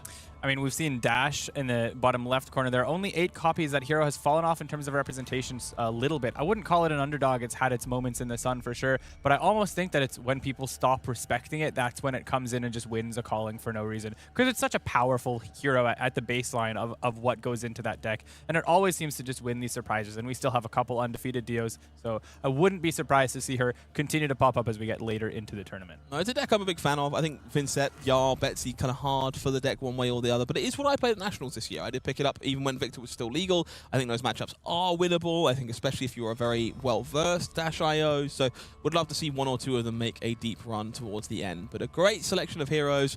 Want to note there is an Azuri in the room. Just didn't successfully select their hero before we populated the graphics. So if you are an Azuri fan, someone's out there still rocking the show. We just didn't know about it until just now. So I guess add 1 onto the count of however many heroes we actually have in the room today. I wouldn't have expected any Azuris in the room, given the prevalence of other assassins and the ability to just play other assassins right now. But shout out to our Azuri repper. You have clearly never taken a Graphene Trilicera, pretended to put it back into your deck before chucking it off to the side and then turning it into a shakedown, which is a really, really good way to feel. It's an interesting one, yep. You know what else is a good thing to feel? Gasoline. 15 action Pure, points. unadulterated gasoline. And that is what we are going to see. I'm crossing my fingers for Matthew Sanford on Max the Hype Nitro, rocking this very cool combo version of the deck. We're hoping to see it explode, but it will be Shai Edginton's Betsy, skin in the game on the other side of the table. Will it be log or will it be gas? Well, okay, so yesterday showed gas is going to win. I love a log, as I've been saying, so I'm going to vote log, but it's just like, I feel like all of the agency in the matchup comes to Matt's side. Can he put those pieces together to make that max combo work? Those hyperdrivers and action point generators and all these things that he's going to have, or is it going to be that he's just not able to piece them together and Shai is just able to log, and eventually win the game? If you're unfamiliar with these heroes, let's walk you through it. You saw a little bit more of Betsy last weekend at Pro Tour Las Vegas. This hero, whenever you wager, you can pay 2 to give attacks +1 and overpower. For the most part, that makes your 4-cost log into a 2-card 7, courtesy of your hero ability on hit making a gold. But this isn't a once per turn thing either, so if people want to force you to convert your hand between Good Time Chapeau and this, you will find a way to spend your resources and convert it into damage. Yeah, once again, I think we have a hero here who you're sort of not getting the full picture when you see just the hero card in this screen. You see that log in the background finally got turned into a card in the most recent set, and boy howdy is Piledriver one of the strongest pieces of equipment or weapon they have printed, maybe in the history of this game. But Betsy needed it, and now she's showing up with just 7 LL points to her name. She's now a force to be reckoned with on the meta. On the other side, Max has the ability to create Hyperdriver tokens. Those have crank, so he can get action points back. This happens when you've boosted, but this version of Max is maybe not something we've seen on camera before, so it's going to be a little unique in terms of how he's putting together the pieces from this hero power and the deck content in order to make sure he can actually win the game. Oh, we know both you and me are going to have a real knowledge check on some of the cards that come out of this deck list. I have no doubt. So foot down, gas up. That's the way we play Flesh and Blood. Let's make our way down into the feature match area, see the equipment turned over. Looks like we're relying on Teklo Foundry Heart here for Matthew Sanford, but we are seeing Cogworks Blunderbust as the weapon of choice. Breaker Helm Protoss. When this defends, you may discard a Hyperdriver. And if you do, you draw a card. This gets +1 until end of turn. So it's just a way to put some of those Hyperdrivers into the graveyard. I believe there's then cards he can use to get those Hyperdrivers from the graveyard into the field or the banished zone, create action points. Honestly, I failed as an analyst. I didn't study full combo non-mono mechanologist Max for this tournament. I'm laying down and saying that's my bad. You know what? The thing is, Matthew is about this. It's Cold Foil Marvel Mechs. It's a Cold Foil Foundry Heart. Judge Promo Protoss headpiece. Like, this man lives and dies for this. Shai here, maybe making a change from yesterday's Betsy that Matt played against, able to get the space from that first turn, just blunderbuss past to play out attention in the air, and he will be able to accelerate the game clock that he's trying to put Matt on. Not a lot of damage can be dealt by Shai outside of Piledriver, Piledriver, Piledriver, and eventually maybe a double down CNC, but in this case, has to, or is working towards just trying to hit him down as quick as possible, and tension will be helping with that. Tension in the air will tick on down. We see double down in the hand here for Shai. Not quite online and active right now. Fate Foreseen, Overcrowded, and Command and Conquer, the remaining cards there. That one going to be pretty potent in a combo-centric matchup, but maybe a little less so while the fridge is so intact. Double down and CNC is the sexy part of this deck. It's what takes people by surprise and why people think, oh, it's just hammer for 7, I can beat that. Or I should say log for 7, I can beat that. But double down CNC gets around that and is able to create these massive overlap turns by overpowering a CNC and creating a bunch of tokens. The problem is you need cards to fuel, you need, I should say, gold to fuel that using the activations of Good Time Chapeau. So getting it on turn 1 is not where you want to be seeing that card just yet. He would have wanted at least 1 gold to be able to give this overpower at this stage of the game or more. Fearless Confrontation and hit the gas, forced to play defense as we see blue Hyper Scrapper in the hand. Lovely cold foil variant will make its way, I should say Hyperdriver, Hyper Scrapper, my apologies, onto the table here. And this is where you'll start seeing things get a little funky. We are going to crack this 2-card-0, baby. On the way in. I would like to immediately kill my Hyperdriver. And if you're on Shai's side of the table, you have questions.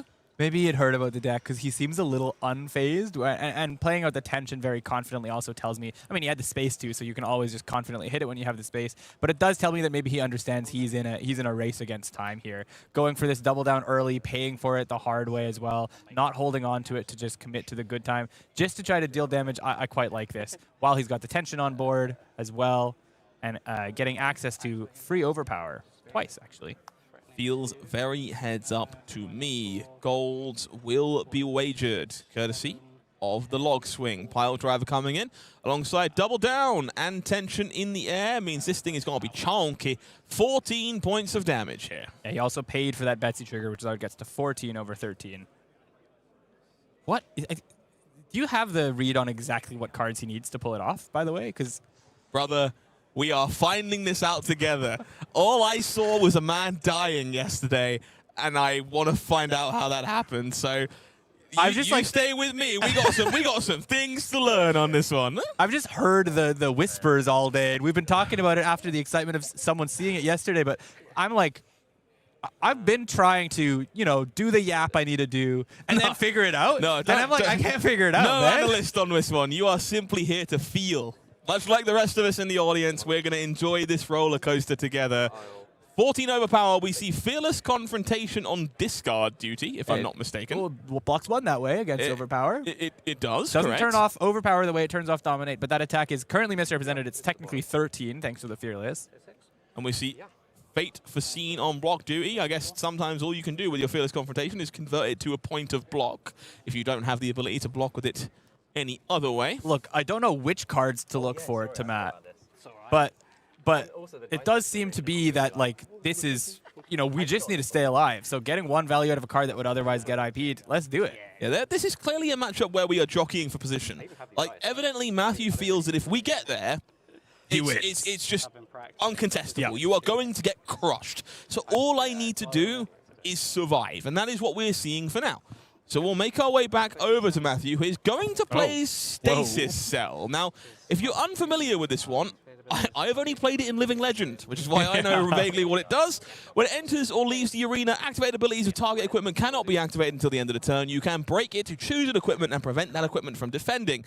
This can be really important on your combo turn in the face of Quick Dodge Flexes, which would otherwise do a pretty spectacular job at soaking up way too much heat. So it's going to sit in play, hold on for a while, and then when it's time to go, your booties ain't doing bugger all. So we see the indication that Good Time was selected here just because it's the most likely one to be activated with Tunic not coming online. But there's that's not the point of playing it. You are right that this Stasis Cell is just going to sit here until the Quick Dodge turn.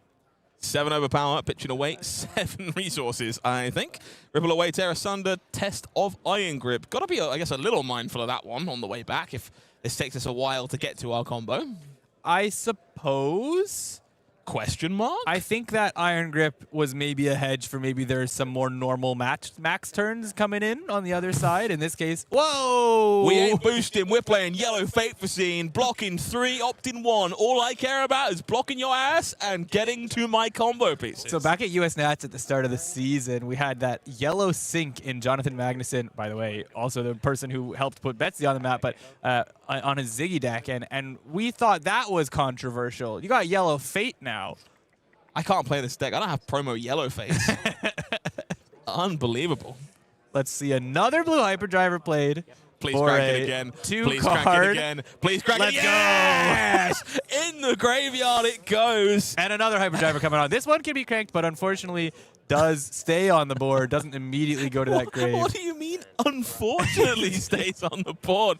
Speed Demon, the play here. This is a beautiful one from Compendium of Wraith. Cares about those hyperdrivers. If you control it, it's coming in for 4. You have the ability to scrap when you play this. If you scrap a hyperdriver, you will make a hyperdriver with 2 steam counters on it. Most importantly, this doesn't boost, which means you will be able to attack your opponent and not waste hyperdriver counters. True. He's actively not boosting. I forgot about that part. Correct. Spoilers. So why crank the blue, the first blue, not this blue? Obviously you had to... Oh, yeah, you need to scrap it, friend. You need Speed Demon to have a hyperdriver to scrap. So just in case he drew the Speed Demon before he drew like the second blue hyperdriver, you have these kind of gas up effects. You have obviously hit the gas, all these things that care about hyperdrivers in Banish. That's where we need them to go, and we can only scrap them there if we blow them up. Still no damage having been dealt. I think he was able to afford a blunderbuss last turn, but didn't push damage. Oh, only had 1 float there after the Speed Demon. So 7 overpower from the Pile Driver. No surprises on Shai's side of this game. The first surprise will come when he gets a CNC back in hand to combo with that. Oh, no, he didn't hold on to the double down, I think. He played the double down, right. Extended on the log already, if I'm not mistaken. We'll block 3 with a copy of Truce here. Takes 4. Happy to keep access to the 3 other cards we have in hand. We do see Construct, Nitro Mechanoid, Speed Demon, and a yellow hyperdriver in the hand. Mechanoid, of course, looking pretty fresh, but we're not there yet. And I think we've seen this from Matthew twice now. Mechanoids have been found nice and early. This isn't traditional Max. We're not looking to just Voltron and turn into that thing. we got some setup to do. And so, again, Speed Demon, scrap away a Hyperdriver. I need it in my banish zone. Here's another one in play. You'll figure out what I'm doing with that in just a little bit. Let's go with maybe longer than just a little bit. He needs, those mechanoids are not useful until we've got many sources of action points on the board in these Hyperdrivers. We have also several Hyperdriver Marvels, which I quite respect.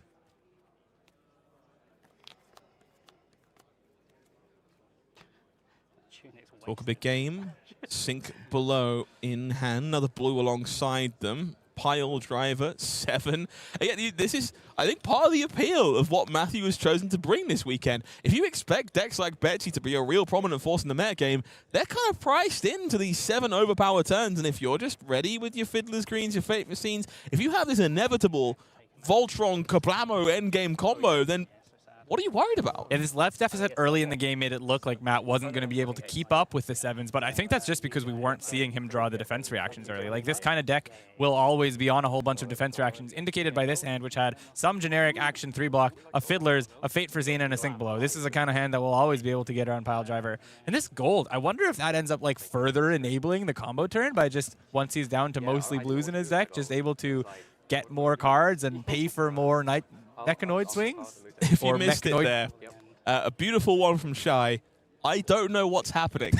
Okay. Sigil of Solace is the play. I've never felt a player's statement in my bones quite like that. I'm getting an idea. I am starting to understand where we're going, but I am so excited to see us get there. Holding on, looking at his hand, maybe debating, can he afford to lose this CNC now, knowing it's already number 2. So I think he's thinking, I just need to maximize my ability to go double down, good time, overpower CNC. Just get the biggest one I can so the following turn can be lethal, but that means sacrificing the CNC is a bit of a risk without being able to combo it with the good time activations. Yeah, this is just like kind of painful, honestly. Like, yeah, Matthew's looking at Shelter from the Storm in the hands that you are denying an efficient block, but only a 6 is a breakpoint. If you care about the arsenal, there's a pile of equipment. There's just clearly a chunk of expendable blues that just ripple aways and fearless confrontations and tech pieces that we're just happy to block with here, and we're going to see exactly that. Looks like Speed Demon. Is that a Fiddler's Green on I the think bottom? it might be a Fiddler's Green underneath it, to be fair, so we might only be blocking for 4 right now. Oh, I mean, Shelter discards, but where's give us a the 5th point? last point? Is there a Fearless in there as well? Is he committing 2 cards out of hand to block 2? We will see what's going on. Yeah. Well, no. You can activate it now. Like, See Matthew confirming. Chapeau, we can see what happened here. We thought Status Cell had locked Good Time Chapeau indefinitely. That is not what the card does. It does it for a single turn when it enters or leaves. And you can tell Shai thought that was the case. Didn't think Chapeau was a thing that could be done here. And therefore committed to this Command and Conquer line. Gonna see that Shelter from the Storm discarded. I love this. Matt's like, I actually don't like my arsenal. I'll just take 1 damage to lose a D-React. You know? I'll lose the Sink Below. I'd rather just clear this slot for something else.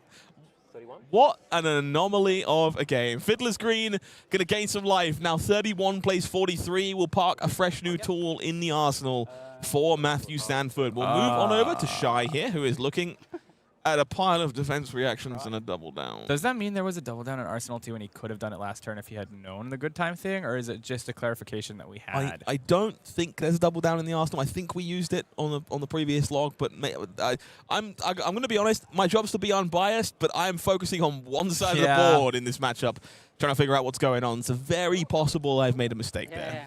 So it's like he really wants to make sure he doesn't lose this double down, but it comes up in this very awkward red hand, and it's like almost you can't even afford to sink it. You're not like you're getting attacked anyways, but you just need to be able to hold on to it to enable that good time turn in order to threaten Matt's life total.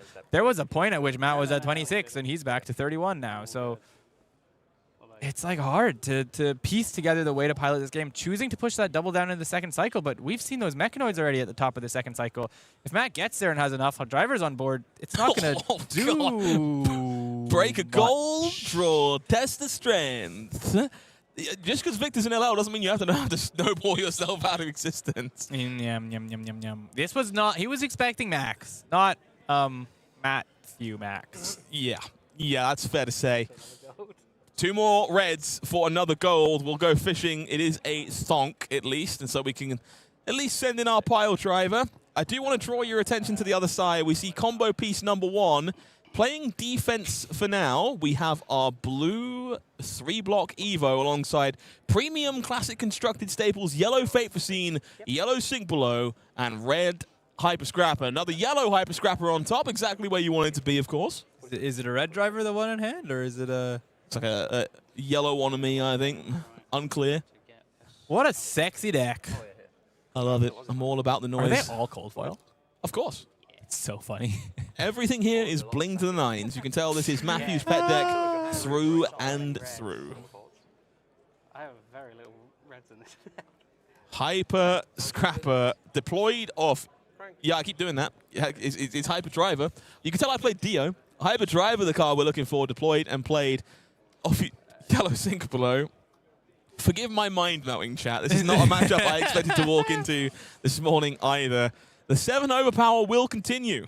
So Shai said there, I don't run a lot of reds in my deck, indicating he was a little disappointed by the drawing of all of the reds on the previous turn. Here choosing to IP1, of course, one of those cards is Sigil, so you can easily play out. Choosing to hold onto the Test of Iron Grip, and I'm interested to know whether he's going to just IP that for the rest of the game. So as soon as this combo comes out, maybe he's able to nullify some of the damage, if that's how the combo turn works, which I'm not quite sure of You're yet. seeing the next piece I want you to be aware of. Time Snap There is Potion? a Time Snap Potion in the grip for Matthew Sanford. Looking at Hyper Scrapper Yellow. Hyper Driver. I will beat that out of me eventually. Hyper Driver Yellow ×2. Shoulder from the Storm there. We're going to reach for the Adaptive Alpha Mold and our Breaker Helm Protoss. Which has a relevant trigger on this hand. It certainly does. Breaker Helm Protoss, a very underappreciated card. Will cash in that Hyper Driver from the hand, draw a fresh card. Is that a gear turner? It is not a gear turner. It is one of our beautiful scrapping attacks from Bright Lights, the Scrap Hopper. That one makes a quicken. That might matter somewhere down the line. But will it? I did say might, question mark. Because it doesn't work on the Mechanoid. That doesn't count as a...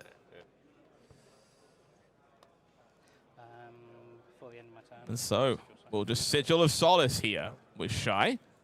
Will gain 3 health up to 49. You can see the ceiling of this turn is going to have to be very impressive, but we are certainly getting there.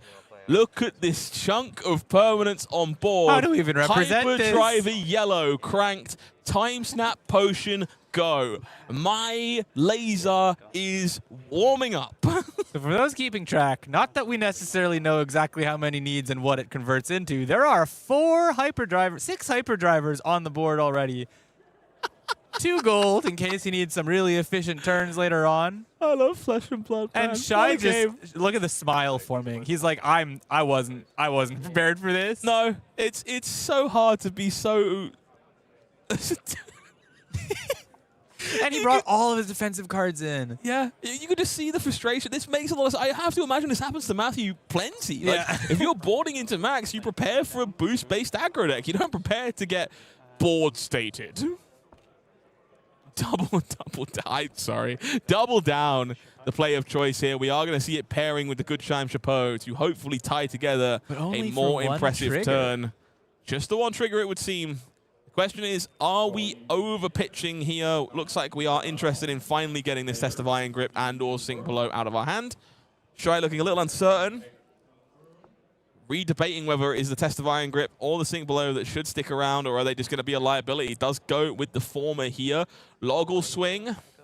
This is wager a gold, and he's wagering a might and a vigor off the gold Chime Chapeau as well. So if this hits, he gets 2 of all 3 of those, but might not hit. This is only for 9 with the double down and the pile driver. This is Happily blocking 10, which will be 2 might, 2 vigor. 10? Surely that's a And Fiddler's on the 2 bottom. gold. You get too much. Now that is a block card at the bottom there. Which type? Doesn't look like damage has been taken, so. Yeah, but believe it was a 10 block to me. So we're all fine and dandy. 2 resources from the Vigor tokens, and 4 gold. I wonder if it is time for us to go fishing off of our opponent's belovedly generated and donated resources. I mean, we get 2 free Vigor, might as well. Draw a copy of Truce, which we will pitch away to continue fishing off the gold here. So clearly the gold not part of the combo turn, meaning that Matt can just spend it to try to fuel up the future combo turn another way, or in this case, playing out that Evo Steel Soul Tower. Now, this is important because if you're unfamiliar with this one, when it transforms from or into an Evo with a different name, gain an action point. That might matter later on. Yep. I guess he's probably going to have some of the zero-cost instant boots then, maybe one of them that will create an action point. There might be a red Evo boot in here. Don't tell anyone, though. You'll ruin the surprise. Red. Like the 2-cost one. No, the zero-cost one. Oh, okay. Don't ruin the surprise. But there's logs happening. Focus on the log. The surprise. I want to figure out the puzzle. It's not a surprise. No figuring out here. You simply get to enjoy. Mechanoid number 3 here in the hand. Also a hint of things to come. I think that's a back alley break line that's being reached for on the block duty as well. You're damn right it is. Galvanic Bender will jump on in to play defense. Maybe it won't. Yes. No wager on that. Okay, players confirming. There should, in fact, be a wager on this. Gold available, and that might change how Sanford feels about this scenario.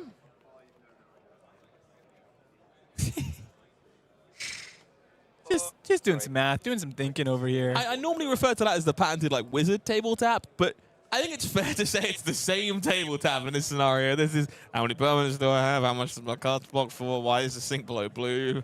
What life choices led to me getting to this spot? But Warmonger's Diplomacy will be reached for here, and we are going to reach for the Evo booties and potentially Galvanic Bender. We can't block with the booties. We cannot. Overpower is a heck of a keyword. We'll just have to rely on yellow sink below to cover our bases. Yellow sink below number 3. Oh my god, there's a second time snap potion. You get a gold? Yes. That one might be important later on. Gets another gold, just in case he wants it. Got that scrap hopper as well in this hand. Takes another look at his stuff. Okay, I'm sorry. Like, if Matthew wins this, I don't want anyone else on feature all day. I'm staying on this deck for as long as possible. Till he plays a Syndra. I don't even care, bro. Oh my god, it's an amulet, dude. He has 4 time snap potions in this deck if he's running the amulet. Time snap potion number 2 successfully deployed. Yep, you're right. We do see Diamond Amulet in the grip. Along with 2 yellow defense reactions again. And of course, multiple red defensive cards for Shai. You just see the shake of resignation having to pitch away Test of Strength. I think he's pitching 3 reds and Tunicking because he still wants to hold on to this sink below. Just to try to save that future turn, I guess. I will wager a gold. Would have been a... maybe he's also worried about putting all 4 of these back on the bottom of the deck. They do all block 4 for the... If this turn happens to be the go-off turn, that would have been sick to have on the bottom of the deck. I get the impression from the sheer amount of action points we are about to see, I'm not sure that's going to save you. 49 health is cool and all, but what if you were dead?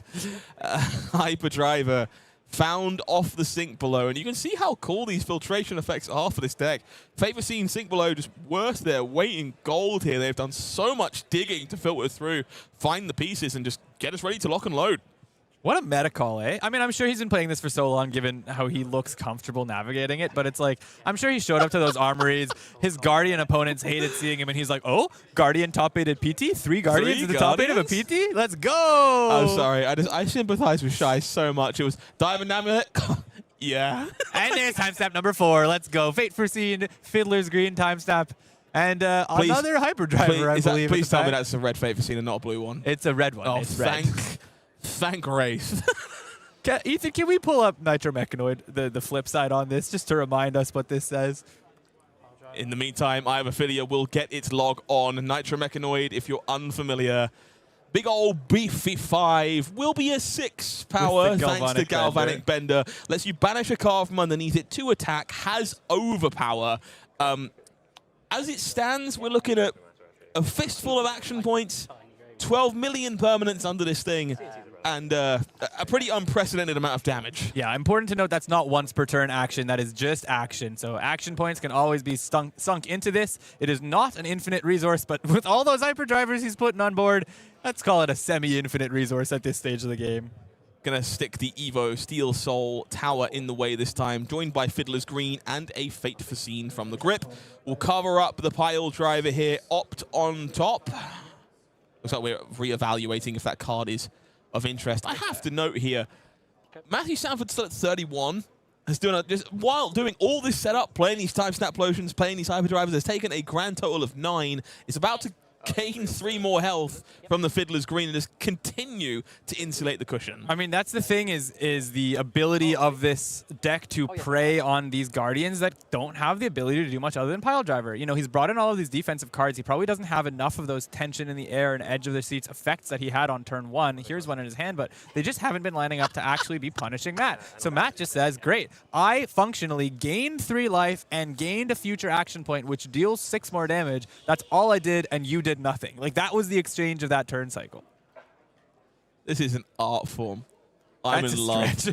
No, it is not. There is something really beautiful about a deck playing Teklo Foundry Heart that contains Time Snap Potions, Oasis Respites, Yellow Fate Foreseens. Just 0 boost cards. All is right in the world. Hey, it blocks 3.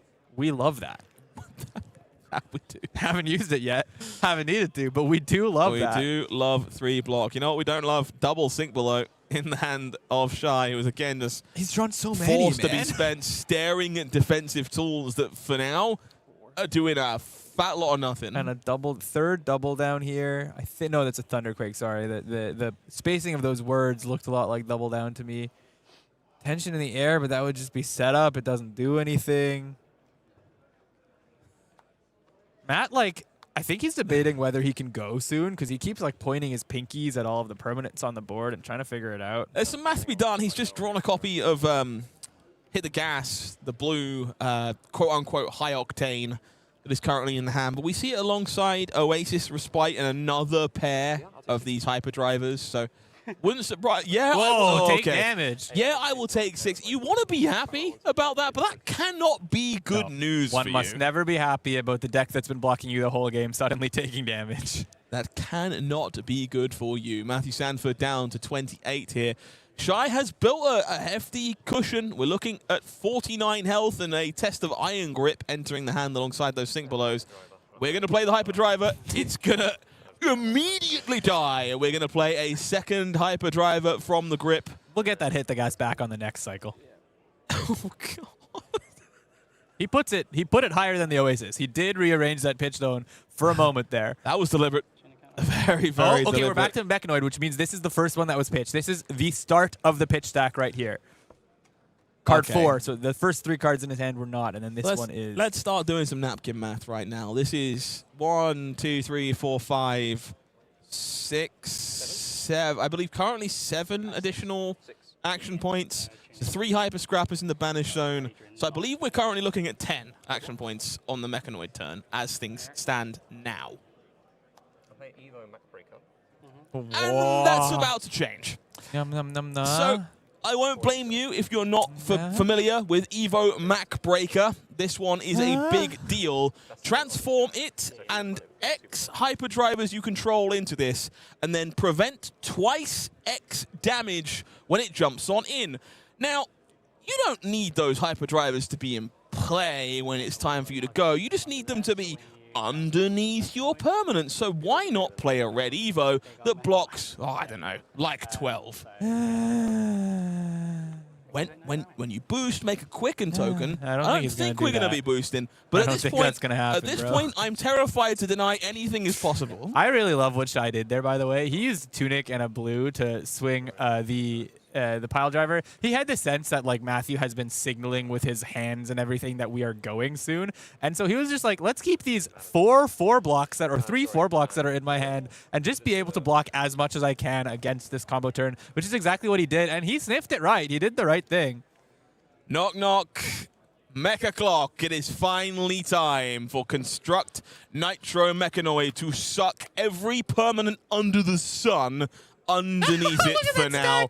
Look at how thick it is. It's like milkshake thick.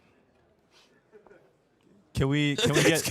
It's casting a shadow. It's casting a shadow. Oh, this is joy.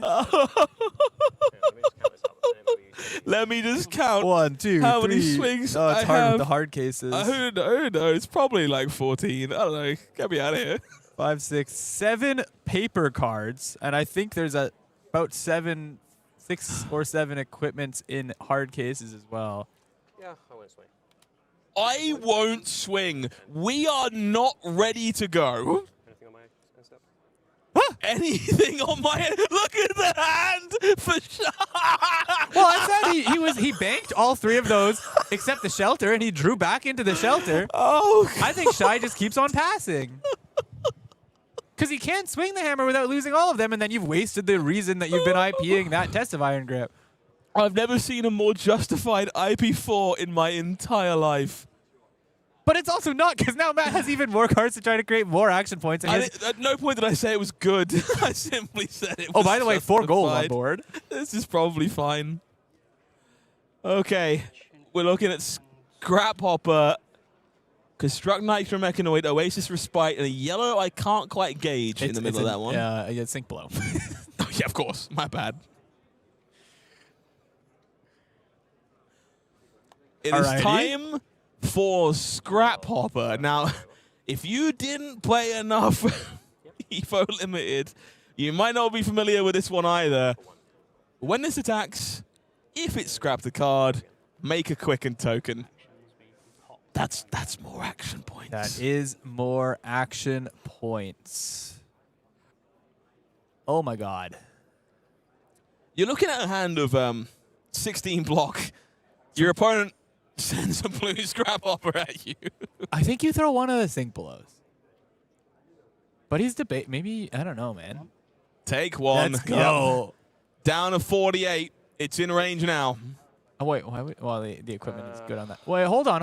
Oh, never mind. There's a stasis cell. I was about to say, wait, this is totally mispiloted. He should be holding on to blues for the quick dodge, but nope, not with stasis cell. I would like to Oasis Respite in my own turn.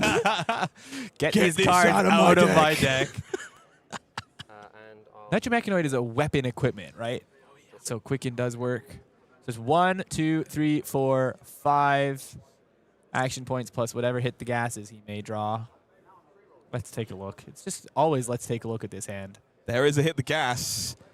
All right, Ethan, pull it up. The grip. No, okay. I'm like, take low.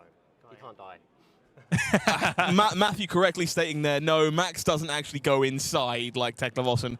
Can't die. Hit the gas here, the big piece, the Max specialization. Turn any number of hyperdrivers in your Banish Zone face down.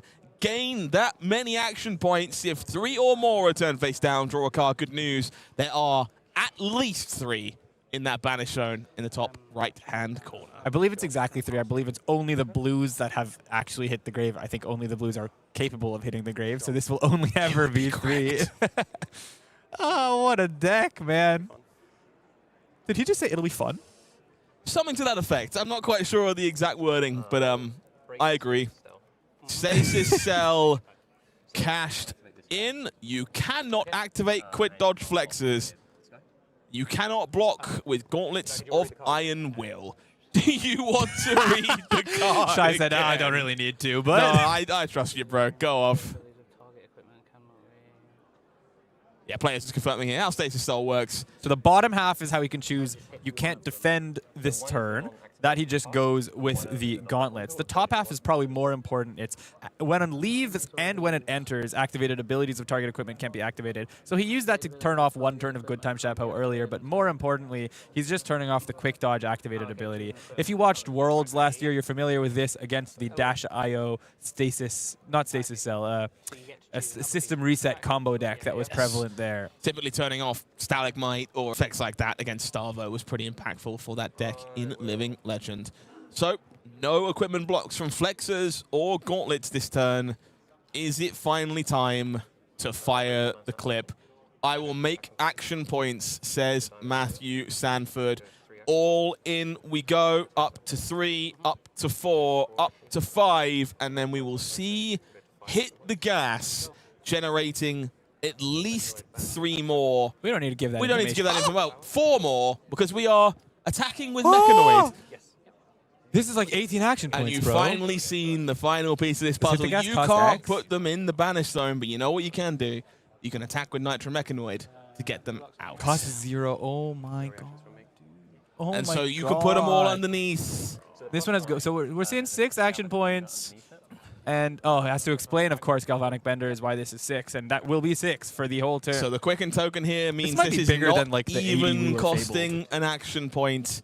Fate Foreseen meets the first one. 6 overpower crunch. There are 5 action points remaining and at least 4 more action points coming.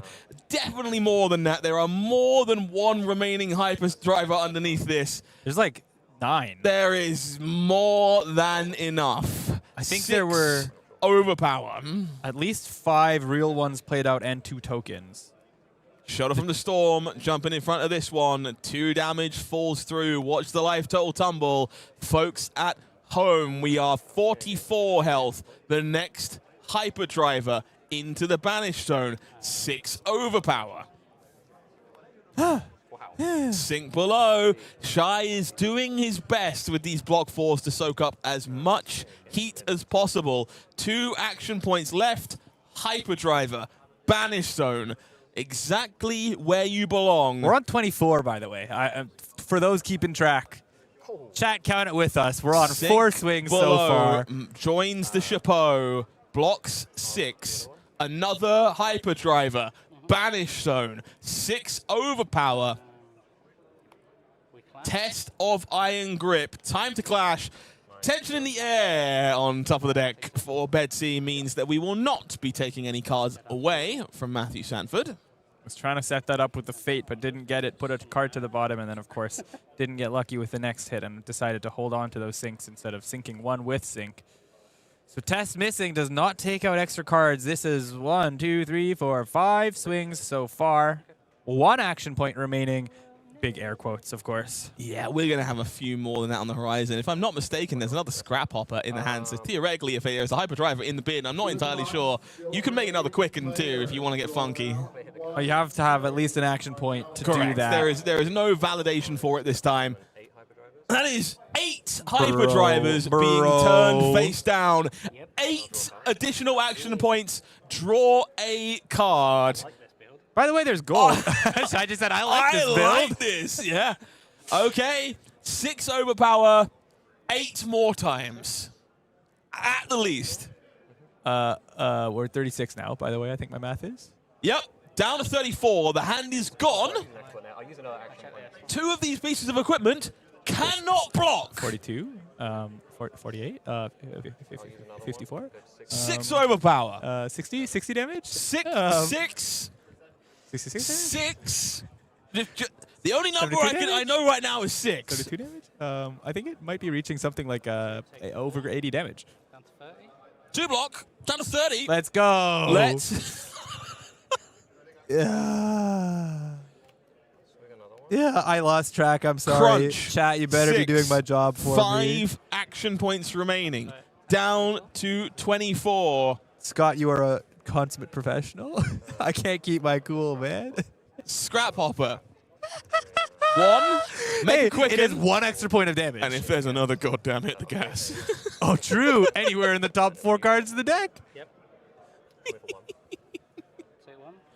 Yeah, well, I'll take the 1. The 1's fine. I'm not so worried about that. 4 action points left currently. What a good sport, Shai. He knows he's dead, but he's letting it play out. As Because, like, you why should. not? The action points used on this, and then the quickens used on this, yes? Correct. Players just confirming. Went down to 4. Quicken token. Still on 4. No big deal there. 6 overpower. Chuckles again. Down to 16. 17 Swing even. again. 3 action points remaining. Dead on board with just 3 more swings, and that's what's on the board. Matt's going to win this game with 3 cards in hand, a card in arsenal, 4 gold on board, having attacked for over 50 damage, over 70 damage this turn, because we saw at least like Oh my god, we saw 24 block on this turn. Good night, sweet prince. You can block all you wish. You can log all you wish. It means nothing in the face of Matthew Sanford, who is the brand new Max aficionado with one of the most impressive combo turns we have ever seen. Now 4-1 here at the Calling in Edinburgh. I think that was something like 73 damage presented, and let's remember there was a lot more damage available on the board and in the deck should he have needed to go fishing for it. Just a bit. I had no fear that was not going to get there. That was deterministic from the start. That was awesome. That was awesome. Yeah. That's what it was. Let's go, Matthew Sanford. Let's see whether this deck is real. Of course, there are going to be some matchups where you don't get the amount of space that he got against Log. If you're playing against a deck like Syndra or Oscilio, you probably need to enact a semi-different matchup plan. Yes, you have all those 4 blocks, so maybe you're fine, but it's going to be quite hard against the Arcane Oscilios. But maybe he has a plan. He's got Oasis in his deck. He's got a whole bunch of blues and yellow D-React, so maybe he just prevents everything and still sets it up, you know? Ready for top 8, Mac. That was magical. That brings me joy. I just see something new every day. So happy right now. Oh, if you've gotten the bug to play some Flesh and Blood in the wake of that game, oh yeah, Lord knows who hasn't. Let's check out an upcoming event that is a very exciting one on the docket. Calling 100 in Atlanta here from October 2nd to 4th. The early bird packages went on sale this weekend. Got some bad news on that front. They may or may not have already sold out. To translate that, they have already sold out. So yeah, no politeness here, unfortunately. You know what? Yeah, no ambiguity on this. Well, I'm not going to lie to you. I'm gutted. Like, my intention was to head out to this event for numerous reasons we'll get into in a moment, but between being in Vegas, flying back to Edinburgh, coming to cast this, I haven't stopped. I didn't get a moment to look at the ticket website, and they were gone before I even had the chance to really consider making the trip. So it's going to be a pretty heartbreaking one for me because, well, much like everybody else, these cold foil sink below promos are incredible as a celebration of this event, available exclusively at the 100th Calling in Atlanta, and I'm going to need to find another way to get my hands on this. Yeah, it's going to be one of the most unique promos we've ever seen, especially because it's going to be quite hard to get, given that if you haven't already gotten your tickets for the main event, you cannot get there. I mean, of course, there will be side events there, and registration for the side events is still upcoming, so if you want to go to Atlanta just to revel in the Flesh and Blood and play the side events, then you will still be able to do so. Do make sure you register for side events because given what we've seen so far, they might also sell out. I want to get ahead of that one real quick. If you're at this and you intend on playing these side events for these Sink Below promos, you've got to register. Like, clearly, the demand is absurd. It is incredibly high. Those events are capped. There is only so much space for them. There is only so many promos. Sign up for those side events now. Do not find yourself left in the lurch if this is what you were going to chase down over at the Calling in Atlanta. Living Legend Championship, also a very cool event. Happy to see the format coming back off the bench again. I think there was some alluding that we might see some changes in the format before this. Not entirely sure. I'm excited to see what that might involve. But honestly, I was feeling pretty good about Living Legend at the end of the World Championship last year. I had somewhat of a soft spot for it. I'm happy to see a premium event with some prize money up for grabs, just debuting the format out there again. Yeah, I like this way of putting it together just on one of these premier weekends. It's just a normal Calling weekend, but it's quite accessible. There's a lot of people going to be there, and it comes on this Friday, so it doesn't interfere with the rest of the main events. It's just a way of buffing up some of these weekends and making them feel a little more special, and that's what that format probably should be. It's just a fun and exciting version of Flesh and Blood that we don't get to play with a lot, but that is just like unique. You know, it's like that what we just saw Matt pull off kind of feels like the sort of thing we sometimes see in LL, just you have to go through so many more hoops when you do it in CC. Let me tell you, I'm like one of the few people I know that still like semi-regularly plays some Living Legend. I like to play with cards I'm not allowed to play with anymore. Oscilio, Constella Intelligence in that format. No. Trust me, we got some Tome of Aether wins, some Tome of Fiendels. You still got Volzar #1 over there. All the new stuff from Omens of the Third Age. Like that deck can do some stuff. My deck's good in every single format. I am a big fan, one way or the other. We have some more goodies coming for you in just a moment with a 5-0 game coming up on camera. It will be stalwart of the UK community, Matthew Brown, on Arachne Marionette against one of yours, Yup Ilst, on Dash.io. Stay with us. We'll be right back.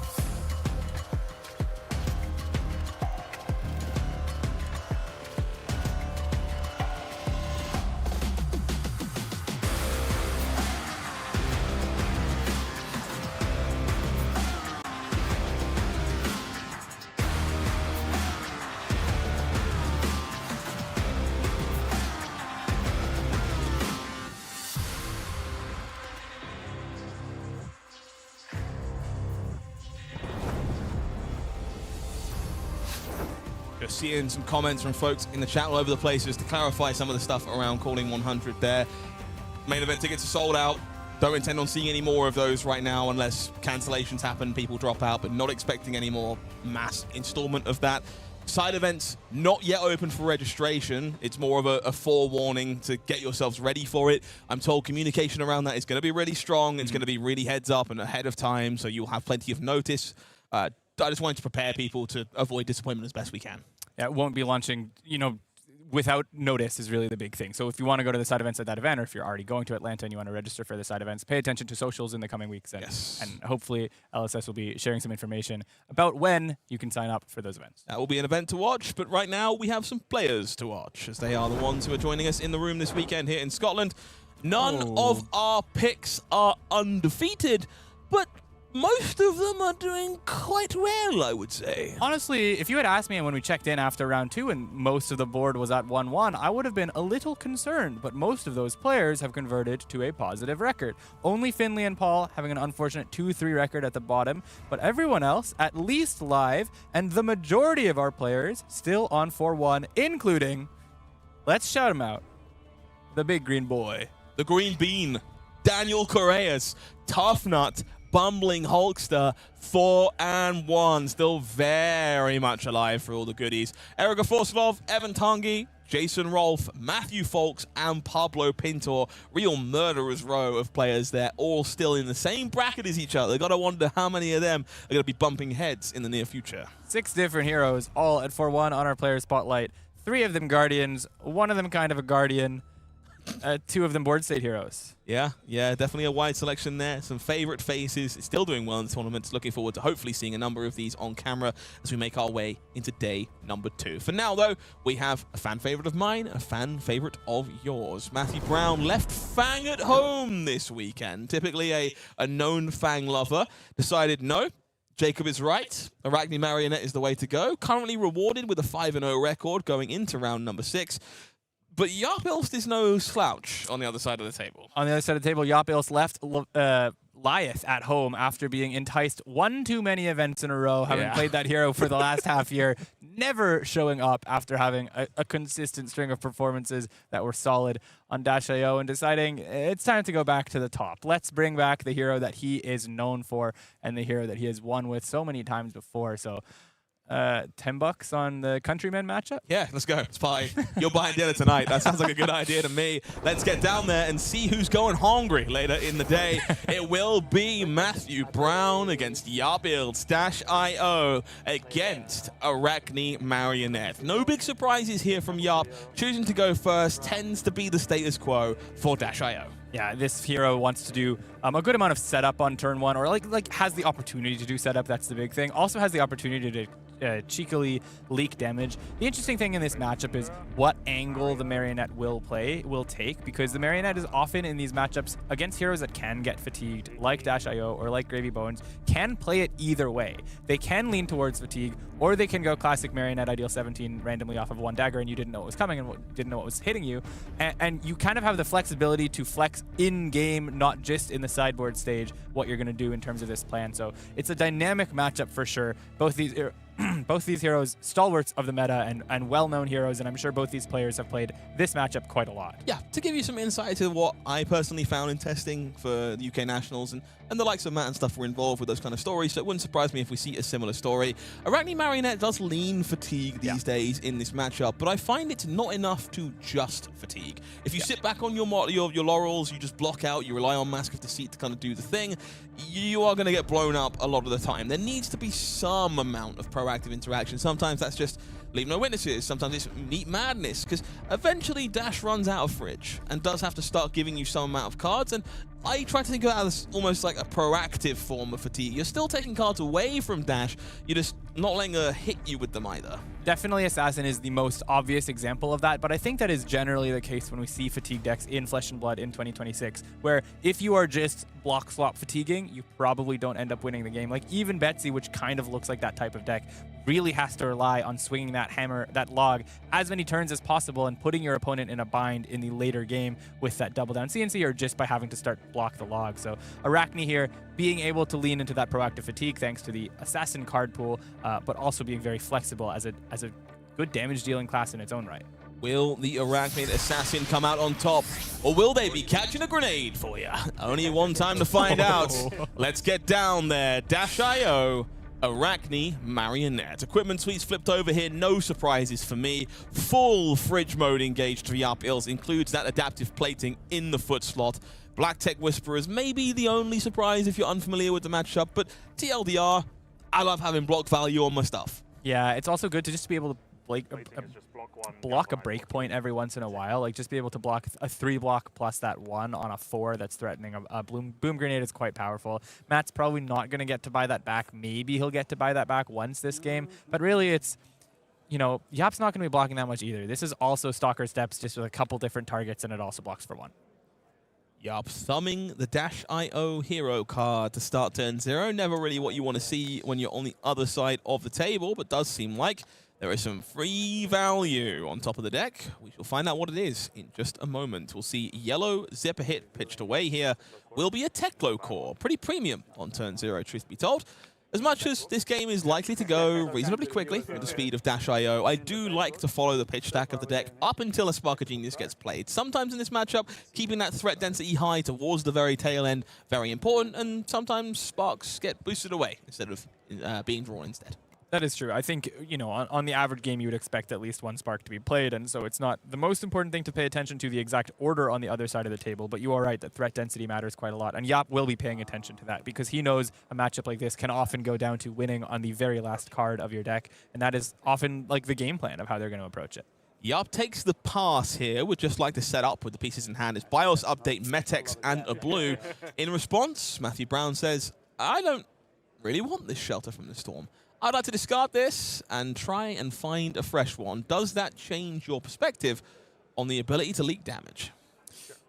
Not much, because there are still 3 cards that are able to defend for Matt, and of course that shelter does present defense in a way when it is discarded. So it's not, you know, it's not the most value use of that shelter, but Yap doesn't need to change his game plan based on that. And Matt now is able to take advantage of the tempo version or tempo advantage of going second and just try to throw as much damage to face as possible. This is a pretty good start. Well, you say that. It's clear as to why we saw Matthew discarding that shelter. The hand is double Fate Foreseen, Savor Bloodshed, and Stains of the Red back red, which means we are pitching 2 reds to this Hunter's Clave and parking a Fate Foreseen in the arsenal. I don't know whether the Fate was drawn or the Savor, but I'm pretty sure the Stains was already there last turn. So if the Savor was drawn, this decision really saved Matt's start of this game and possibly, you know, took an automatic losing opening to a much better position here. Savor's in a pretty good spot, and Yap said it himself when Matt played it out. He said that's a pretty good card. So I think maybe the players were saying that was the card that was drawn off of the shelter cycle. We'll take the draw from Savor Bloodshed as a dagger is flicked. We'll see the mark and just Yap admiring the brand new shiny Las Vegas Fate Foreseens. Very happy to have my set. I also like them. Marionette will roll to a transformation. Numero 3 is found here. Did we forget the draw? Bingo! Arachne Orb Weaver will be found. Possible we forgot the draw there, but Matt also possible we just would have taken this line anyways because this is exactly how we would have drawn it up. I find it very hard to believe we're not arseling the Fate Foreseen, truth be told. So it wouldn't. No, unlikely to make much of a difference. Yeah, I mean, I'm looking at the hand now. The draw could have also just been an attack reaction that wouldn't have been playable. So all things considered, the way that shook out, it probably doesn't impact it that much. And rolling a 3 here is about as exactly he wanted it. Maybe a better line would be to roll a 6 and then you can Mask of Deceit into a 3. But this way, you can Mask of Deceit later on to get the 6 on demand when you want it either way. Very much so. Teklo Core ticking down here provides 2 resources to start the turn. BIOS update front and center for Yap Ills being held for now as we fire off a red copy of 0 to 60. We'll boost away a Metex. 4 points of go again damage for now. I'll note, this is the first time that Yap banished to boost, and Matt immediately says, what was that card, as Yap puts it in the mana zone. He's really needing to pay attention to the threats that are left in this deck, and is happy to see that that is a red and a 1 cost, one of those good deck density, damage density cards in the deck.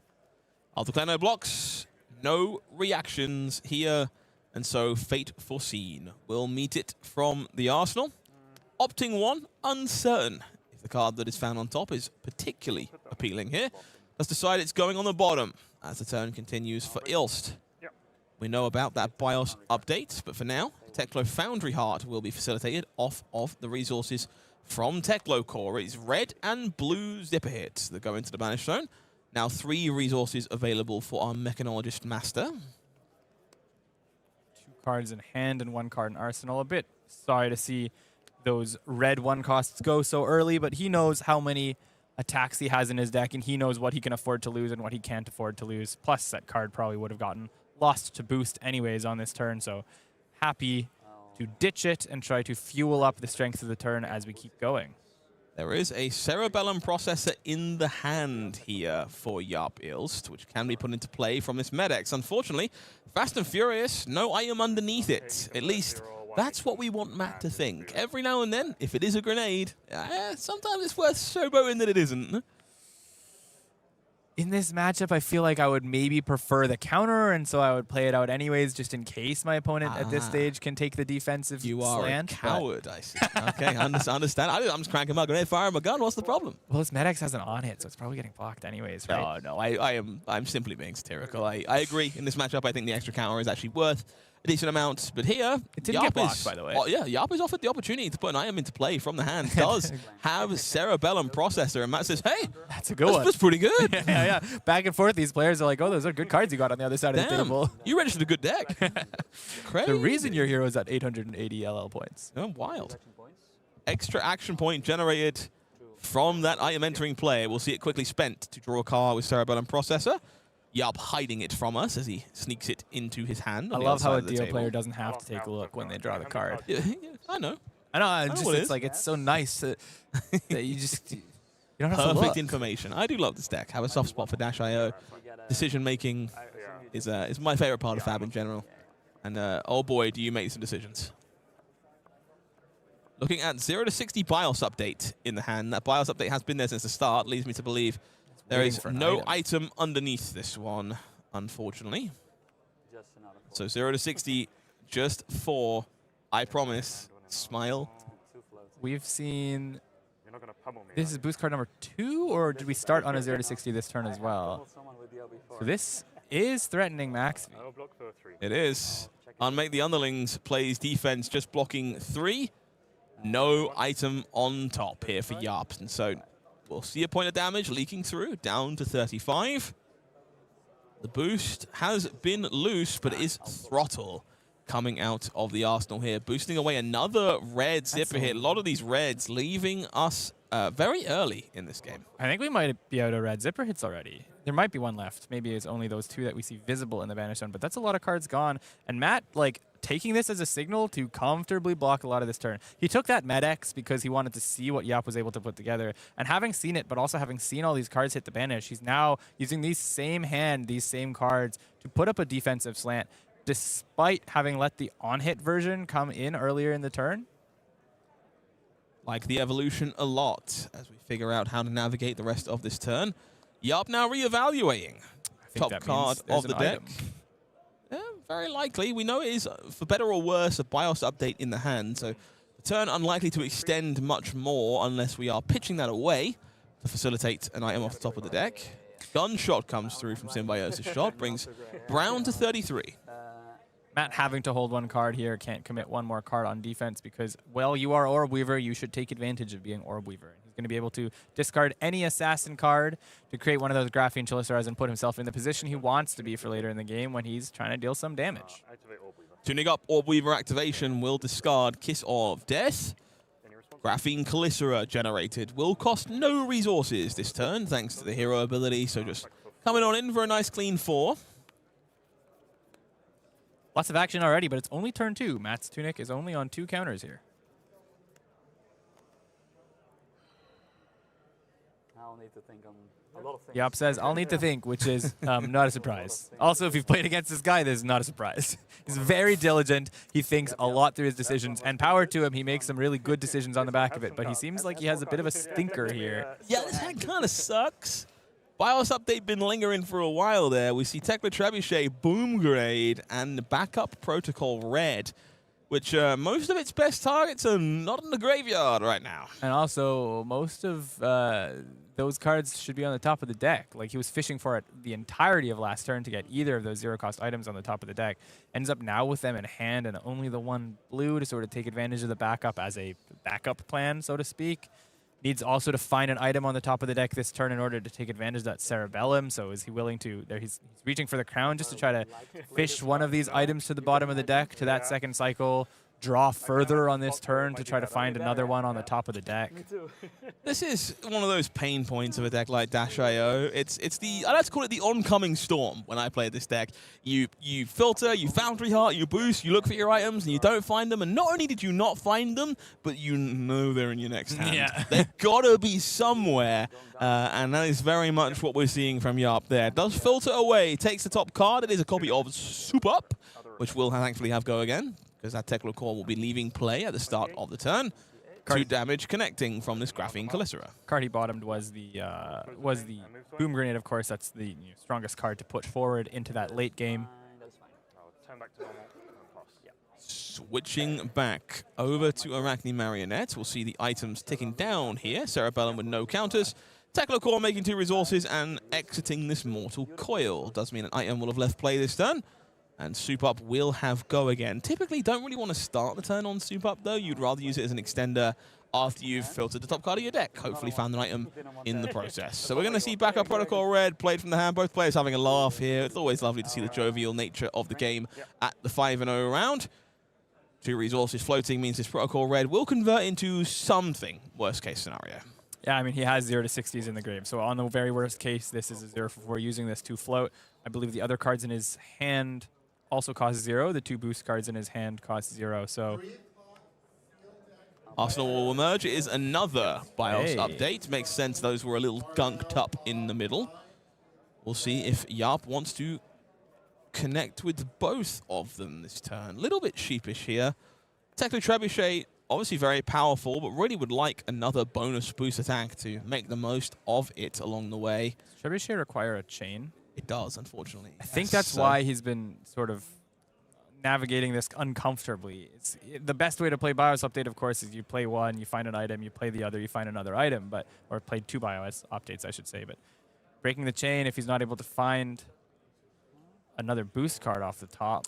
Yeah, the thing is here with the Trebuchet, like, you really want to grab a bigger attack. Not necessarily, like, the thralls are kind of appealing here in a weird way, but if you want the bonus of the Trebuchet, need to keep the chain open, and so you'd be pitching away the rest of your hand and kind of not achieving very much. Bit of an awkward bend for Yarp Ilse to navigate. The last card in hand was Soup Up, so it doesn't boost. So you have to get Trebuchet and then use the 2 resources on the backer protocol to get that 0 to 60 just to make these 2 cards work together. But that's not even like cycling your deck that much. And it also means you're not going to have resources available. Okay, changes things a little bit. Certainly does. Fast and Furious will put a trigger on the stack. We'll put a Steam counter on one of these items. Probably the Cerebellum Processor, I would imagine. I'd imagine. Does have the ability to do either, and will also has the ability to play an item off top of the deck and put a Steam counter onto that in response to Fast and Furious. So moments of consideration here for Yarp. Will resolve that trigger. No additional item played. Counter going on the Cerebellum Processor. Trebuchet coming in for 4, courtesy of the BIOS update, will grant an additional +2 to whatever boost attack comes down the chain next. Go again for the first time this game. We're improving, slowly learning. 4 go again for the first time this game. Improving, Yarp says. Kiss of Death plays defense here. 1 damage comes through, no reaction, so no item on top of the deck right now, at least not a Boom Grenade. Backup Protocol Red is an instant, so we'll be reaching for this, spending the 2 resources that are available. No doubt grabbing back a 0 to 60 to be the beneficiary of the extra damage provided by Tekla Trebuchet 2000. It's so awkward because we don't this have... Okay. Okay, there we go. We found something, and we found a real good thing, I'd say. Yep. BIOS update, finding Cerebellum Processor. We'll crank it on the way in, makes an extra action point, puts a Steam counter on that one. I believe this should be 6. It should be from 6. The Tekla Trebuchet. Looks like we are communicating 4 for now. Leads Matt Brown to blocking 3 on this 0 to 60. No reactions, take 1 is declared. Both players seem happy with the situation, so might no catch it later on. Trebuchet juice for now. all that bind he put himself in to try to figure that out, and now he's forgotten those 2 points of damage anyways. That's an unfortunate turn for Yap. The turn's still quite powerful, and having those extra action points and double Cerebellums, both with counters on the board, is quite nice. Still able to extend this turn further if he gets the right cards. Delicious, delicious soup, blocked by Saber Bloodshed. 1 action point expended for a Symbiosis shot. 2 damage coming through here. 28 plays 30 right now. Matt says fine, 28 to 28. You have a card left in hand and some Cerebellum processors active.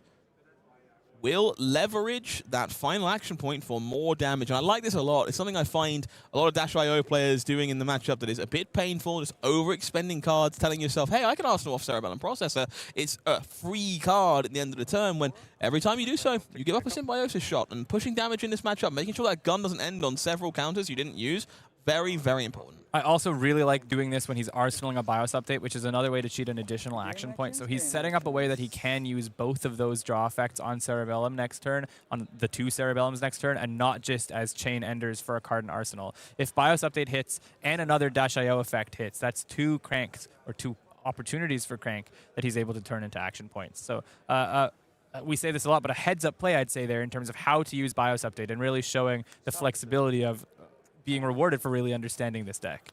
Looking like a spark of genius in hand here for Yap Ilst as well. So we're going to see those processors ticking on down. He's debating destroying the other one. Does he have an extra soup up here? Okay, says sure. We would like to just destroy an item at the start of this turn. Smells and Matt like a soup up. spells it out immediately. Smells like a soup up to me. Processor down. One of them remaining in play for now. We know it's BIOS update in the Arsenal. Let's see if we can get a closer look at the grip. Spark of Genius, outpace, 0 to 60, zipper hit, blue. And not the most premium boost options, and probably knows there's not... Oh, there is an item to start the turn. Dash activation. What are we pitching to fund the bill? Whatever we found on top. 0 to 60 goes away. It is Boom Grenade Yellow. And nice, lovely stamped one there. Sure that killed some people in draft. Spark and the outpace and the other blue left in hand. It looks like we're debating on the crank of this grenade here as to whether we want the action point or want to attempt to stick it around. The answer, we will crank. 2 action points available. We'll need to try and force the grenade through this turn to score the damage that it offers in theory. So many game actions taken by both these players so far, only in turn 3. 28 plays 28. Yap now reassessing the scenario he finds himself in. You've played more Dash.io than me. There's no soup up here. Is it to play around the possibility of drawing one, or is there another reason that I'm not understanding? I think you can hedge that the soup up draw is a relevant factor. Finding backup protocol off of the Spark of Genius might be part of the factor if you intend on grabbing soup up that way, but that would break an item off of backup protocol. So I would have to think the only rationale I can think of at the moment is to play around drawing one. But I'm a little lost there too. I mean, I guess maybe he wasn't expecting, given the shape of the hand, to be able to get this second, I should say, third action point, second extra action point. Well, I wonder if there's a really unique little scenario here. I don't think it's what Yab was intending, but it might come up. Matt obviously kind of obliged to try and soak up a grenade if you know there's one coming off the top of the deck, especially if you know there's more coming. We know that last card in the Arsenal was BIOS update. If you have a turn where that doesn't really work, doesn't really function, you'd rather just play the item off the top of the deck. In this spot, Matt has to assume the last card in your Arsenal was a soup up because you destroyed a Cerebellum Processor at the start of the turn. And so might believe you have 4 more damage coming in a spot where you don't. Oh, so you're saying the bluff of just this BIOS, it's not because I couldn't convert the BIOS update to the extra action point. It's the bluff of maybe you'll take the Bloom Grenade when you could have blocked it out. When you think you can't block it out. Whoa, we got some gaming over here. I don't think that's where we are, but it is definitely a fact. I assure you, knowing Matt, he'll be cognizantly aware of it. He joked about the sweep up at the start of the turn for a reason. I would be thinking it too. And if we end up in a spot where he can't cover multiple breakpoints of 4, it might be enough of incentive to let the grenade go. Didn't catch Yap's draw off of the Spark of Genius draw here. course, he's still got those 2 action points thanks to the crank off the top of the deck from the Boom Grenade and the crank from the Spark of Genius. It is a Med-X? Looks like a Med-X to me in the grip. Still has the draw available, of course, from Cerebellum Processor. And another blue in hand as well. The blue Zipper hit hit still in hand. Believe. Yep. That Protocol Red will no doubt make good use of some of those resources, one way or t'other.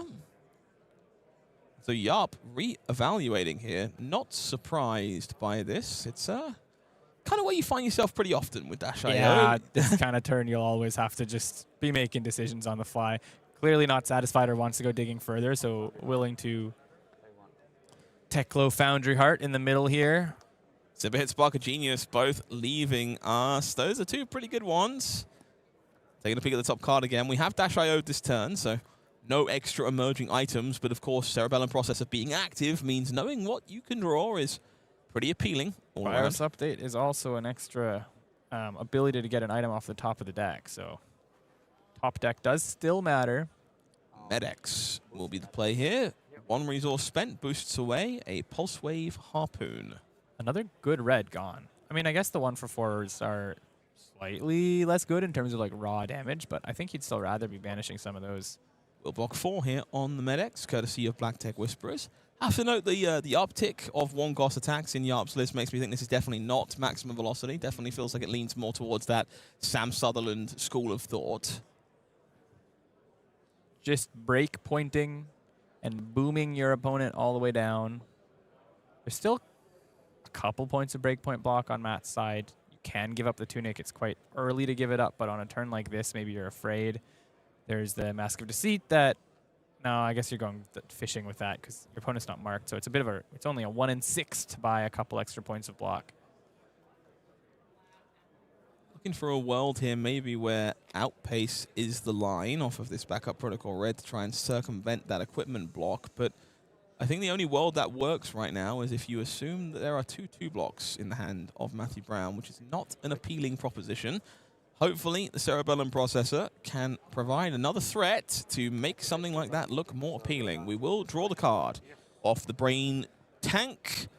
Finds 0 to 60 off the top. Might be the blue variety, though. I think it is blue, but with access to, like, throttle, turning the other blue into throttle with the backup protocol and then swinging it, it might just be enough to present, you know, 1-2 and then 1-6. Maybe that makes Matt sweat enough or forces him to give up the mask, and maybe you're fine if he gives up the mask. Yeah, pausing yet again. Has to reevaluate the top card. If it's an item, might make that BIOS update more appealing. The soup up will definitely be on the radar of Matt Brown. Another throttle being boosted away here. So much red damage being boosted this game, unfortunately. Matt reaching for blue shred to play defense on this 0 to 60. Backup Protocol Red will be broken. 2 resources floating. Would expect us to reach for the throttle here. Not a huge fan of card blocking the 0 to 60, given that the throttle is face up-ish. Well, you don't know it's a blue in the hand. There's some worlds where you think it's a soup up or something similar. We do have extra information that he does not have. So reaches for the throttle here. 2 resources available. Ooh. Now we'll deploy the BIOS update. Boosts the soup up away. And we'll see a 9 power throttle coming on through. Just blocking 3 here. Taking 6, taking 3. So 9 damage bleeding through when all is said and done. Will bring Matt down to 19. Gunshot will make it 17 for the trouble. A difficult turn to navigate for Ilst, but we found a way to get some damage through, if not at the expense of quite a large number of cards. Yeah, quite a lot of cards out of deck. Of course, that BIOS update not hitting, quote-unquote, the good way, the maximum value way, but just wanting to make sure that Matt is not able to convert some of this equipment to turn off that boom grenade on hit that he committed so much to. Interesting. Convection Amplifier in the hand here for Yarp Ilst. Not a card that all the Dash.io players are willing to play in this matchup. It can be a real hefty liability if Arachne comes at you. But important sometimes at forcing through that final stack of grenades to make sure that you can convert enough damage. For now, we will see Heist coming through. Boosts away a Sprocket Rocket. So more zero costs in this list, at least for Yarp. Seeing Sprocket Rocket does get those max velocity alarm bells kind of back on somewhat. It's a little more likely, but I feel like we would have seen one by typically now, soup too. up and stuff is a hard no-go. Having Yeah. the non-boost attacks in the deck is really painful if you intend on doing that. So I think Matt's reach there for the Banish Zone, seeing another red is just like, I'm going to count all the zippers, all the sprockets, all the zeros, and just see what is left for Yop at this point. That's probably... We'll probably take a look. I know it looks like his deck is just a bit off camera to be able to get the view of deck size relative to Grave from the side view, but it doesn't look massive. I'd estimate no more than 20 or 25 cards left in that deck. heist check completed to check whether there are items available to dump into play. Means we'll see a quick block of 6, courtesy of Inertia Trap here. No bonus effect on that one, just covering the on-hit. Dash IO activation finds a yellow boom grenade on top. The gun will tick up. Will Yarp crank this time? No. Counter. Quickly placed on the gun. Convection amplifier comes into play here. Like this a lot. With a grenade in play, next turn your goal is find another one. Take your opponent's head off. And Matt had already committed 2 cards on block, so he's putting himself in a comfortable position where Matt, he knows he's not very threatened on the comeback. And indeed, Matt's got blue and fate foreseen, so... Makes a lot of sense. Under the trapdoor, pitched away here. 2 resources spent. Hunter's Clave comes through. If it does mark, sorry. It will, yeah, no, that's fair. That's a fair reaction. That is not an aggressive hand. That contains Dubla Teklo Pounder with cheese, blue grenade, and a single zipper hit. That is not what the doctor ordered. Arsenal peak just a bit too quick for us there, but yeah, not what you want to do when your opponent is dagger passing. And you've just taken a setup turn. That boom grenade is not an infinite resource. It will take away. No block. In the business, we call that the premiums. No block declared. Matt assumes it's because he's about to fight for his life. We know it is not. Oh, the ups and downs of Dash IO. I feel like this is a weird, one of those examples of 2 really good decks flailing against each other. Like, Yop did have that one good turn, but even that one good turn felt like he was giving up quite a lot of gas from his deck for less reward than it has existed in other versions of this matchup or other iterations of this matchup. So it's a little bit of great decks, great players doing absolutely nothing against each other. Small little details here. Did choose not to swing that Calicera after the Hunter's Clave because the mark is more valuable. Yeah. Transforms here into Arachne Orb Weaver, but now Mask of Deceit online means you can become a trapdoor if the assault gets a little bit too problematic. And that's some of the way that Matt Brown here can dodge Convection Amplifier in the future. Under the trapdoor, Mask of Deceit, then you play those defense reactions from the Banish Zone. That will get right around Dominate. I'm a fan of that approach to this turn, especially knowing the Convection Amplifier is here. Clarifying Convection Amplifier is by choice, basically. So Yop can choose when he wants to deploy it. It's not every time he attacks. It's not the first time each turn. It's none of that. You will get 2 uses out of this at some point. And this is a cool little bait and switch in a way here for Yop. No blocks declared here, but you're very much, okay, I'm going to start my turn. Here's my assault. Here's my zipper hit. And then you play a Teklo Pounder. I think Matt knows, I mean, he's got that 4-block defense reaction in Arsenal for this, and so Yop now having to think, maybe he finds another boom off the top or something, but Matt knows that he's going to have access to the Mask of Deceit plays on future links, and so no need to block with normal cards in Mask of Deceit now when we can just push it forward. Dash IO activation finds a boom grenade, debating on the crank after no blocks were declared on your yellow zipper hit. Tough decision. What is it? It converts to a couple points of symbiosis here, unless that Arsenal is a spark, I guess. Then you could start chaining a lot of action points, depending on what you go search out. Does he still have 1 Cerebellum in deck? I believe there is 1 remaining. Yep. Can I check the Banish Zone? Absolutely. As Matt will fan through those cards and evaluate where we are in terms of damage density and item count. Yarp is the one with the decision right now, though. Needs to decide if cranking this grenade is worthwhile or if we're better off trying to save it for a future turn with Convection Amplifier. How important is 2 more damage from Symbiosis Shot when you need to squeeze every inch of value out of the remaining cards in your deck?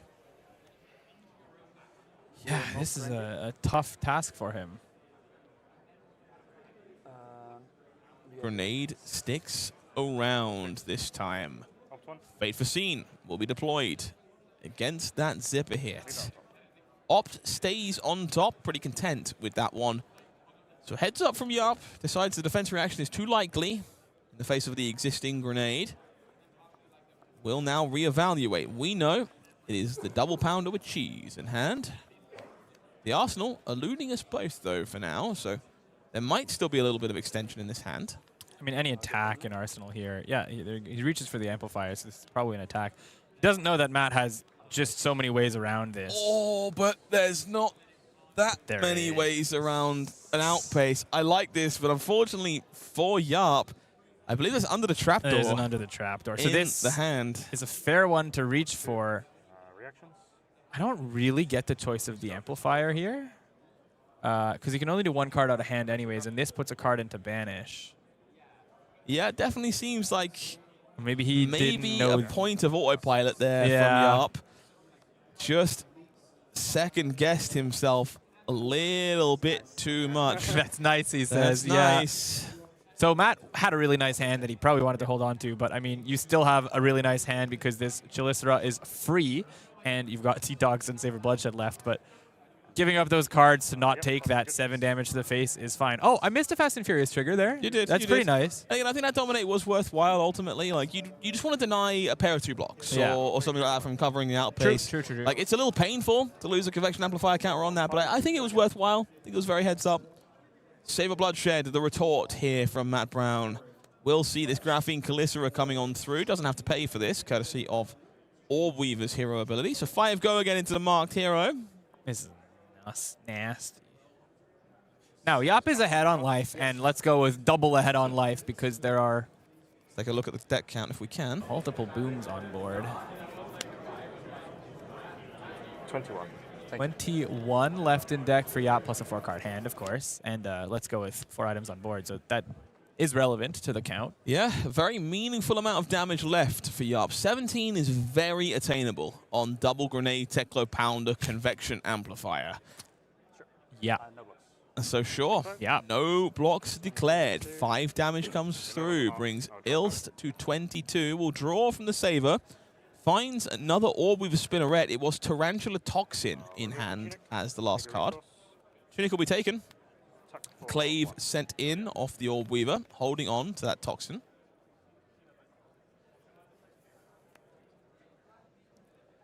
No reason to blow the Toxin on the first link when you know, the worst case scenarios off this draw is just going to be Claving anyways, and the Toxin's still relevant there.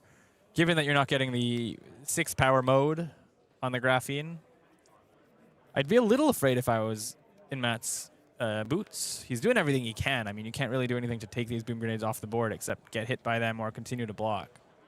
Very much so. Reevaluates the graveyard as we consider this Clave, which the mark is of value here. It's worth remembering. Denying this does prevent a Mask of Deceit from grabbing the trapdoor on the way back and providing an extra chunk of block value, and so it is worth considering trying to deny this Clave. What we know, Tarantula Toxin might make that very difficult if Yarp attempts to keep it at bay. Yeah, Yarp reaching for one of those equipment. He wants to kind of hold on to the 4-card hand to combo with these boom grenades. Haven't taken a look at the texture of that hand. It looks like there's at least one other grenade, which is not the best thing he wants to see, but there's a couple other attacks in there. He is aware of the effect of the mark here from that Mask of Deceit, and he doesn't want to allow it, but will probably end up taking it no matter what.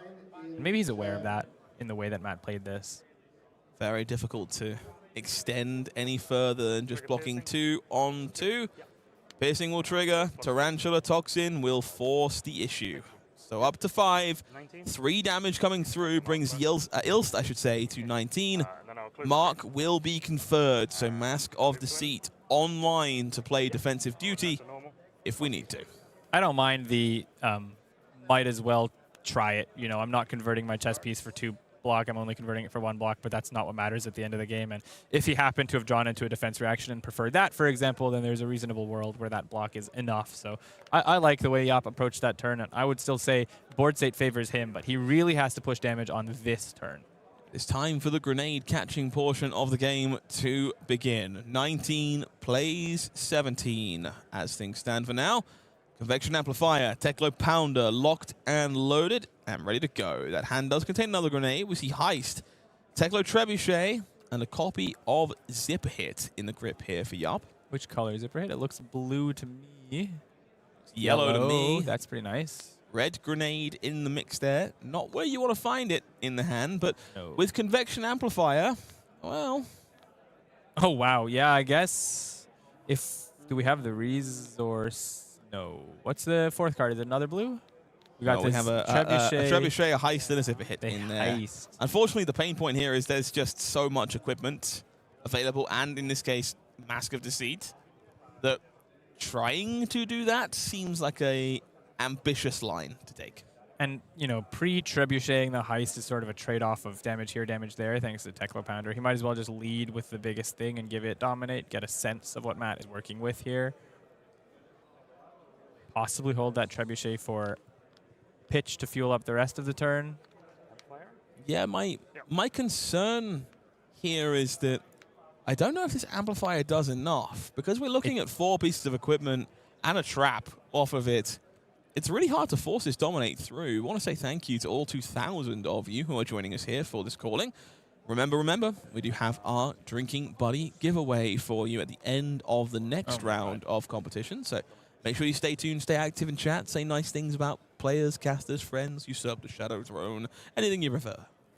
Definitely say nice things about me continuing to talk over Scott as I get disappointed reactions on behalf of the players, because that's another red power card gone to the banish zone here. And this Heist, like, I think Yap knew this wasn't hitting. He just sort of has to commit the Amplifier here. Maybe Matt would be out of traps, but there's no world in which this hits, so maybe you hold on to the Amplifier. Anyway, no, you have to force him to Mask of Deceit, otherwise that resource is still available later. Still just sits there. Yeah, you got to get through it eventually. So we will see Frailty Trap jumping in. Will shrink the gun a smidge if it's a factor in this turn. 2 cards pitched for that Heist is a nice feeling for Matt, I think. I mean, I know that it's because the boom is just going to the bottom of the deck, but still has to give him a sense of, like, non-foreboding with the rest of the hand. He's not afraid of those floating cards. Single point of damage converted from Symbiosis shot. Yup says, I'll try again. I don't need all these grenades to hit. I just need some of them to hit. And so we'll park an Arsenal, try and set up a 5-card hand. I expect one of these to be cashed out on adaptive plating this turn, especially when Mark of the Black Widow is the attack that is coming at you. But with 2 cards in hand, there is definitely some trickery available for Matt Brown. So I think in terms of boom count, Yap has 2 left. The one he just pitched and the one he bottomed with Crown earlier in the game. Both of them red. If I'm not mistaken, we're looking at Tarantula Toxin and a Lair of the Spider in the hand here for Matt Brown. So intending on parking that D-React, no doubt, but T-Toxin a factor yet again. Functionally a +3 here, in that if Yap blocks, the T-Tox just minuses the block, and if he doesn't block, whatever, you're banishing a card out of his hand anyways. That is 2 items and a Heist in the okay. hand. Tarantula Toxin will shrink down 0 to 60. And so 3 on 0 brings us 16 to 16. The mark will be removed. The Mark of the Black Widow will rip another card out of the hand of Yarpil. So I was wrong on my boom count, but it looks like I might be right after the resolution of this effect. Or no, he's reaching towards banishing that Cerebellum processor. Certainly seems to be the choice right now. I kind of like this. Feels like this game at this point is very much about boom grenades. Yeah. It's going to be a case of having to score some absurdly above rate damage overlaps to get this job done. Teklo Pounder a big part of that. And so we'll play a boom grenade and we'll set up and we'll try again. You cannot interact with me every turn, says Yarpilst. The question is that true? Ooh, there's some damage on this hand. Yeah, 3rd T-Toxin, upsticks and runs, scar tissue, stains of the red back in the grip. We'll see the upsticks deployed alongside Graphene Calicera here. Tunic not online, unfortunately, so not the massive 17 that this could have been, but still we're seeing 5 presented, and we've got quite a bit more. Good chunk. In the hand. Good chunk more. Not 9 enough more. to threaten lethal. Trying to catch things on the side of Yarp. We see the 3rd, or maybe the 2nd Teklo Pounder that's come back around, unclear, at the front of that grip. Heist, 0 to 60, and another boom grenade. Which color? Can't quite tell. It's lingering in the corner of our screen right now, but when it comes on back, we'll take a peek. I suspect, given the turn number and if it's red, that would be the one that was crowned away on the second or third turn of the game. Quite early in this matchup, that Crown of Providence saved a really awkward hand from Yap.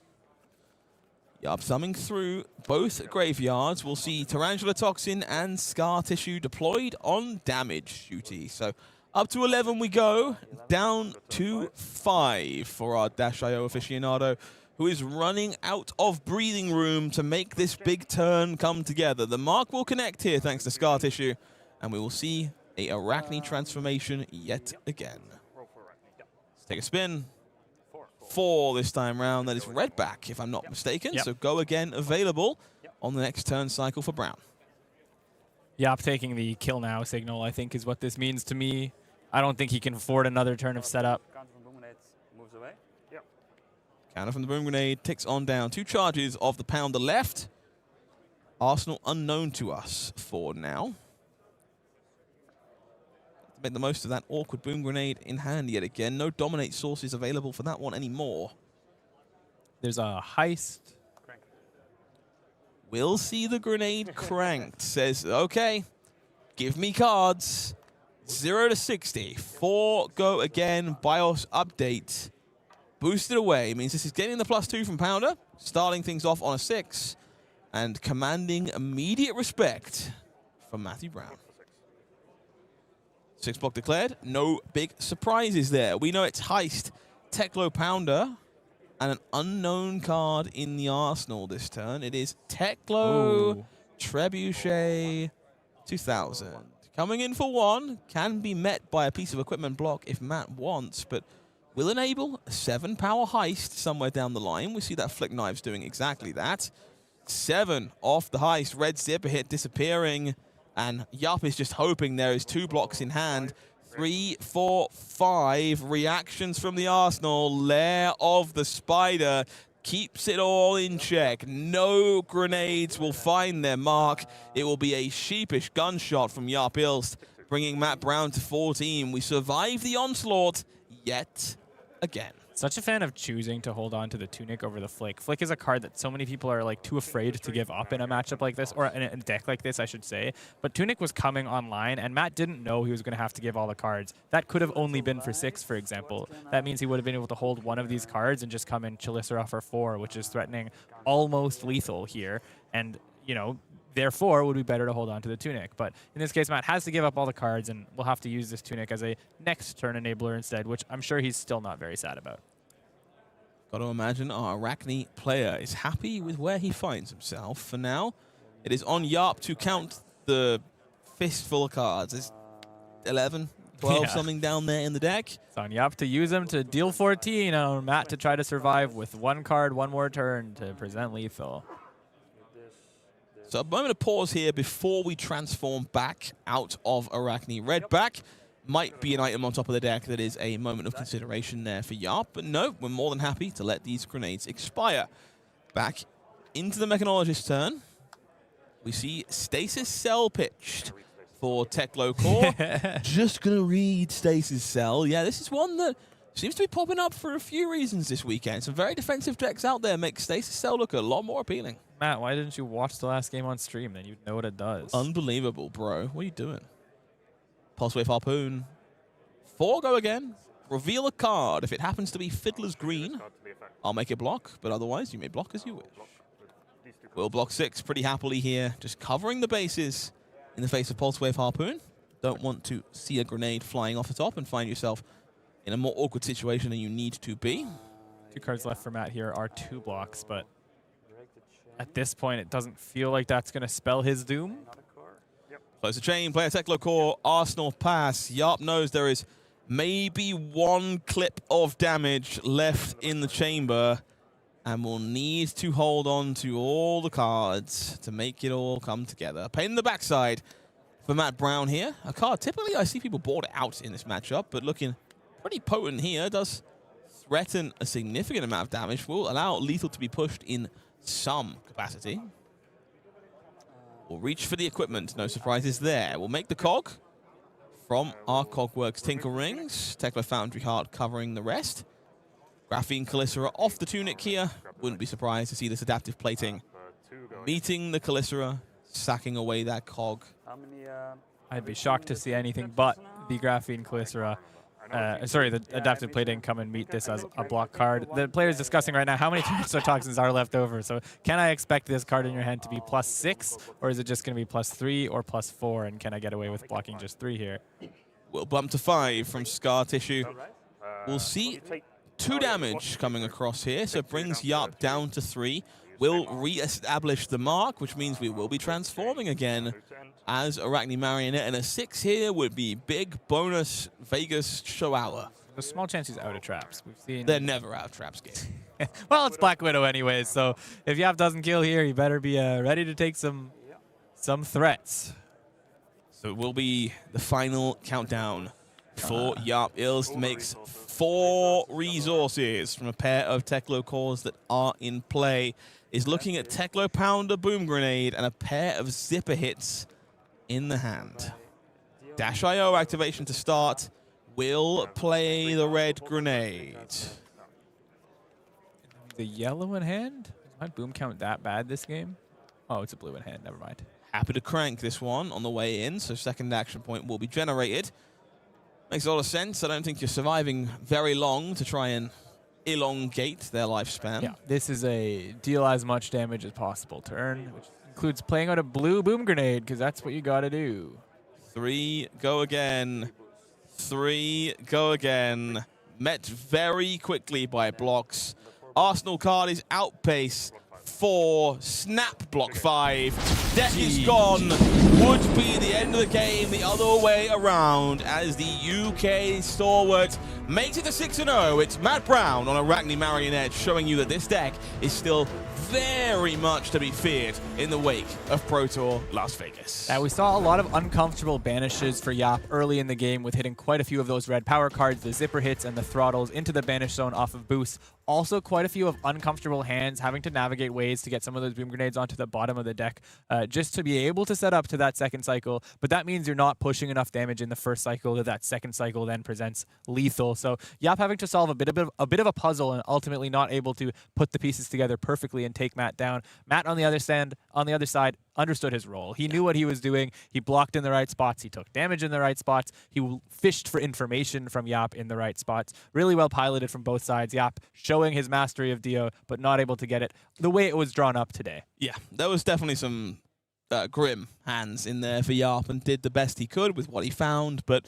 Arachne Marionette doesn't often leave you with much breathing room to make those turns come together. So an exciting round, but I'll let my bias show for just a moment. Not quite as exciting as heading to Korea.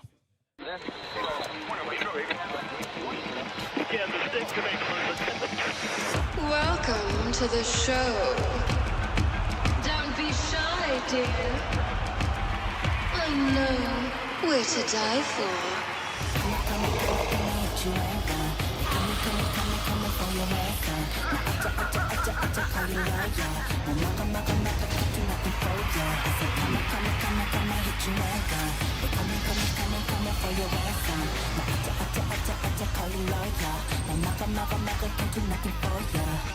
Dead to me, R.I.P. buried. Moody duty moolah inside your head, I'm moody. Dead to me, R.I.P. buried. Moody kokokogi suki bansin head, I'm moody. My art is to die for.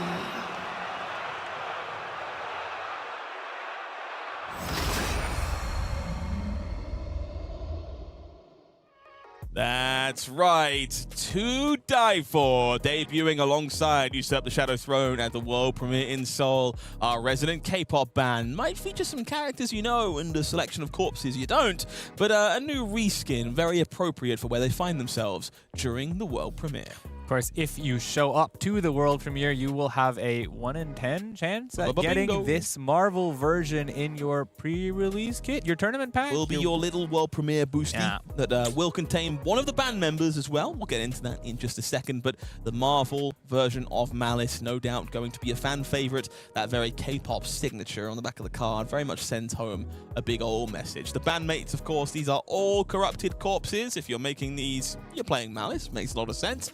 I'll be collecting the set, but you should look to find one of these inside of that world premiere booster at random. Not the only things you'll find inside, though. A little bit of luck, you'll find that Malice, and if not, you'll find a cold foil puzzle piece. You'll get yourself a rainbow foil version of that Malice, however you cut the mustard. But look at that playmat. By God, he's dead, Jim.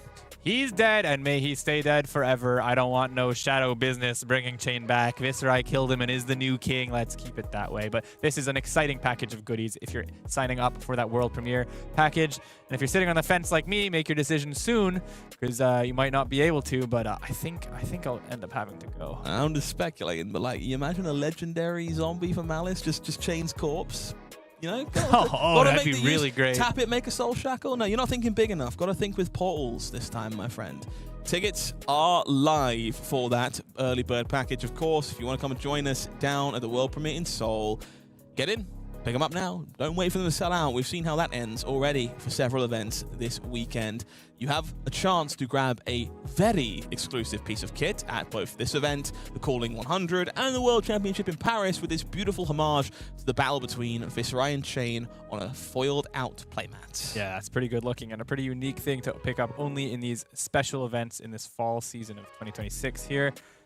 But if exclusivity is the name of the game, this foiled out to die format with the lovely Malice signature will only be available at the world premiere in Seoul. It's a real limited print run on this one, so get in, get out.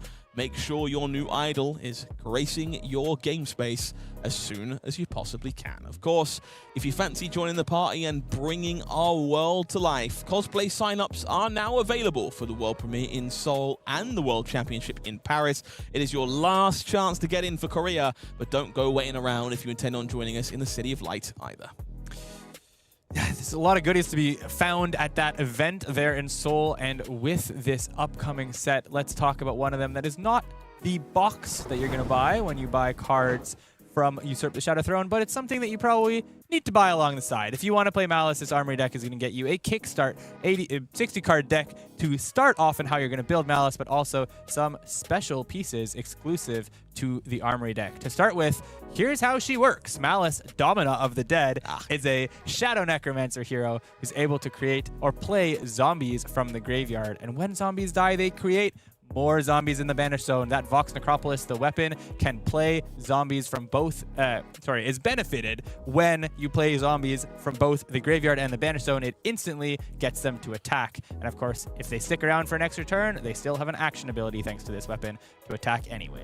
Some of the more exclusive cards you'll find in this Armory deck. Restless Commander, love an Anthem effect. Really brings me joy when I intend on slapping my opponent with wave after wave of my own men. It's pretty great to be able to add an extra point of breakpoint to those. Corrupted Crown, I just haven't seen enough people talking about this. This is just Shadow.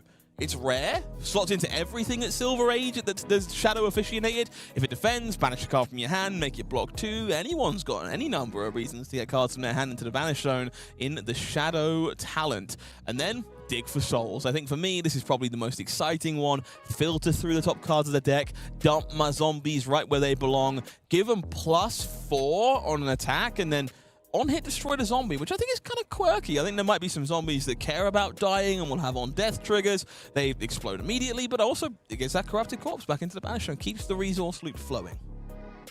Quite an interesting puzzle to be solved with, frankly, all of the heroes that we're going to see in Usurp the Shadow Throne. But Malice, I said it earlier, but Vetreiði, I don't know where to start. Malice, I guess I know that I just have to wait to start because we got to see more pieces from that puzzle, from that Armory deck, and some more pieces from Usurp the Shadow Throne to start solving that. But she's going to be one of the more exciting heroes to come out in a while, and more unique heroes to come out in a while. Yes. I'm interested to see what pieces make that puzzle tick. Deck is very, very cool. Speaking of cool things, we have a few things on the horizon, of course. Drinking Buddy giveaway. If you're sticking with us heading into the next round, you've got to stay active in chat. I've heard your requests. There are spoilers coming at the end of next round as well, so make sure you stay tuned for those. And more importantly, we intend on getting Ziggy with it in our final round of Swiss today. So if you fancy a small, teeny tiny dose of Ziggy Starlight, don't you dare go anywhere.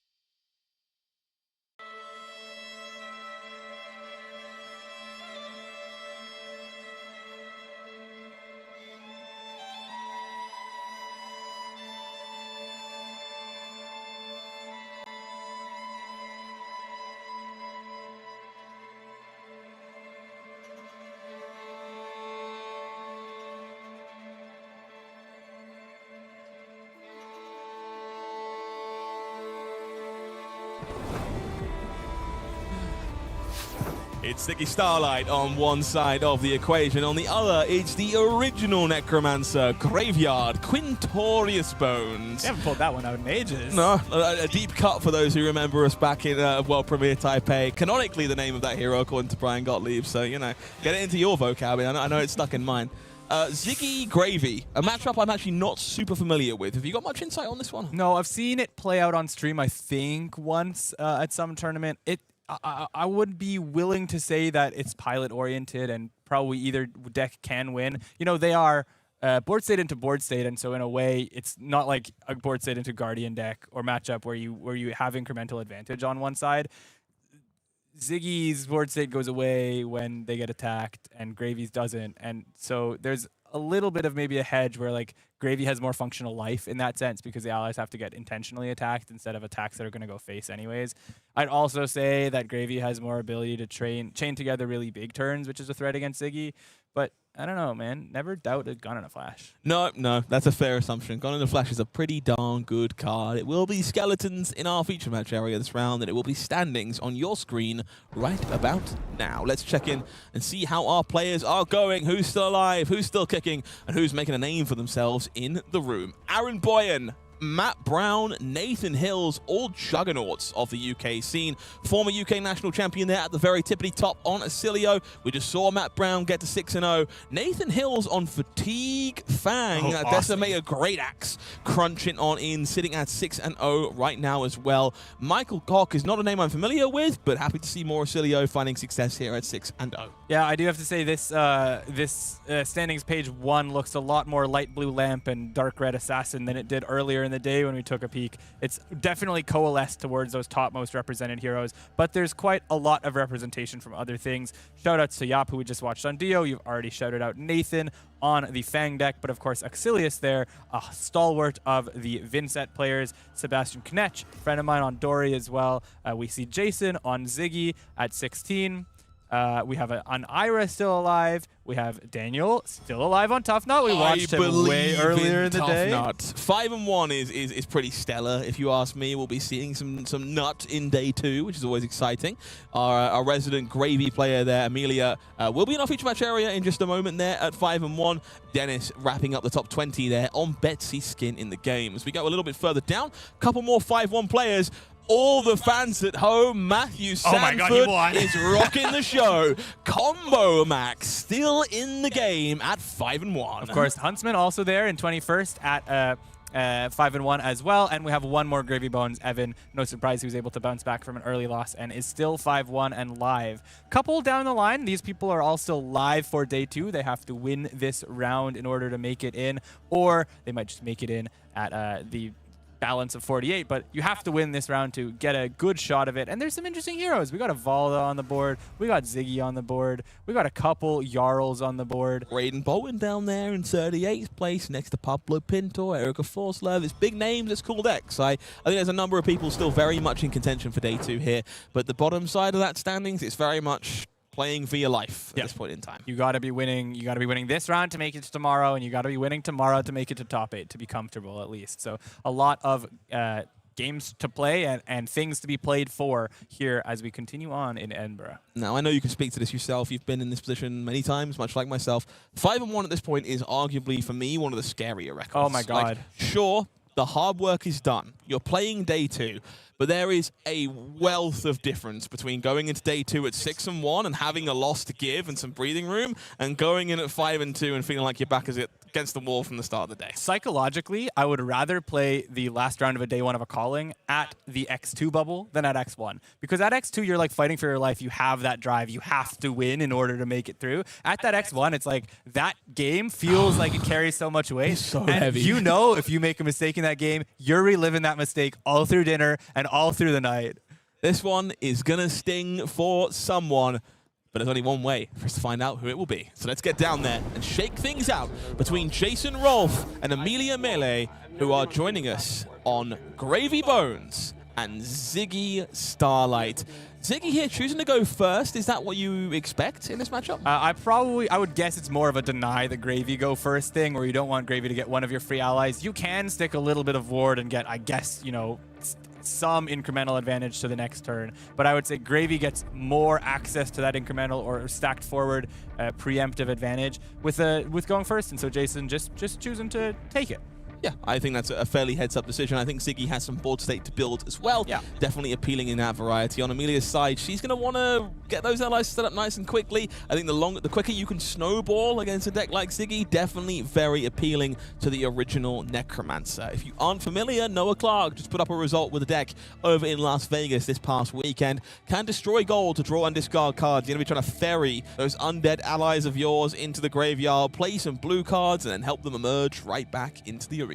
I will say one thing. I think the Gravy has to do some of that damage stacking that we know Gravy can do. There is some responsibility to chain together these Conqueror turns, Prismatic turns, and things like that. Because if you don't, and you only play one ally per turn, Ziggy can rely on this Gun and a Flash that is the core part of that Reality Refractor, Iris Reality type deck. They probably still have it in the deck with all of those instants, and each one of those is sort of like an endless arrow against the allies, as long as you have another instant to pair with it. Something I do want to note in this matchup, that hero ability, not blank. You will find the occasional lightning flow, courtesy of things like Cosmic Duality down the line. So occasionally, blinking those corrosive space dust definitely links in a little bit of arcane damage. There is also some potential for allies to go wandering off where they're attacking the opponents in this matchup as well, if things don't quite go to plan. So you've got to keep your eyes on where that arcane damage is coming from. We know the round, we know the players. Let's get ourselves into the game. Final round of competition here on day one of the Calling in Edinburgh sees Ziggy versus Gravy. Equipment suites flipped over here. No big surprises for me. Lightning Greaves very obvious.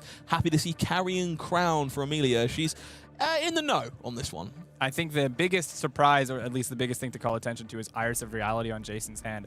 There is, to some extent, especially early in the game, a damage cap on Gravy. You can have these big aggro overlap turns with Conqueror or Prismatic, and once you have a couple allies, you're able to use things like a Vasti to use multiple allies in the bin to attack multiple times on a turn too. But Jason's saying, until you're able to get there, I'm able to maybe stack quite a few of my ward auras, and I can present you my own damage puzzle early in the game if you're not threatening my board. Opening up on a big old pile of suck here. Tip the Barkeep tries to make a Golkus run. Ripple Away says no. Nah. Do see a golden tipple in the pitch zone. If it's an ally in hand, you got to wonder if we intended on making some gold in the process too. That Ripple Away might be rather painful. For now, it is a rather sad saltwater swell. Does make resources, so 5 available. Would not surprise me if that's a chum or something similar sitting in the hand, perhaps. If it is an ally, that's still getting hard cast, so it's not the end of the world. But Arsenal Pass means maybe it's something else, or... Definitely not an ally. Definitely not an ally. Definitely not a conk. Maybe just another blue opener, and she just had nothing available. Something a little sheepish. Haze Bending Pass. If you're anything like me, the PTSD just kicked in. Yeah, I think Jason's benefited from this. You know, in that Amelia did no metagame setup. In the fact that she did not put any allies into the graveyard. She is functionally in the same position this turn that she was in last turn, just with 4 different random cards off the top. So Jason says, I think that if you're not going to kill this Haze Bending this turn. And if you do, you're probably still doing not that much metagame setup because you have no gold and you have no allies. So you're not getting towards your game state. Carrion Crown, the one way you can do that on board, to put that Whaler into the I should say the graveyard. But Jason, like, okay, well, you can try to start getting set up here, but I have this Haze Bending, and I've also advanced my game plan. Lone Shark, a great find for Amelia here. Will generate 2 gold for her. Kind of very important in these early stages of the game to funnel through those allies, get the whole engine well oiled up. We'll see a Gravy activation eating one of those. Fresh card will be drawn, and we know it was at least an anchor in the hand. Looks like a second one was found. We'll join that Whaler Humperdinck down in the depths. Amelia wanted this hand to be last hand, you know? Like, this is still good to have, and she is now setting up that sort of meta level of the game to be able to be threatening Jason in the future, but having to take an extra turn for it is not ideal. Murderous Rabble coming on in for 3 here means she's going to be able to present some amount of damage to Jason. Yeah, just a 2 this time, thanks to the Bony Boy on top of the deck. But a blue played nonetheless means allies are up and active. Sweet one in the hand for Amelia. Big fan of last-ditch effort right now. As Remembrance has left this deck, it feels like it's been very important to add some endgame insulation in. Pretty free way of doing that. Interested if she decides to develop a second ally. That's what we'll see. Mage Master Boots being reached for here to deploy another Anka from the hand off the boots. Means we will have double ally in play, and we're going to see one of these go swinging. The question is where. Seems like Haze Bending will be the answer, and I agree with that. You make the mistake of leaving Haze Bending in play exactly once, and you never, ever do it again. I like this because Amelia had no basically good way to put any of those cards out. All of them sucked in the arsenal, and developing a second ally here basically says to Jason, if you don't have a way to create an action point, like playing a Sigil of Lightning at the end of your turn, or turning this a really early Lightning Greaves turn, then I'm going to stick one of these into my next turn so I can start to gain this advantage over you and build my board state first. So I really like the way she presented that question. Of course, we do have Iris and that one aura. It looks like Jason has access to another instant aura in his hand, so with the right amount of resources, could be able to swing twice. The resources are unfortunately the problem here, as we do see only the one blue in the form of Shimmers of Silver. Going to need that one to attack. We'll deploy this Restless Coalescence. It leaves us with Command and Conquer and Miraging Metamorph in hand. Both of them can be thrown because the Tunic is up and active. You can also just swing with the Restless and keep both of them in your deck. Yep, makes a lot of sense to me. And I think it's giving us a feeling as to how Jason is going to approach this matchup. This isn't about pushing on hits. It's not about pushing damage. This is going to be ally control. Got to keep that board in check. Got to keep the deck concentration high. So we'll keep those red attacks in, and we will use Restless Coalescence as a weapon to take care of the Anka. Send it sunk back down into the depths. For Amelia, she's looking at a hand that contains multiple reds. Conquer of the High Seas, Swiftwater Sloop, Murderous Rabble, and Sawbones. Gravy activation will go spinning for a fresh card. Let's see what we find with a little bit of luck. Blue would be great. Sawbones no longer in the hand will also be a pretty big pickup. It is instead Scuba, the salty sea dog that finds itself in the grip. Now we will need to decide which ally is going under. Will be the Sawbones, keeping the Scuba in the hand for now. We're one turn cycle in, and I'm adjusting what I said earlier. This is still a skill check sort of matchup. I think it is a lot on the Gravy side to construct the kinds of hands that will take down one of Jason's board. Seeing this played out with Iris, even just one turn cycle in, really feels different than playing this out with Reality or Factor. Yeah, this is bringing me back to Iris Dramai. That's the vibe I'm getting right now, and I knew my way around that deck all right. Yeah, I do respect what Amelia is doing here. She's just putting out one ally, which she sort of knows that Jason's going to have to deal with. Also, he has to give a couple cards on block because this does threaten the ward just by attacking. But what she's doing, even though she looks like she's giving herself an intellect penalty here, is holding on to two cards that if she draws the right hand are going to create an incredible offensive overlap here. Yep. Lone Shark goes down, and Alarm Bell's got to go off slightly when you don't discard. You have two cards in hand and you choose not to discard the Lone Shark here. So Jason knows what's up. There's not a lot of other things on the radar that make a lot of sense there. Scuba on the bottom of the deck as we make our way back to Rolf, who will pitch away Crackle from afar, sends the shield at Sawbones. Down that one goes into the murky waters. Sigil of Solace will gain some life, up to 41. Back to Graveyard, Quintorius Bones. Jason's got one job. He's identified the job. Did we get two blue? Doesn't really look like it. We did not. Looks like another boat and or sloop to me. Didn't see which one got Arsenal, but they're both in the hand. Jittery Bones will discard Rigor Mortis here. So two go again.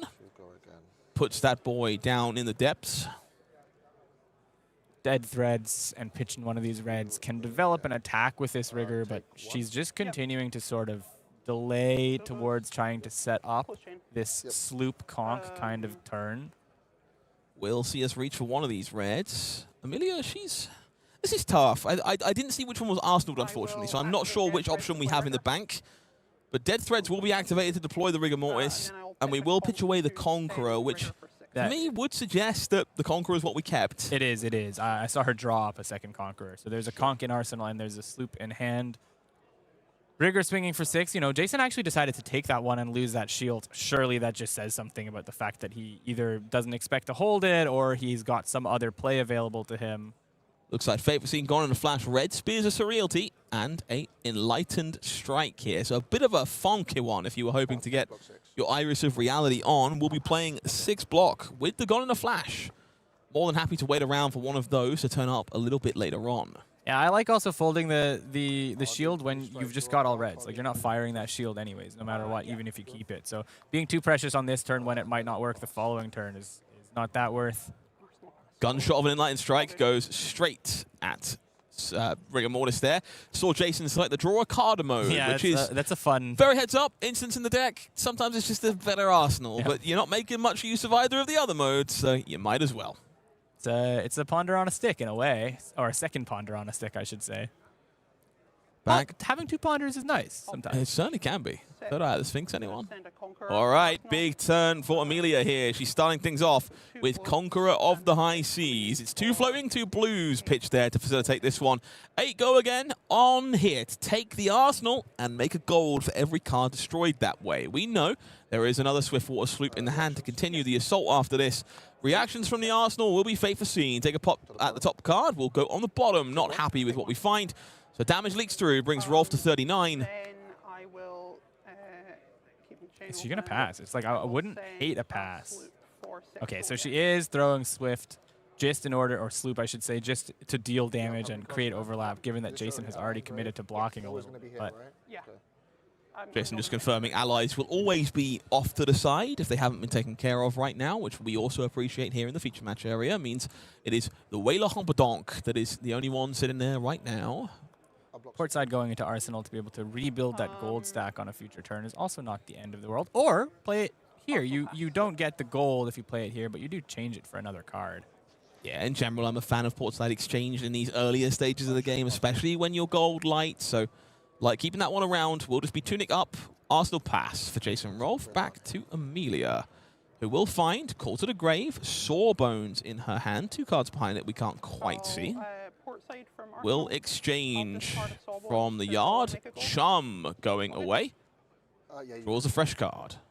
No reactions there. Did love, again, the ripple away check. Very, very important part of this matchup. So it is correct to stop and ask. Compass? Yep. Compass activation. Takes a peek at the top card. Couldn't quite catch that one ourselves. Looks like a gravy activation. Immediately cashing out the gold. Happy with what we found is Prismatic Leyline on top of the deck. That one definitely has some potential to add some Java juice to any particular turn. She has a Jittery in this hand, and so there's a way to be able to swing a blue and a yellow, but now she doesn't have information of what remains on top if she chooses to discard this Sawbones to the Gravy activation. Could be that the Prismatic that's been drawn into hand is just going to end the turn in the Arsenal and set up a big one in the future. Try and find a sloop or a boat or something similar to bring the entire turn together. Looks like a tough choice for her. I think I would be leaning towards the Sawbones here, but it's not easy. Okay, Call to the Grave will be discarded. Makes me think we're leylining now, would be my instinct. That's the leyline now signal for sure. And so wants to get access to this Jittery Bones and doesn't want to continue to clog up that arsenal. Also just wants to keep pressure up, because choosing to hold on to this for the future means that this turn ends up not converting for that much damage in the now. It would be end up like develop an ally, maybe your 2, and then swing 1. We'll see Spears of Surrealty deployed on defense in the face of 5 go again from this Jittery Bones. 2 damage bleeds through. 38 plays 37 now in favor of our Necromancer. Dead Threads activation will allow Chum to be established off the blue that remains in hand. Hook activation will see Chum coming through for 6 on hit, make a gold. The Hook is alive no matter what, thanks to the port side to start this turn off. So Correctamundo. Looks like Stardust Spike and another Spears of Surrealty in the hand there for Jason. Another 3rd card thumbing forward on defense. Looks like that's what we will deploy here. Takes 3 gold made, courtesy of Gold Baited Hook here. Roll force to 34, keeping hold of Spike and the blue. Will enable at least an attack for 4, but that Arsenal might make things a little more exciting. All 3 blue spears in that hand for Jason. Not a card that's very consequential when you get them in multiples like that, but still funny. I'll attack the Chum for 4. Chum will get attacked for 4 from this Stardust Spike swing. There is go again on this. Chum takes 4 damage, so the follow-up is clear. We're expending Gone in a Flash from the Arsenal as just a 4 damage effect. No bounce, no bonus, no extra way to get value from this one. Jason, I believe, down to just the 1 Gone in a Flash now. Oh, I was going to say there's 2 more in the deck. Did he block with 1 earlier? Maybe it was pitched. I might be mistaken. We've seen 1 already. Maybe we'll get a sense when he fishes through the grave next. But, I mean, I think you can't really, in this board state versus board state matchup, allow a chum to stay on the board. So the decision, while a hard one, does make sense. It was very quick there that he went through it, but I didn't see a second gone in a flash. Might have been pitched away. It's very possible I'm mistaken. Avasti pitched here for Amelia. She will swell. Finds Portside Exchange to make some bonus resources off the top of the deck. 5 of those floating now. Hand contains Swiftwater Sloop. And I think that's that a Gallo? No, Sawbones. I got my hopes up. Why are we Gallo end of the line? No, Sawbones in the grip there. Not one of the matchups where Gallo would do anything anyways, but... Nourishing Glow will gain a life and promptly explode. Sometimes your instants are worth 2. And you just take that. Yeah, you're good. I'll play the chum out. Chum emerges from the graveyard off of 4 resources. 1 left floating. Activate Dead Threads. Dead Threads activated means a second resource will become available, and we will Swiftwater Sloop for 6 go again. I know Noah Clark, really big fan of this card, was touting its praises in the list he played at Pro Tour Vegas. There are some non-believers out there, though. I won't lie. It's looked pretty good in this game so far. It has looked good to be able to threaten Jason. He hasn't been able to keep a board since those first couple turns, but more importantly, he hasn't really been able to do anything because he keeps having to just block with his whole hand. These sloops haven't turned into that much damage being dealt, but Jason's just been losing resources and not advancing his game state. And more importantly, if he wants to block this one and not take the damage, he's going to have a tough time clearing that chum on the way back. Takes the 4 damage, resource made, amp 1 from the starter spike, and we will see the chum sent at your face for 4 points of physical damage. Jason says, yeah, okay, send me the bill. He has no other option but to keep hold of this hand. Looks like it's a Clasm in there. Phantasmaclasm, blue, and a Fate Foreseen. I have a feeling where this Phantasmaclasm is going, and this is a good thing to call a judge about. So Phantasmaclasm, do I get to do the thing if I send my 9 power at your best friend? Yeah, the way Jason said it is, I want to attack the chum, but I'm not actually sure whether I get the trigger or not. Of course, there was this recent rule change with allies. Attacking allies means there is still a defending hero. It is the owner of those allies, or the controller of those allies, I should clarify. So the answer in this case, I believe, will be yes with that adjustment. You are correct. So that means that there will still be a peek at the hand from, or of Amelia from Jason, and he will still take one of those cards and shape it to the bottom of the deck. Maybe a little bit of disruption if we can find something we want to see. So let's take a look at what was in Amelia's hand altogether and see if something... Oh, yeah, okay, choice made. Card gone. Do not pass go. Do not collect $200. Sawbones was not A-okay. Rigor Mortis drawn to replace it. I mean, the rest of the hand doesn't seem particularly threatening, so maybe just wanting to continue to delay her ability to stack all of those those allies into the graveyard. Yeah, you can just get her right back. Yeah, Call to the Grave was in the hand there, so both players aware of the possibility of that.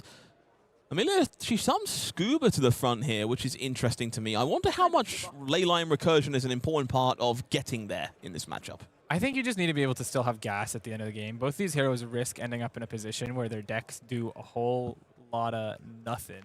And so, you know, just being able to recur that a little bit, even if it ends up just being a +2 or +4 buff, it will probably be important towards the end game state.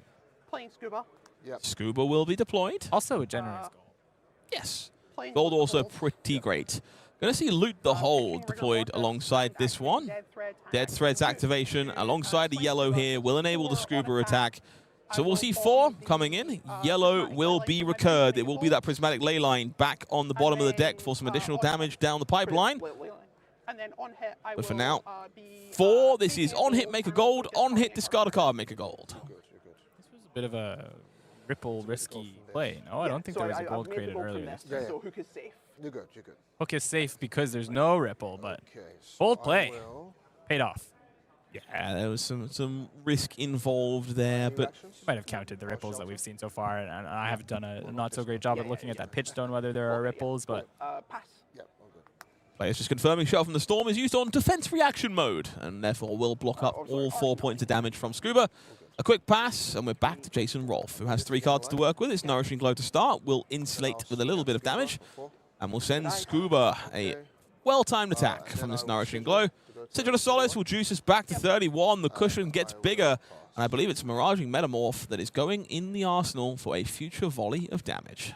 Finally, the gold stack is going to be generated. We got a Riches, we got a Golden Tipple on this turn. There's lots of ways to create gold here, and that means also another free gold-baited hook activation on this upcoming turn for Amelia. Swing a tipple at you. There you go. On attack. So obviously on pitch, Riches will make me a second gold. And then Players just clarifying exactly how these triggers work. Amelia knows her way around the Gravy Bones deck. Riches will trigger. Thinking about the Ripple here, it doesn't threaten turning off the hook. It would just be basically trading a card for 1+ gold. Yeah, you're good, you're good, you're good. I would be surprised if we were forcing the issue on a tipple where we're not threatening to break a hook or denying a gold stack doesn't currently exist. Seems like a pretty aggressive use, but Jason just correct there to pause, think about it, at least a moment of consideration.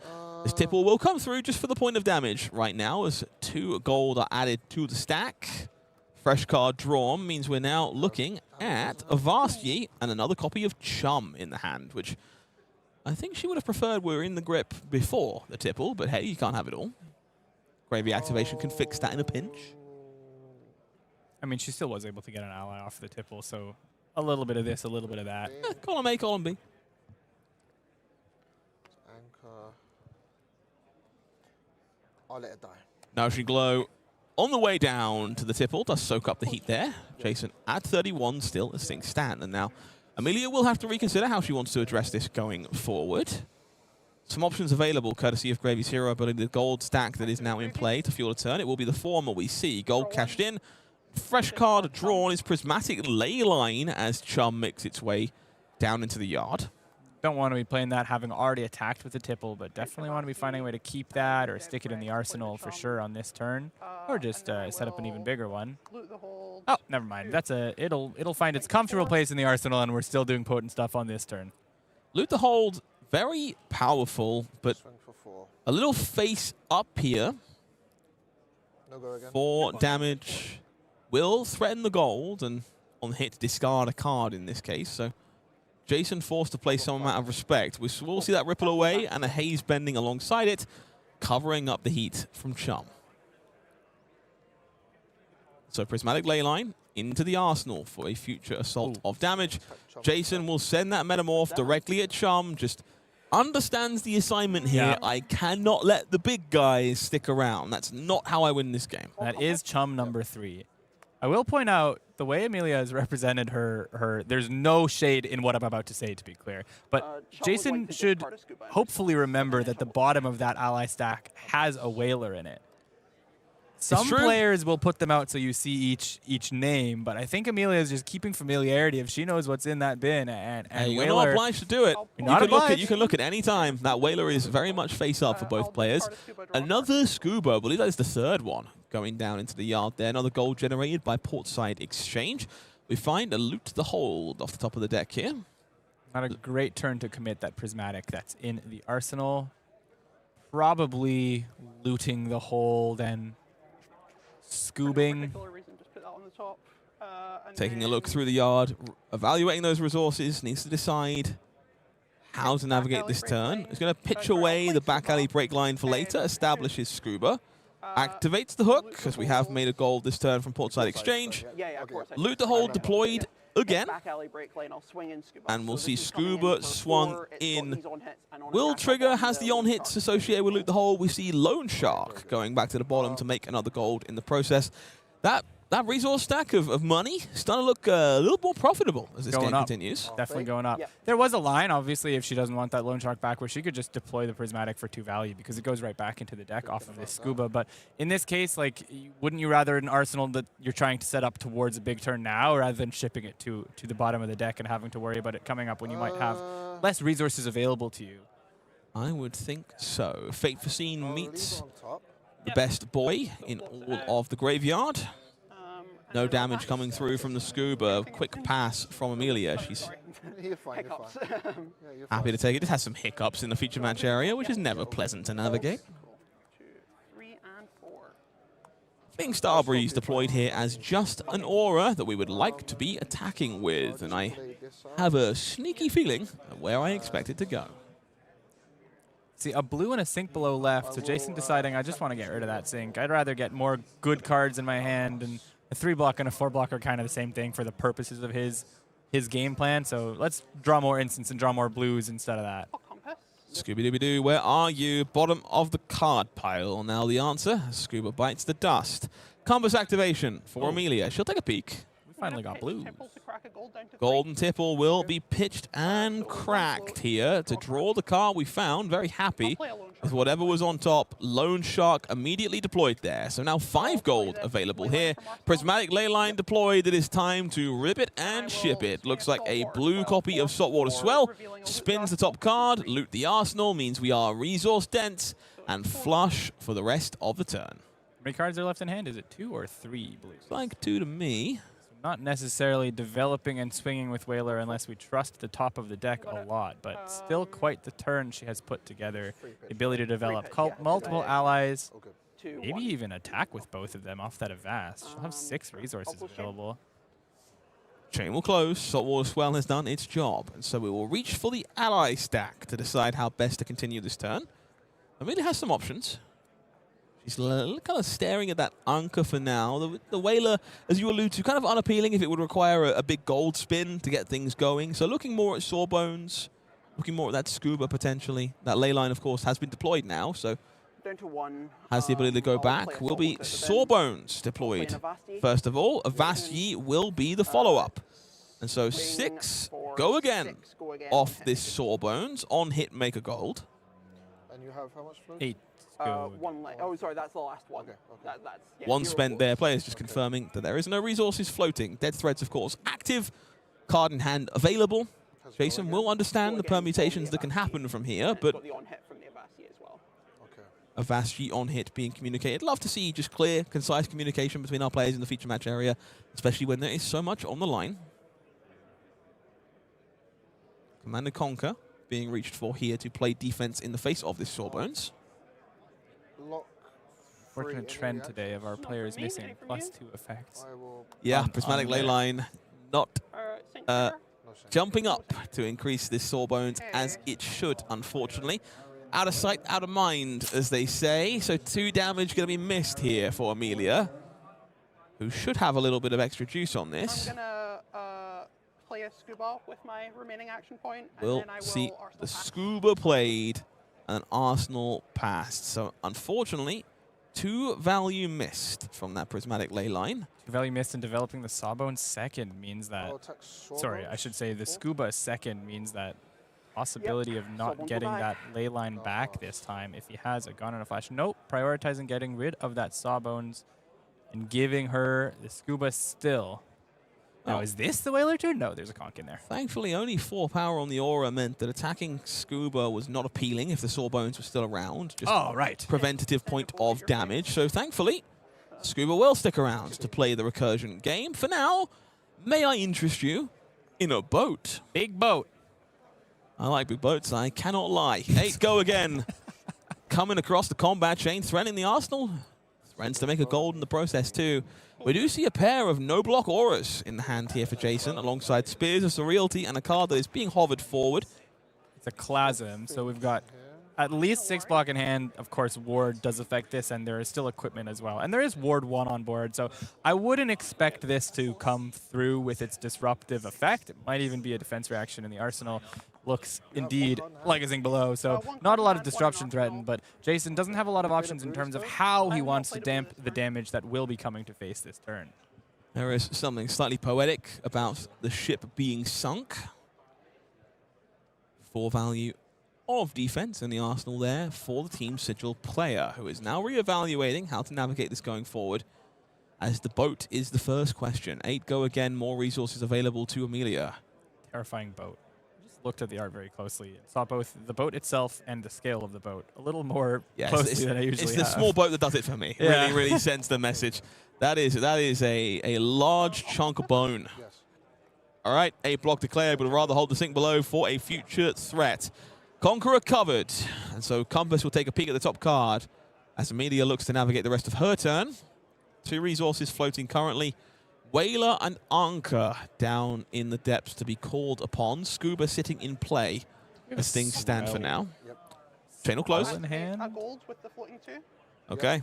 Gold cashed in 4 gold. with the floating resources. Down to 4, we'll find a fresh card. Looks like a Vastyi added to the grip alongside a Loot the Arsenal that was already there.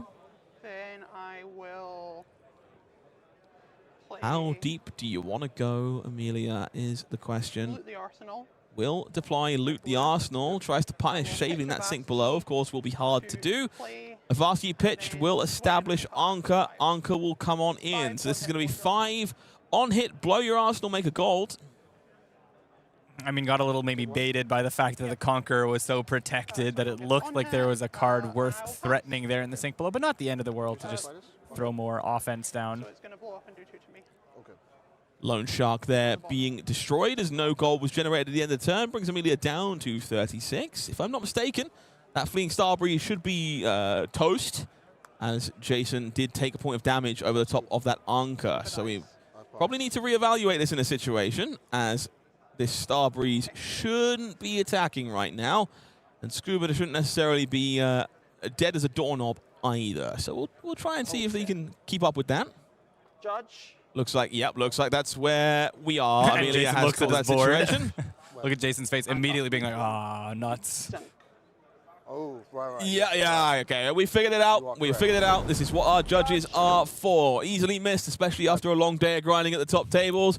Yeah, we've been there. I've had that kind of panic attack when I've realized that that didn't go the way I expected it to go. And we are like 1 turn past it, which is often sometimes a little hard to fix. So maybe a real, like, let's do this as soon as possible catch from her. Yeah. Jason, of course, you know, this kind of thing can be missed, especially in one of these very grindy matchups where you guys are doing a lot of blocking, and that ward was off to the side. So no discredit to Jason there either. And we've seen, I think Amelia had showed some nerves at the start of the match in terms of how she felt in the feature area. And Jason has been a real stand-up class guy. He's more familiar with the table, of course, and he's been real saying, like, take your time, don't worry about it, a couple times on camera so far. So respect to both sides of this matchup for sure. Look, we've both said it before. We've both been in the feature match area. It's stressful. The lights are hard, especially if you're not used to it. So these things happen. Let's be nice to people. It's a better way to go. Looks like we have a rewind. That's a nice and easy fix. So let's get back down there and see how it shakes out. That aura should be gone. So we're going to change the play this time around. No big deal. Okay. Nourishing Glow will be deployed instead. No Arsenal. That Glow will just be in play instead of being in the Arsenal where it would have been otherwise. The big deal is we would still rather the Scuba be dead. Yeah. I mean, it is a side grade. I mean, it's the correct board state, so it's not really a grade either way. It's just like the right thing to do. But you can always look. Unfortunately, it's gonna be GRV for you with a warning. Okay, players just clearing up the warning. We have a GRV for Jason Rolfe as a result of the play that was taken. What does no GRV big deal. stand for, Scott? Game rule violation. Thank you, Scott. No problem at all. That's what they pay me for. Acronyms. That's what they pay for. Dun, dun, dun, dun, dun, dun. So we got a hand. I'll play a Call to the Grave. It's still like she's got access to this Whaler, but has been hesitant or unable to pull the trigger on it. I think that's fair to say. I feel like on body language alone here, my vibe for Amelia is there is one Whaler, which makes this way more stressful than trying to manage a second copy, being willing to expend one. I feel like it is the haymaker that closes the door in this matchup, and you probably have to play protection on it for a while. The risk of that, of course, is if the Siggy player has Pilfer the Tombs or something like that hidden in the deck, you do risk Whaler not achieving very much. Now, so it's a fine balance. We haven't seen anything like Pilfer yet, and maybe the fact that he's on Iris' hint that he didn't feel the need to pack that much respect in terms of adding things like Pilfers. Throwing down the Whaler here as an 11, Jason has shown plenty of ability to clear through Chums, for example, and when he's clearing Chums with 8 and clearing Whaler for 7, it's the same, you know, he's still able to get there. There's Phantasmaclasm, there's 4 into 4, there's a bunch of ways, and so I think Amelia will either want to do it once Jason's life total has gotten quite a bit lower, or she'll want to do it on a turn where she can chain something into it off the back of a lot of golds and maybe Saltwater Swell type effect, rather than just throwing it down as a you know, watery Whaler. Jittery Bones being pitched here for Rigor Mortis. We'll see Prismatic Leyline deployed here. Sending Rigor Mortis for 8 here. Just converting that Leyline into 2 value because the Arsenal is fairly content. How many cards have you drawn this turn? I believe the answer is 0. 0, okay. That should really tell you the kind of mind-melting game that we are in. How many cards have you drawn this turn? I think 0. Oh, 0. That makes sense. Yeah, that Balance of Justice is going to sit there and rot a bit longer, but I think it's a fair point now from Jason that now will be on the mind of Amelia. That Balance of Justice is sitting there, so is 6 gold. You would like to be somewhat mindful of giving that value if you don't need to, but Whaler tends to make you need to. So Nourish and Glow gonna perish, and Jason will take 7 to keep hold of this grip. Gold token will be generated as a result. Up to 7 of those. Rolf keeps the grip, happy with all 4 cards. Will deploy Restless Coalescence here. Send it in for a little bit of juice. This is all about clearing allies again. We see Crackle from afar in the hand and another blue. So it will just be all about building that board state once more and clearing away this army of allies that Amelia has worked so hard to build and amass. I have a question for you, Scott. Hit me, Gabe. Can it go to a true draw? Or will Ziggy just win in that end state? Like, does Ziggy have enough instance that at least they'll be able to swing 4/4/4, like, you know, 4 on one turn, 4 on the next turn once Gravia is out of allies? I mean, statistically, it can definitely go to a true draw. Neither of these players have weapons, as all it takes is a Whaler to line up in a spot where you can't clear it, and all of a sudden, I don't really care how much ward you have. You might just be eating chunks. So it is very plausible. For the sake of my mental health, I'm going to hope it's improbable. Oh, you don't want a round 7 true draw, let's go again, Gravy Ziggy matchup? They will never find your body. You say that too often. Lone Shark deployed here. 2 more gold generated. I love Gabe, really. I promise. One day they will not, and Scott will be suspect number 1. I'm going down yelling timber, brother. You know how it goes. Looking a little bit thin on Amelia's side. I posed the question. Jason's is also a little bit thin, but I'd say on balance, I imagine that Jason should have access to enough stuff at the end of the game to just have like 1 weapon left over. Oh, we're back at that rich. No, we shuffled. We did indeed. Call to the grave. We'll shuffle things around. Definitely looks like Amelia is on the thinner side for her deck than Jason, but it might just be double sleeves. It's kind of hard to tell from the distance we're at.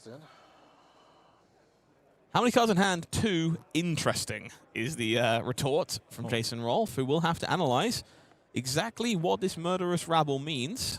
Not to play detective or anything, but speaking of double sleeves, Amelia's deck looks double sleeved and looks thinner. We're getting a count here. We can listen in.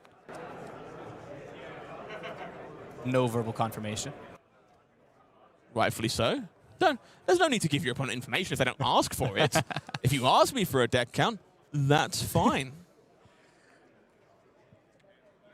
Jason here, taking a moment to pause, makes a lot of sense. This is where things start getting tense now. These deck counts are low, ally counts are dwindling. There are 9 gold in play, so all of a sudden turns that really shouldn't be feasible start looking a little more possible. This rabble is for 2, right? It's not a double ley line, or? I'll block 2. Yeah, I mean, that 8 is there for scenic effect. And I think it's from last turn. Yeah, I mean, like, occasionally maybe your opponent... Good, there we go. Jason goes, I am not taking 6, perfect. 2 blocked on the rabble for 2, if you've forgotten that Riches was revealed. Portside Exchange from the Arsenal will close down the chain, and we will see a card discarded to draw Riches of Trouble Darnay. It is Loot the Arsenal, unfortunately, so no incidental value gained there from the Portside Exchange, which the Riches will go spinning for a fresh one. 9 gold, now still 9 gold. Finds Conqueror of the High Seas, Arsenal pass. I dig it. I mean, you haven't threatened Jason's board, but it doesn't matter because his board, all it does is deal you damage on this turn, and I guess continue to build a bigger board if he has more ward. But really, you're just taking a couple points of damage, which you can afford to try to set up one of these massive turns, and that's Conk into Arsenal. That's a giant gold stack. That's somewhat knowledge of the cards that are left and the blue density that's left, which means she might be able to go Conk into Whaler, that kind of turn. So I really dig Amelia's move here. Yeah, I'm feeling the anticipation from Amelia. I'm not sure if that's going to change as this Warmonger's diplomacy shivers and moves on the combat chain. You just do it 1 turn later. It's not actually the end of the world. The golds don't go away. This might be like, yeah, okay, you Titans fist me. Yeah. Do it again. You won't. Still play instance. Yeah, Warriors attacks. Players just confirming what is possible underneath each variant of Warmonger's diplomacy. I've been known to fudge this from time to time. I have tried to play an item as -IO when I legally cannot. So taking a moment to just reevaluate what is allowed, who is picking what, and why is totally fine here. Important to point out that instants are allowed under each scenario. So, I mean, we've selected peace for Amelia, so she's going to play all those non-attack abilities anyways. Doesn't matter whether they're instants or actions. Probably just choosing to develop a couple allies and keep the game going. Yep. Okay. Back alley break line, pitch to rigor mortis. Pass. Do it. Do it again. Was it about, oh my god, is she about to draw into a call, and is that back alley just needed to get back into deck?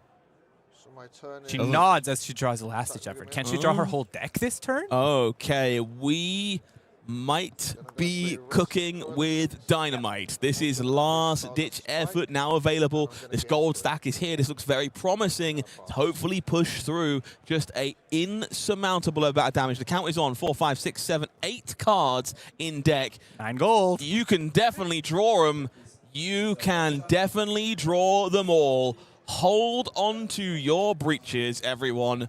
We are about to go sicko mode. We are. There's a Conch in Arsenal and a Whaler in Grave and all of these blues and last-ditch efforts in deck. Let's be clear. She has 2 already in hand. I don't know whether, I can't do the math on whether she's going to be able to do all of these things, all of these multiple sources of 8+ damage, but she's going to be able to do several of them. We are about to find out. Spin with us, folks. It is time for the gold slot machine to spin.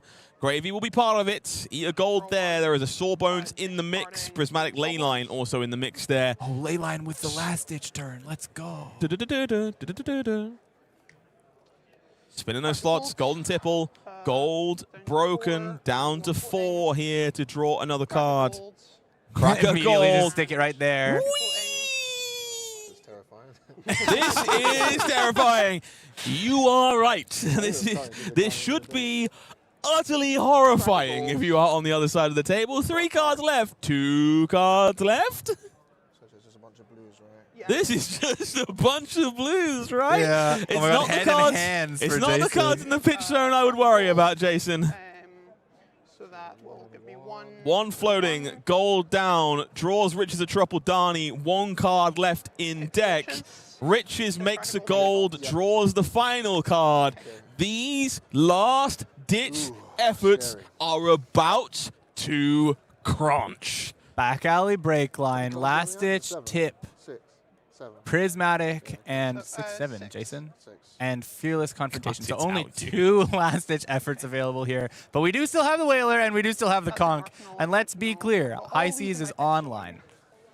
So I know I can have a hand of Sawbones on Wayne. Okay, so we have some math to do, but that's what they pay you for. Okay, so she has 1 pitch, and let's call the 3 cards that are definitely not getting played. They're not Leyline, and they're not last-ditch. That turns into 10 resource. So 10 resource. Okay. This card's getting played no matter what, because it's going to be dealing, hopefully, 6 damage this turn, but at least 5 damage this turn. pitch. Okay, Prismatic Leyline deployed will give +3 to a blue, +1 to a red, +2 to a yellow. 9 go again off the Conqueror of the High Seas. Players just confirming there is nothing floating. I will balance of justice this turn. I believe at least 2 cards have been drawn. Go again. Oh, because you play land, yes. 9 cards? Okay. So this is 6 resource float, by the way, and 2 last ditches, which means she can just deploy the last ditches, or given that she can maybe do this again in the future, she could choose to Whaler here, develop the body, which is kind of threatening to Jason, and then keep those last ditches in deck to do this. Maybe you can't do the whole thing with all the golds, but you can do something in the future. You're probably getting another gold this turn. There is, okay, so there's multiple of Asgi, multiple golden tipple in the pitch zones. There is some ways to get go again. There's some ways to generate gold. So there is some more insulation here alongside the Sawbones. I'm super curious if you just have to fire the clip here while the deck is empty, or if Whaler is the name of the game. I'll leave that on top. Fate Foreseen plays defense four. here. 4. You've got there 4. Oh, there's another ward there. There is another ward indeed. So 7 ward in play, which means this Conqueror will be covered in one way or the other. Yeah. That's 8 so far. Covers 9. Choosing the Crackle covers 9. 8, 9. Yep. There we go. And so all of these die, Yep. and I get a resource from my Stardust Spike. Yep. Resource might prove to be important if we have Cosmic Duality or something lurking in the hand. Jason, you're doing my job for me. Hey, it must be nice. Then So, I time to will, reassess. pitch Is it whaler time? 3 to Or is it send, last-ditch effort? Last-ditch effort at you for Is this will be for 11 indeed gold the again. last-ditch efforts I here. do like playing at least one. If you're not familiar with this card, if you haven't been playing a deck that goes to the bottom in a very long time, this is a Welcome to Wraith staple. We see a Judge Pack version here. Last-ditch effort when you play this. If you have no cards in your deck, it gets +4 and go again. And let's be clear, Amelia has no cards in her deck because she has 9 cards in her pitch zone. You've still got 2 cards in hand. So 8 go again, and we've got 3 more from the Prismatic Leyline. 6 resource left. Yeah, this is 11 from this last-ditch effort. 8 base, 3 from the ley line. Will be met by Enlightened Strike, Cosmic Duality, and potentially another defensive tool if we have one available. Looks like Miraging Metamorph and Stardust Spike in the hand to me. I see a Sync Pool. I don't know what you're talking about. I see a Stardust Spike. I don't know what I'm talking about. That makes way more sense. Tough block here for Jason. Does have to consider how to navigate this. Unclear what is coming afterwards. 5 on 11. Take 6. Take 6, yeah. Taking 6 as things stand will bring Jason Rolfe down to 22. Then I'm going And now, to, do you fire the clip on the second copy? You could also play a Tip Barkeep and just Sawbones to get the max Prismatic. To play and subsequently swing Sawbones for, I should have hooked, whatever. I should have hooked. Whatever is a totally fair way to be about that. This is maximum value from the ley line. Makes a lot of sense to me. Sawbones definitely seems like the play. 8 points of damage, holding on to that fistful of cards. It'll be going back into the deck now. We'll deploy Cosmic Duality, Lightning Greaves on defense. Maybe that Stardust Spike as well. We know that Tunic is available for Miraging Metamorph. If all we're looking to do is take out that Sawbones. Sorry, just thinking here. Blocking 4 so far. Has the option to block a little more. We'd Or like a to little change less. things up a little less. Might need the cards. Very possible. Now has to start thinking of what order she wants that pitch zone. Players got to be a little mindful here. Only 6.5 minutes left on this clock. These life totals on both sides still reasonably high. So however you're looking to close the door, you might want to get a move on.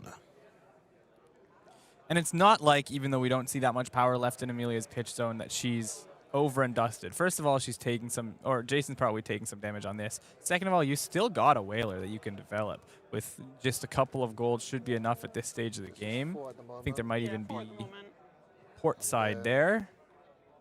Kind of, I guess it's not card neutral. Real tough blocking decision here for Jason Rolfe, who will now mark up to 7 points of value. No one hits because the hook was unfortunately left by the wayside in this spot. Because I'm an idiot. Amelia said it, not me. I'm actually just a bit scared here. Bit scared, I'll which play is this. fair, I understand.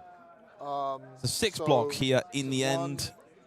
3, 6. Yep, Taking will mean 2. 2 damage is bleeding through. Resource will be taking 2, made, and amp 1 2, I will get a happen. Resource from this dying. Yep. And we will see if Amelia wants to Arsenal this card. Certainly happy to do so. What order I put them in, and Yeah. Amelia just clarify. Yeah, maybe just sort my pitch stack. I want to figure out what hand I'm drawing, and preferably every hand I'm drawing for the rest of the game. Actually, that would be great. Needs to get a way to get this Whaler out. Putting the Riches and the Tipple together is one way to start going resource positive. That Riches being the only non-blue left in the deck. TikTok, under 5 minutes for these players. Going to be a tight one to make our way over that line. But this is a difficult pitch stack to sort for Amelia. She's kind of got to plan the rest of the game from here. Yeah, sorry. Yep, okay. makes sense. I'm just going to attack the Sawbones for 4. Sawbones will die. All good, and I'll pass. Good night, sweet prince. Sawbones, down you go. Got in a flash in this matchup, very much just a 4-power attack to clear away an ally of choice. Tip the Barkeep will make a Gold Kiss Rum. Will a tip come across? No. I think this is just the Whaler turn. Into She the was bin? able to play a blue from Arsenal. Whaler punches you for 11. Swing 11. Crunch. Yeah, this is the thing. We know it's Miraging Metamorph that was lined up in the Arsenal off the tunic for Jason Rolfe. She had a Fearless in the pitch. The question is, where is the Fearless confrontation? Is it that bottom card in the? No. That doesn't look like a Fearless So at the bottom there. where is the Fearless? Did Amelia put it in the next hand? I remember Jason saying, I'm a little scared. Is that Crackle from afar in the hand of Jason Rolfe? You're telling me that if we Fearless confrontation, we have the beat response? the Fearless confrontation? Okay. Let's take a look at the 4 cards as they come up for Amelia. Was that the plan? Were we intending on Fearlessing away a 7-power attack? There it is. It was always the plan. Tunic, Metamorph at the Whaler. We will no doubt see the Fearless try to save it. Crackle from afar. It doesn't actually matter. Yeah, down goes the Humperdinck.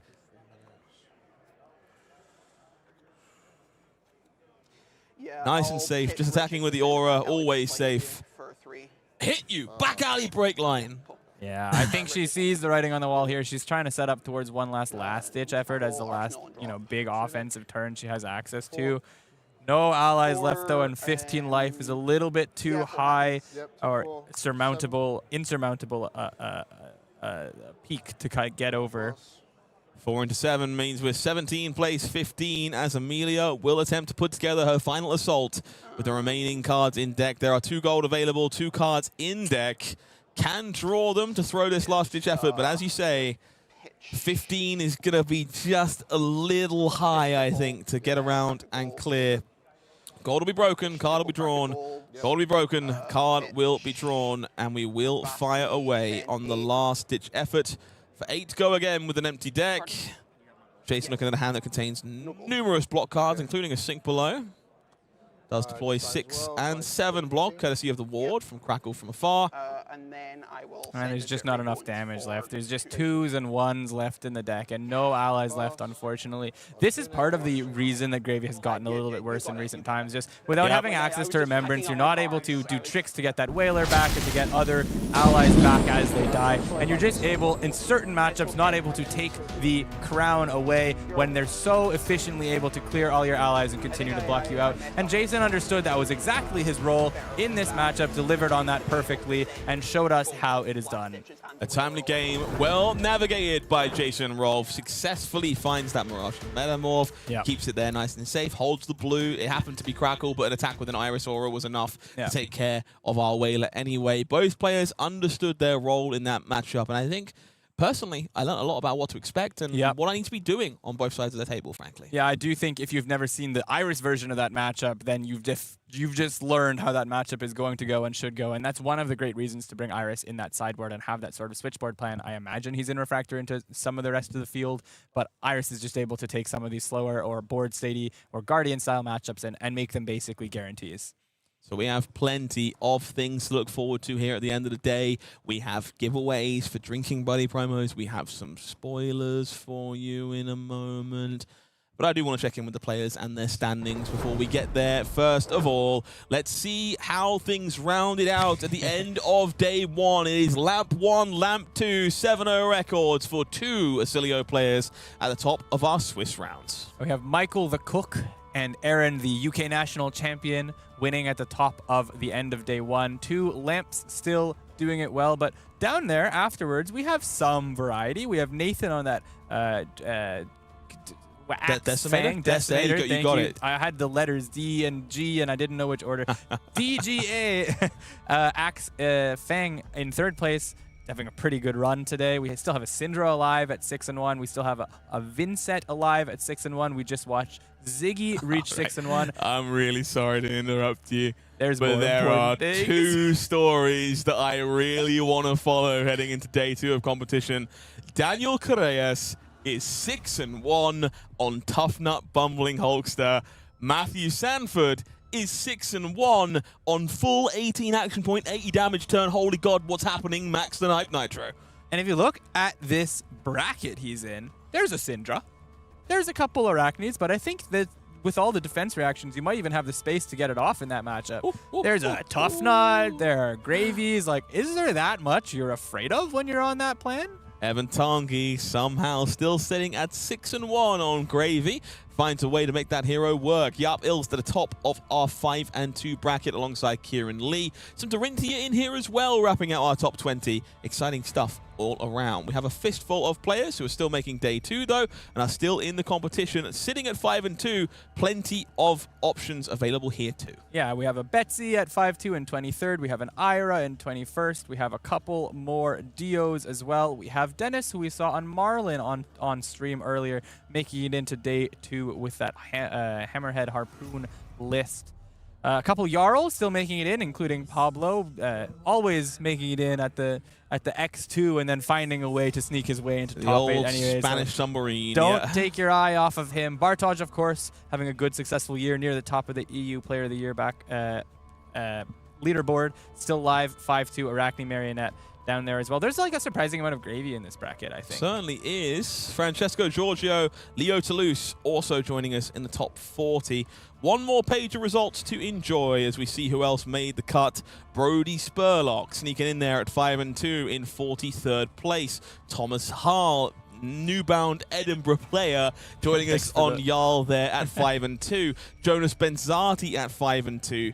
Matthew Fawkes, 4-3 on the Volder in the end. From 4-0 to 4-3, and unfortunately the breakers for today were top 48 or all X2, whichever is larger. They're the exact same size today with a perfectly sized tournament because we're just like 3 off of the next boundary. So Matt Fawkes just missing out on making day 2. Michael Fung just missing out there in 60th. Erica, friend of the show, also missing out there in 54th. I do want to call attention to Yorgos Huntsman. We've seen a couple Huntsmen as we've gone through the list, but Yorgos also a well-known player there, choosing Huntsman this weekend and making it into day 2.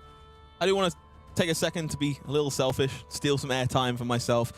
2 of my local players who have learned to play at my hand on this slide, still very new to Flesh and Blood, still both trying to make their first day 2 of a calling. Ryan Adshead, Alexander Healing, both unfortunately coming up just short of their first day 2 here. But I like to highlight these things. I think it's important for our newer players to realize, hey, you're not alone. It's not all just the big names. It's not all just the big juggernauts. There are many people just like you who are starting their Flesh and Blood journey and are slowly but surely making progress towards those top tables. So I'm proud of them. I guess I'm paying for dinner tonight. And I guess if you're disappointed by the lack of warriors in the top 48, we saw a couple Fangs. I think we saw 0 Kasai, meaning Kasai continues to live beyond this week. If I recall correctly, there was a couple Dorinthias, but a lot of them also just missing the cut. But if you're disappointed by that, you got 2 weeks to wait before you get some goodies. And boy, howdy, do you have some goodies. Wielding a blade seasoned by hundreds of battles, he's the undisputed deathmatch champion. Prepare yourself for a spectacle of excellence. Olympia, the prized fighter.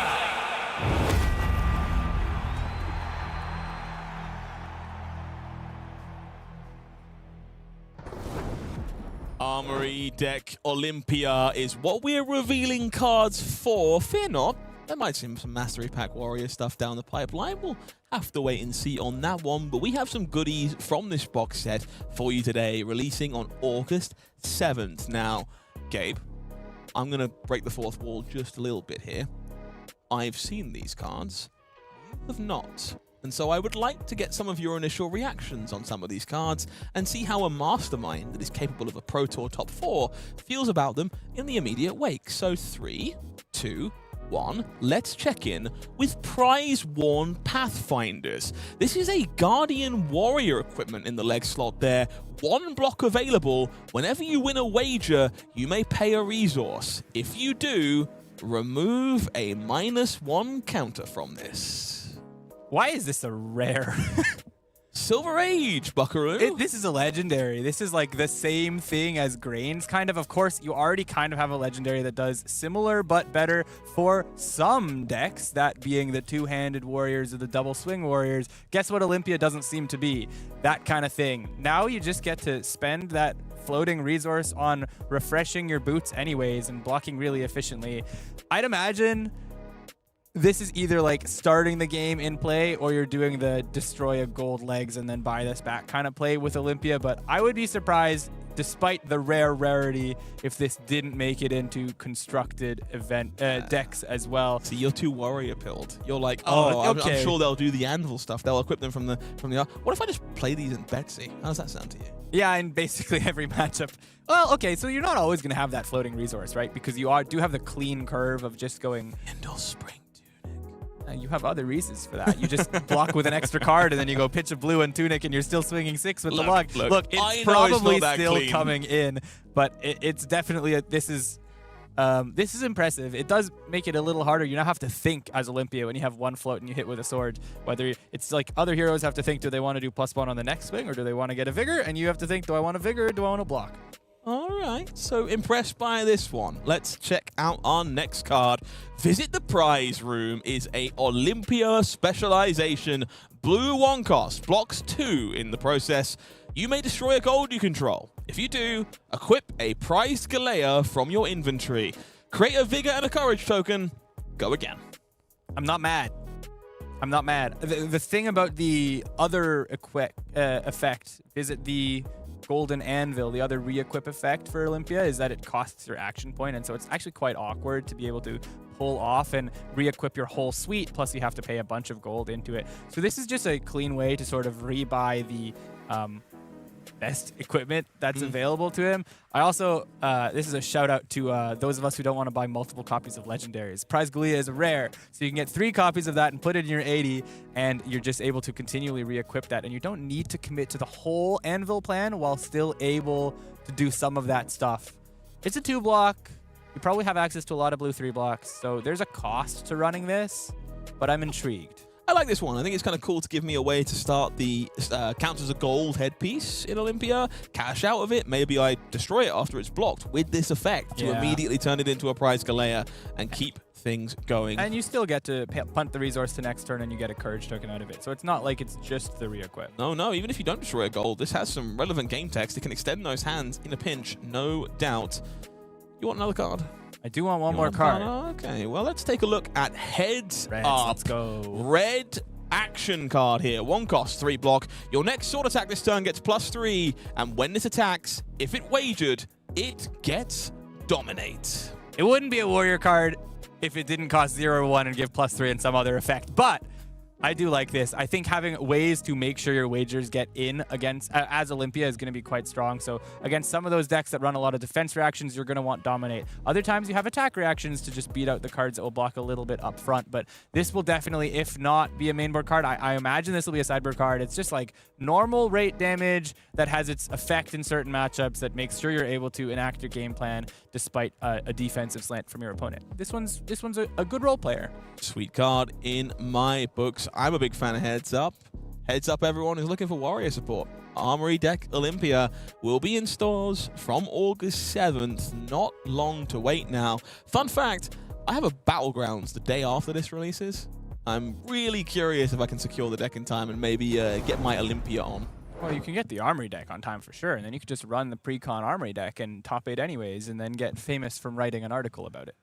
You know me so well. You know me so well. We have one more thing to take care of at the end of day 1 of competition here in Edinburgh. And, of course, it is our Drinking Buddy giveaway. And we always want extra drinking buddies. This always makes for a more fun evening. But this one is cold foil and hot stamped and very collectible. And I would highly recommend giving yourself a chance to win it if you can. So I'll buy you a little bit of time. Get talking in the chat 1 time to 5 times, a little bit longer. And give people a chance to interact with that. Ooh, that's a fun poll. You can put that up. Whose head is shinier? Whose head is shiny? That's a really good story. I think it's Scott's. Sorry to say. That's fine. I'm the light of Solana. Get out of here. All right. That's enough time. You can let us know who's bolder in the chat if you'd like. 5, 4, 3, 2, 1. Hit me. Paul75026, I believe is the name we just had there. Double check in chat if you're not sure if that's you. The details are there for you. Congratulations on taking away that cold foil hot stamped drinking buddy. I need a drinking buddy after today. I can hook you up on one of those. I do know my way around a good beverage hole here or two in Scotland, one way or the other. Gabe, it's been a pleasure having day one. Happy to have our giveaway confirmed. Winner is in the chat. Beautiful stuff.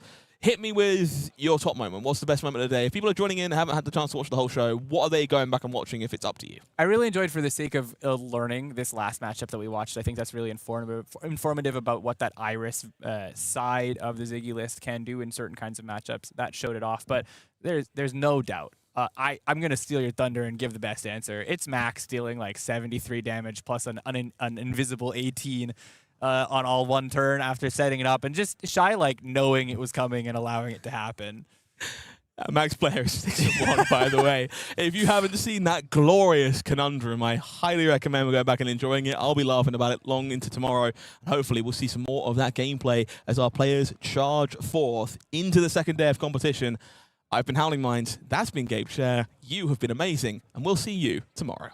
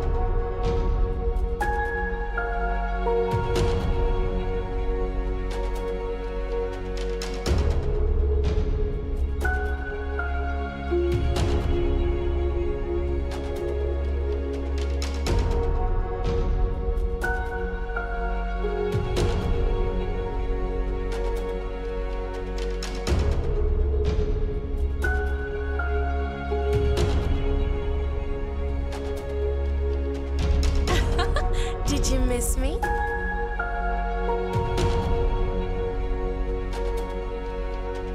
Invigorating, a worthy attempt.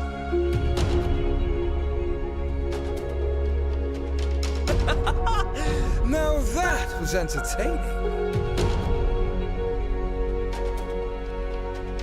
Let's do that again.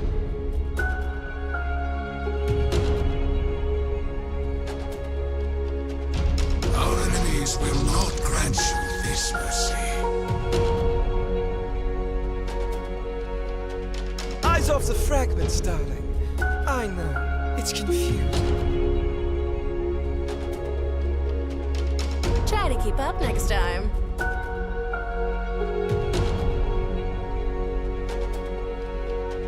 Insufficient again.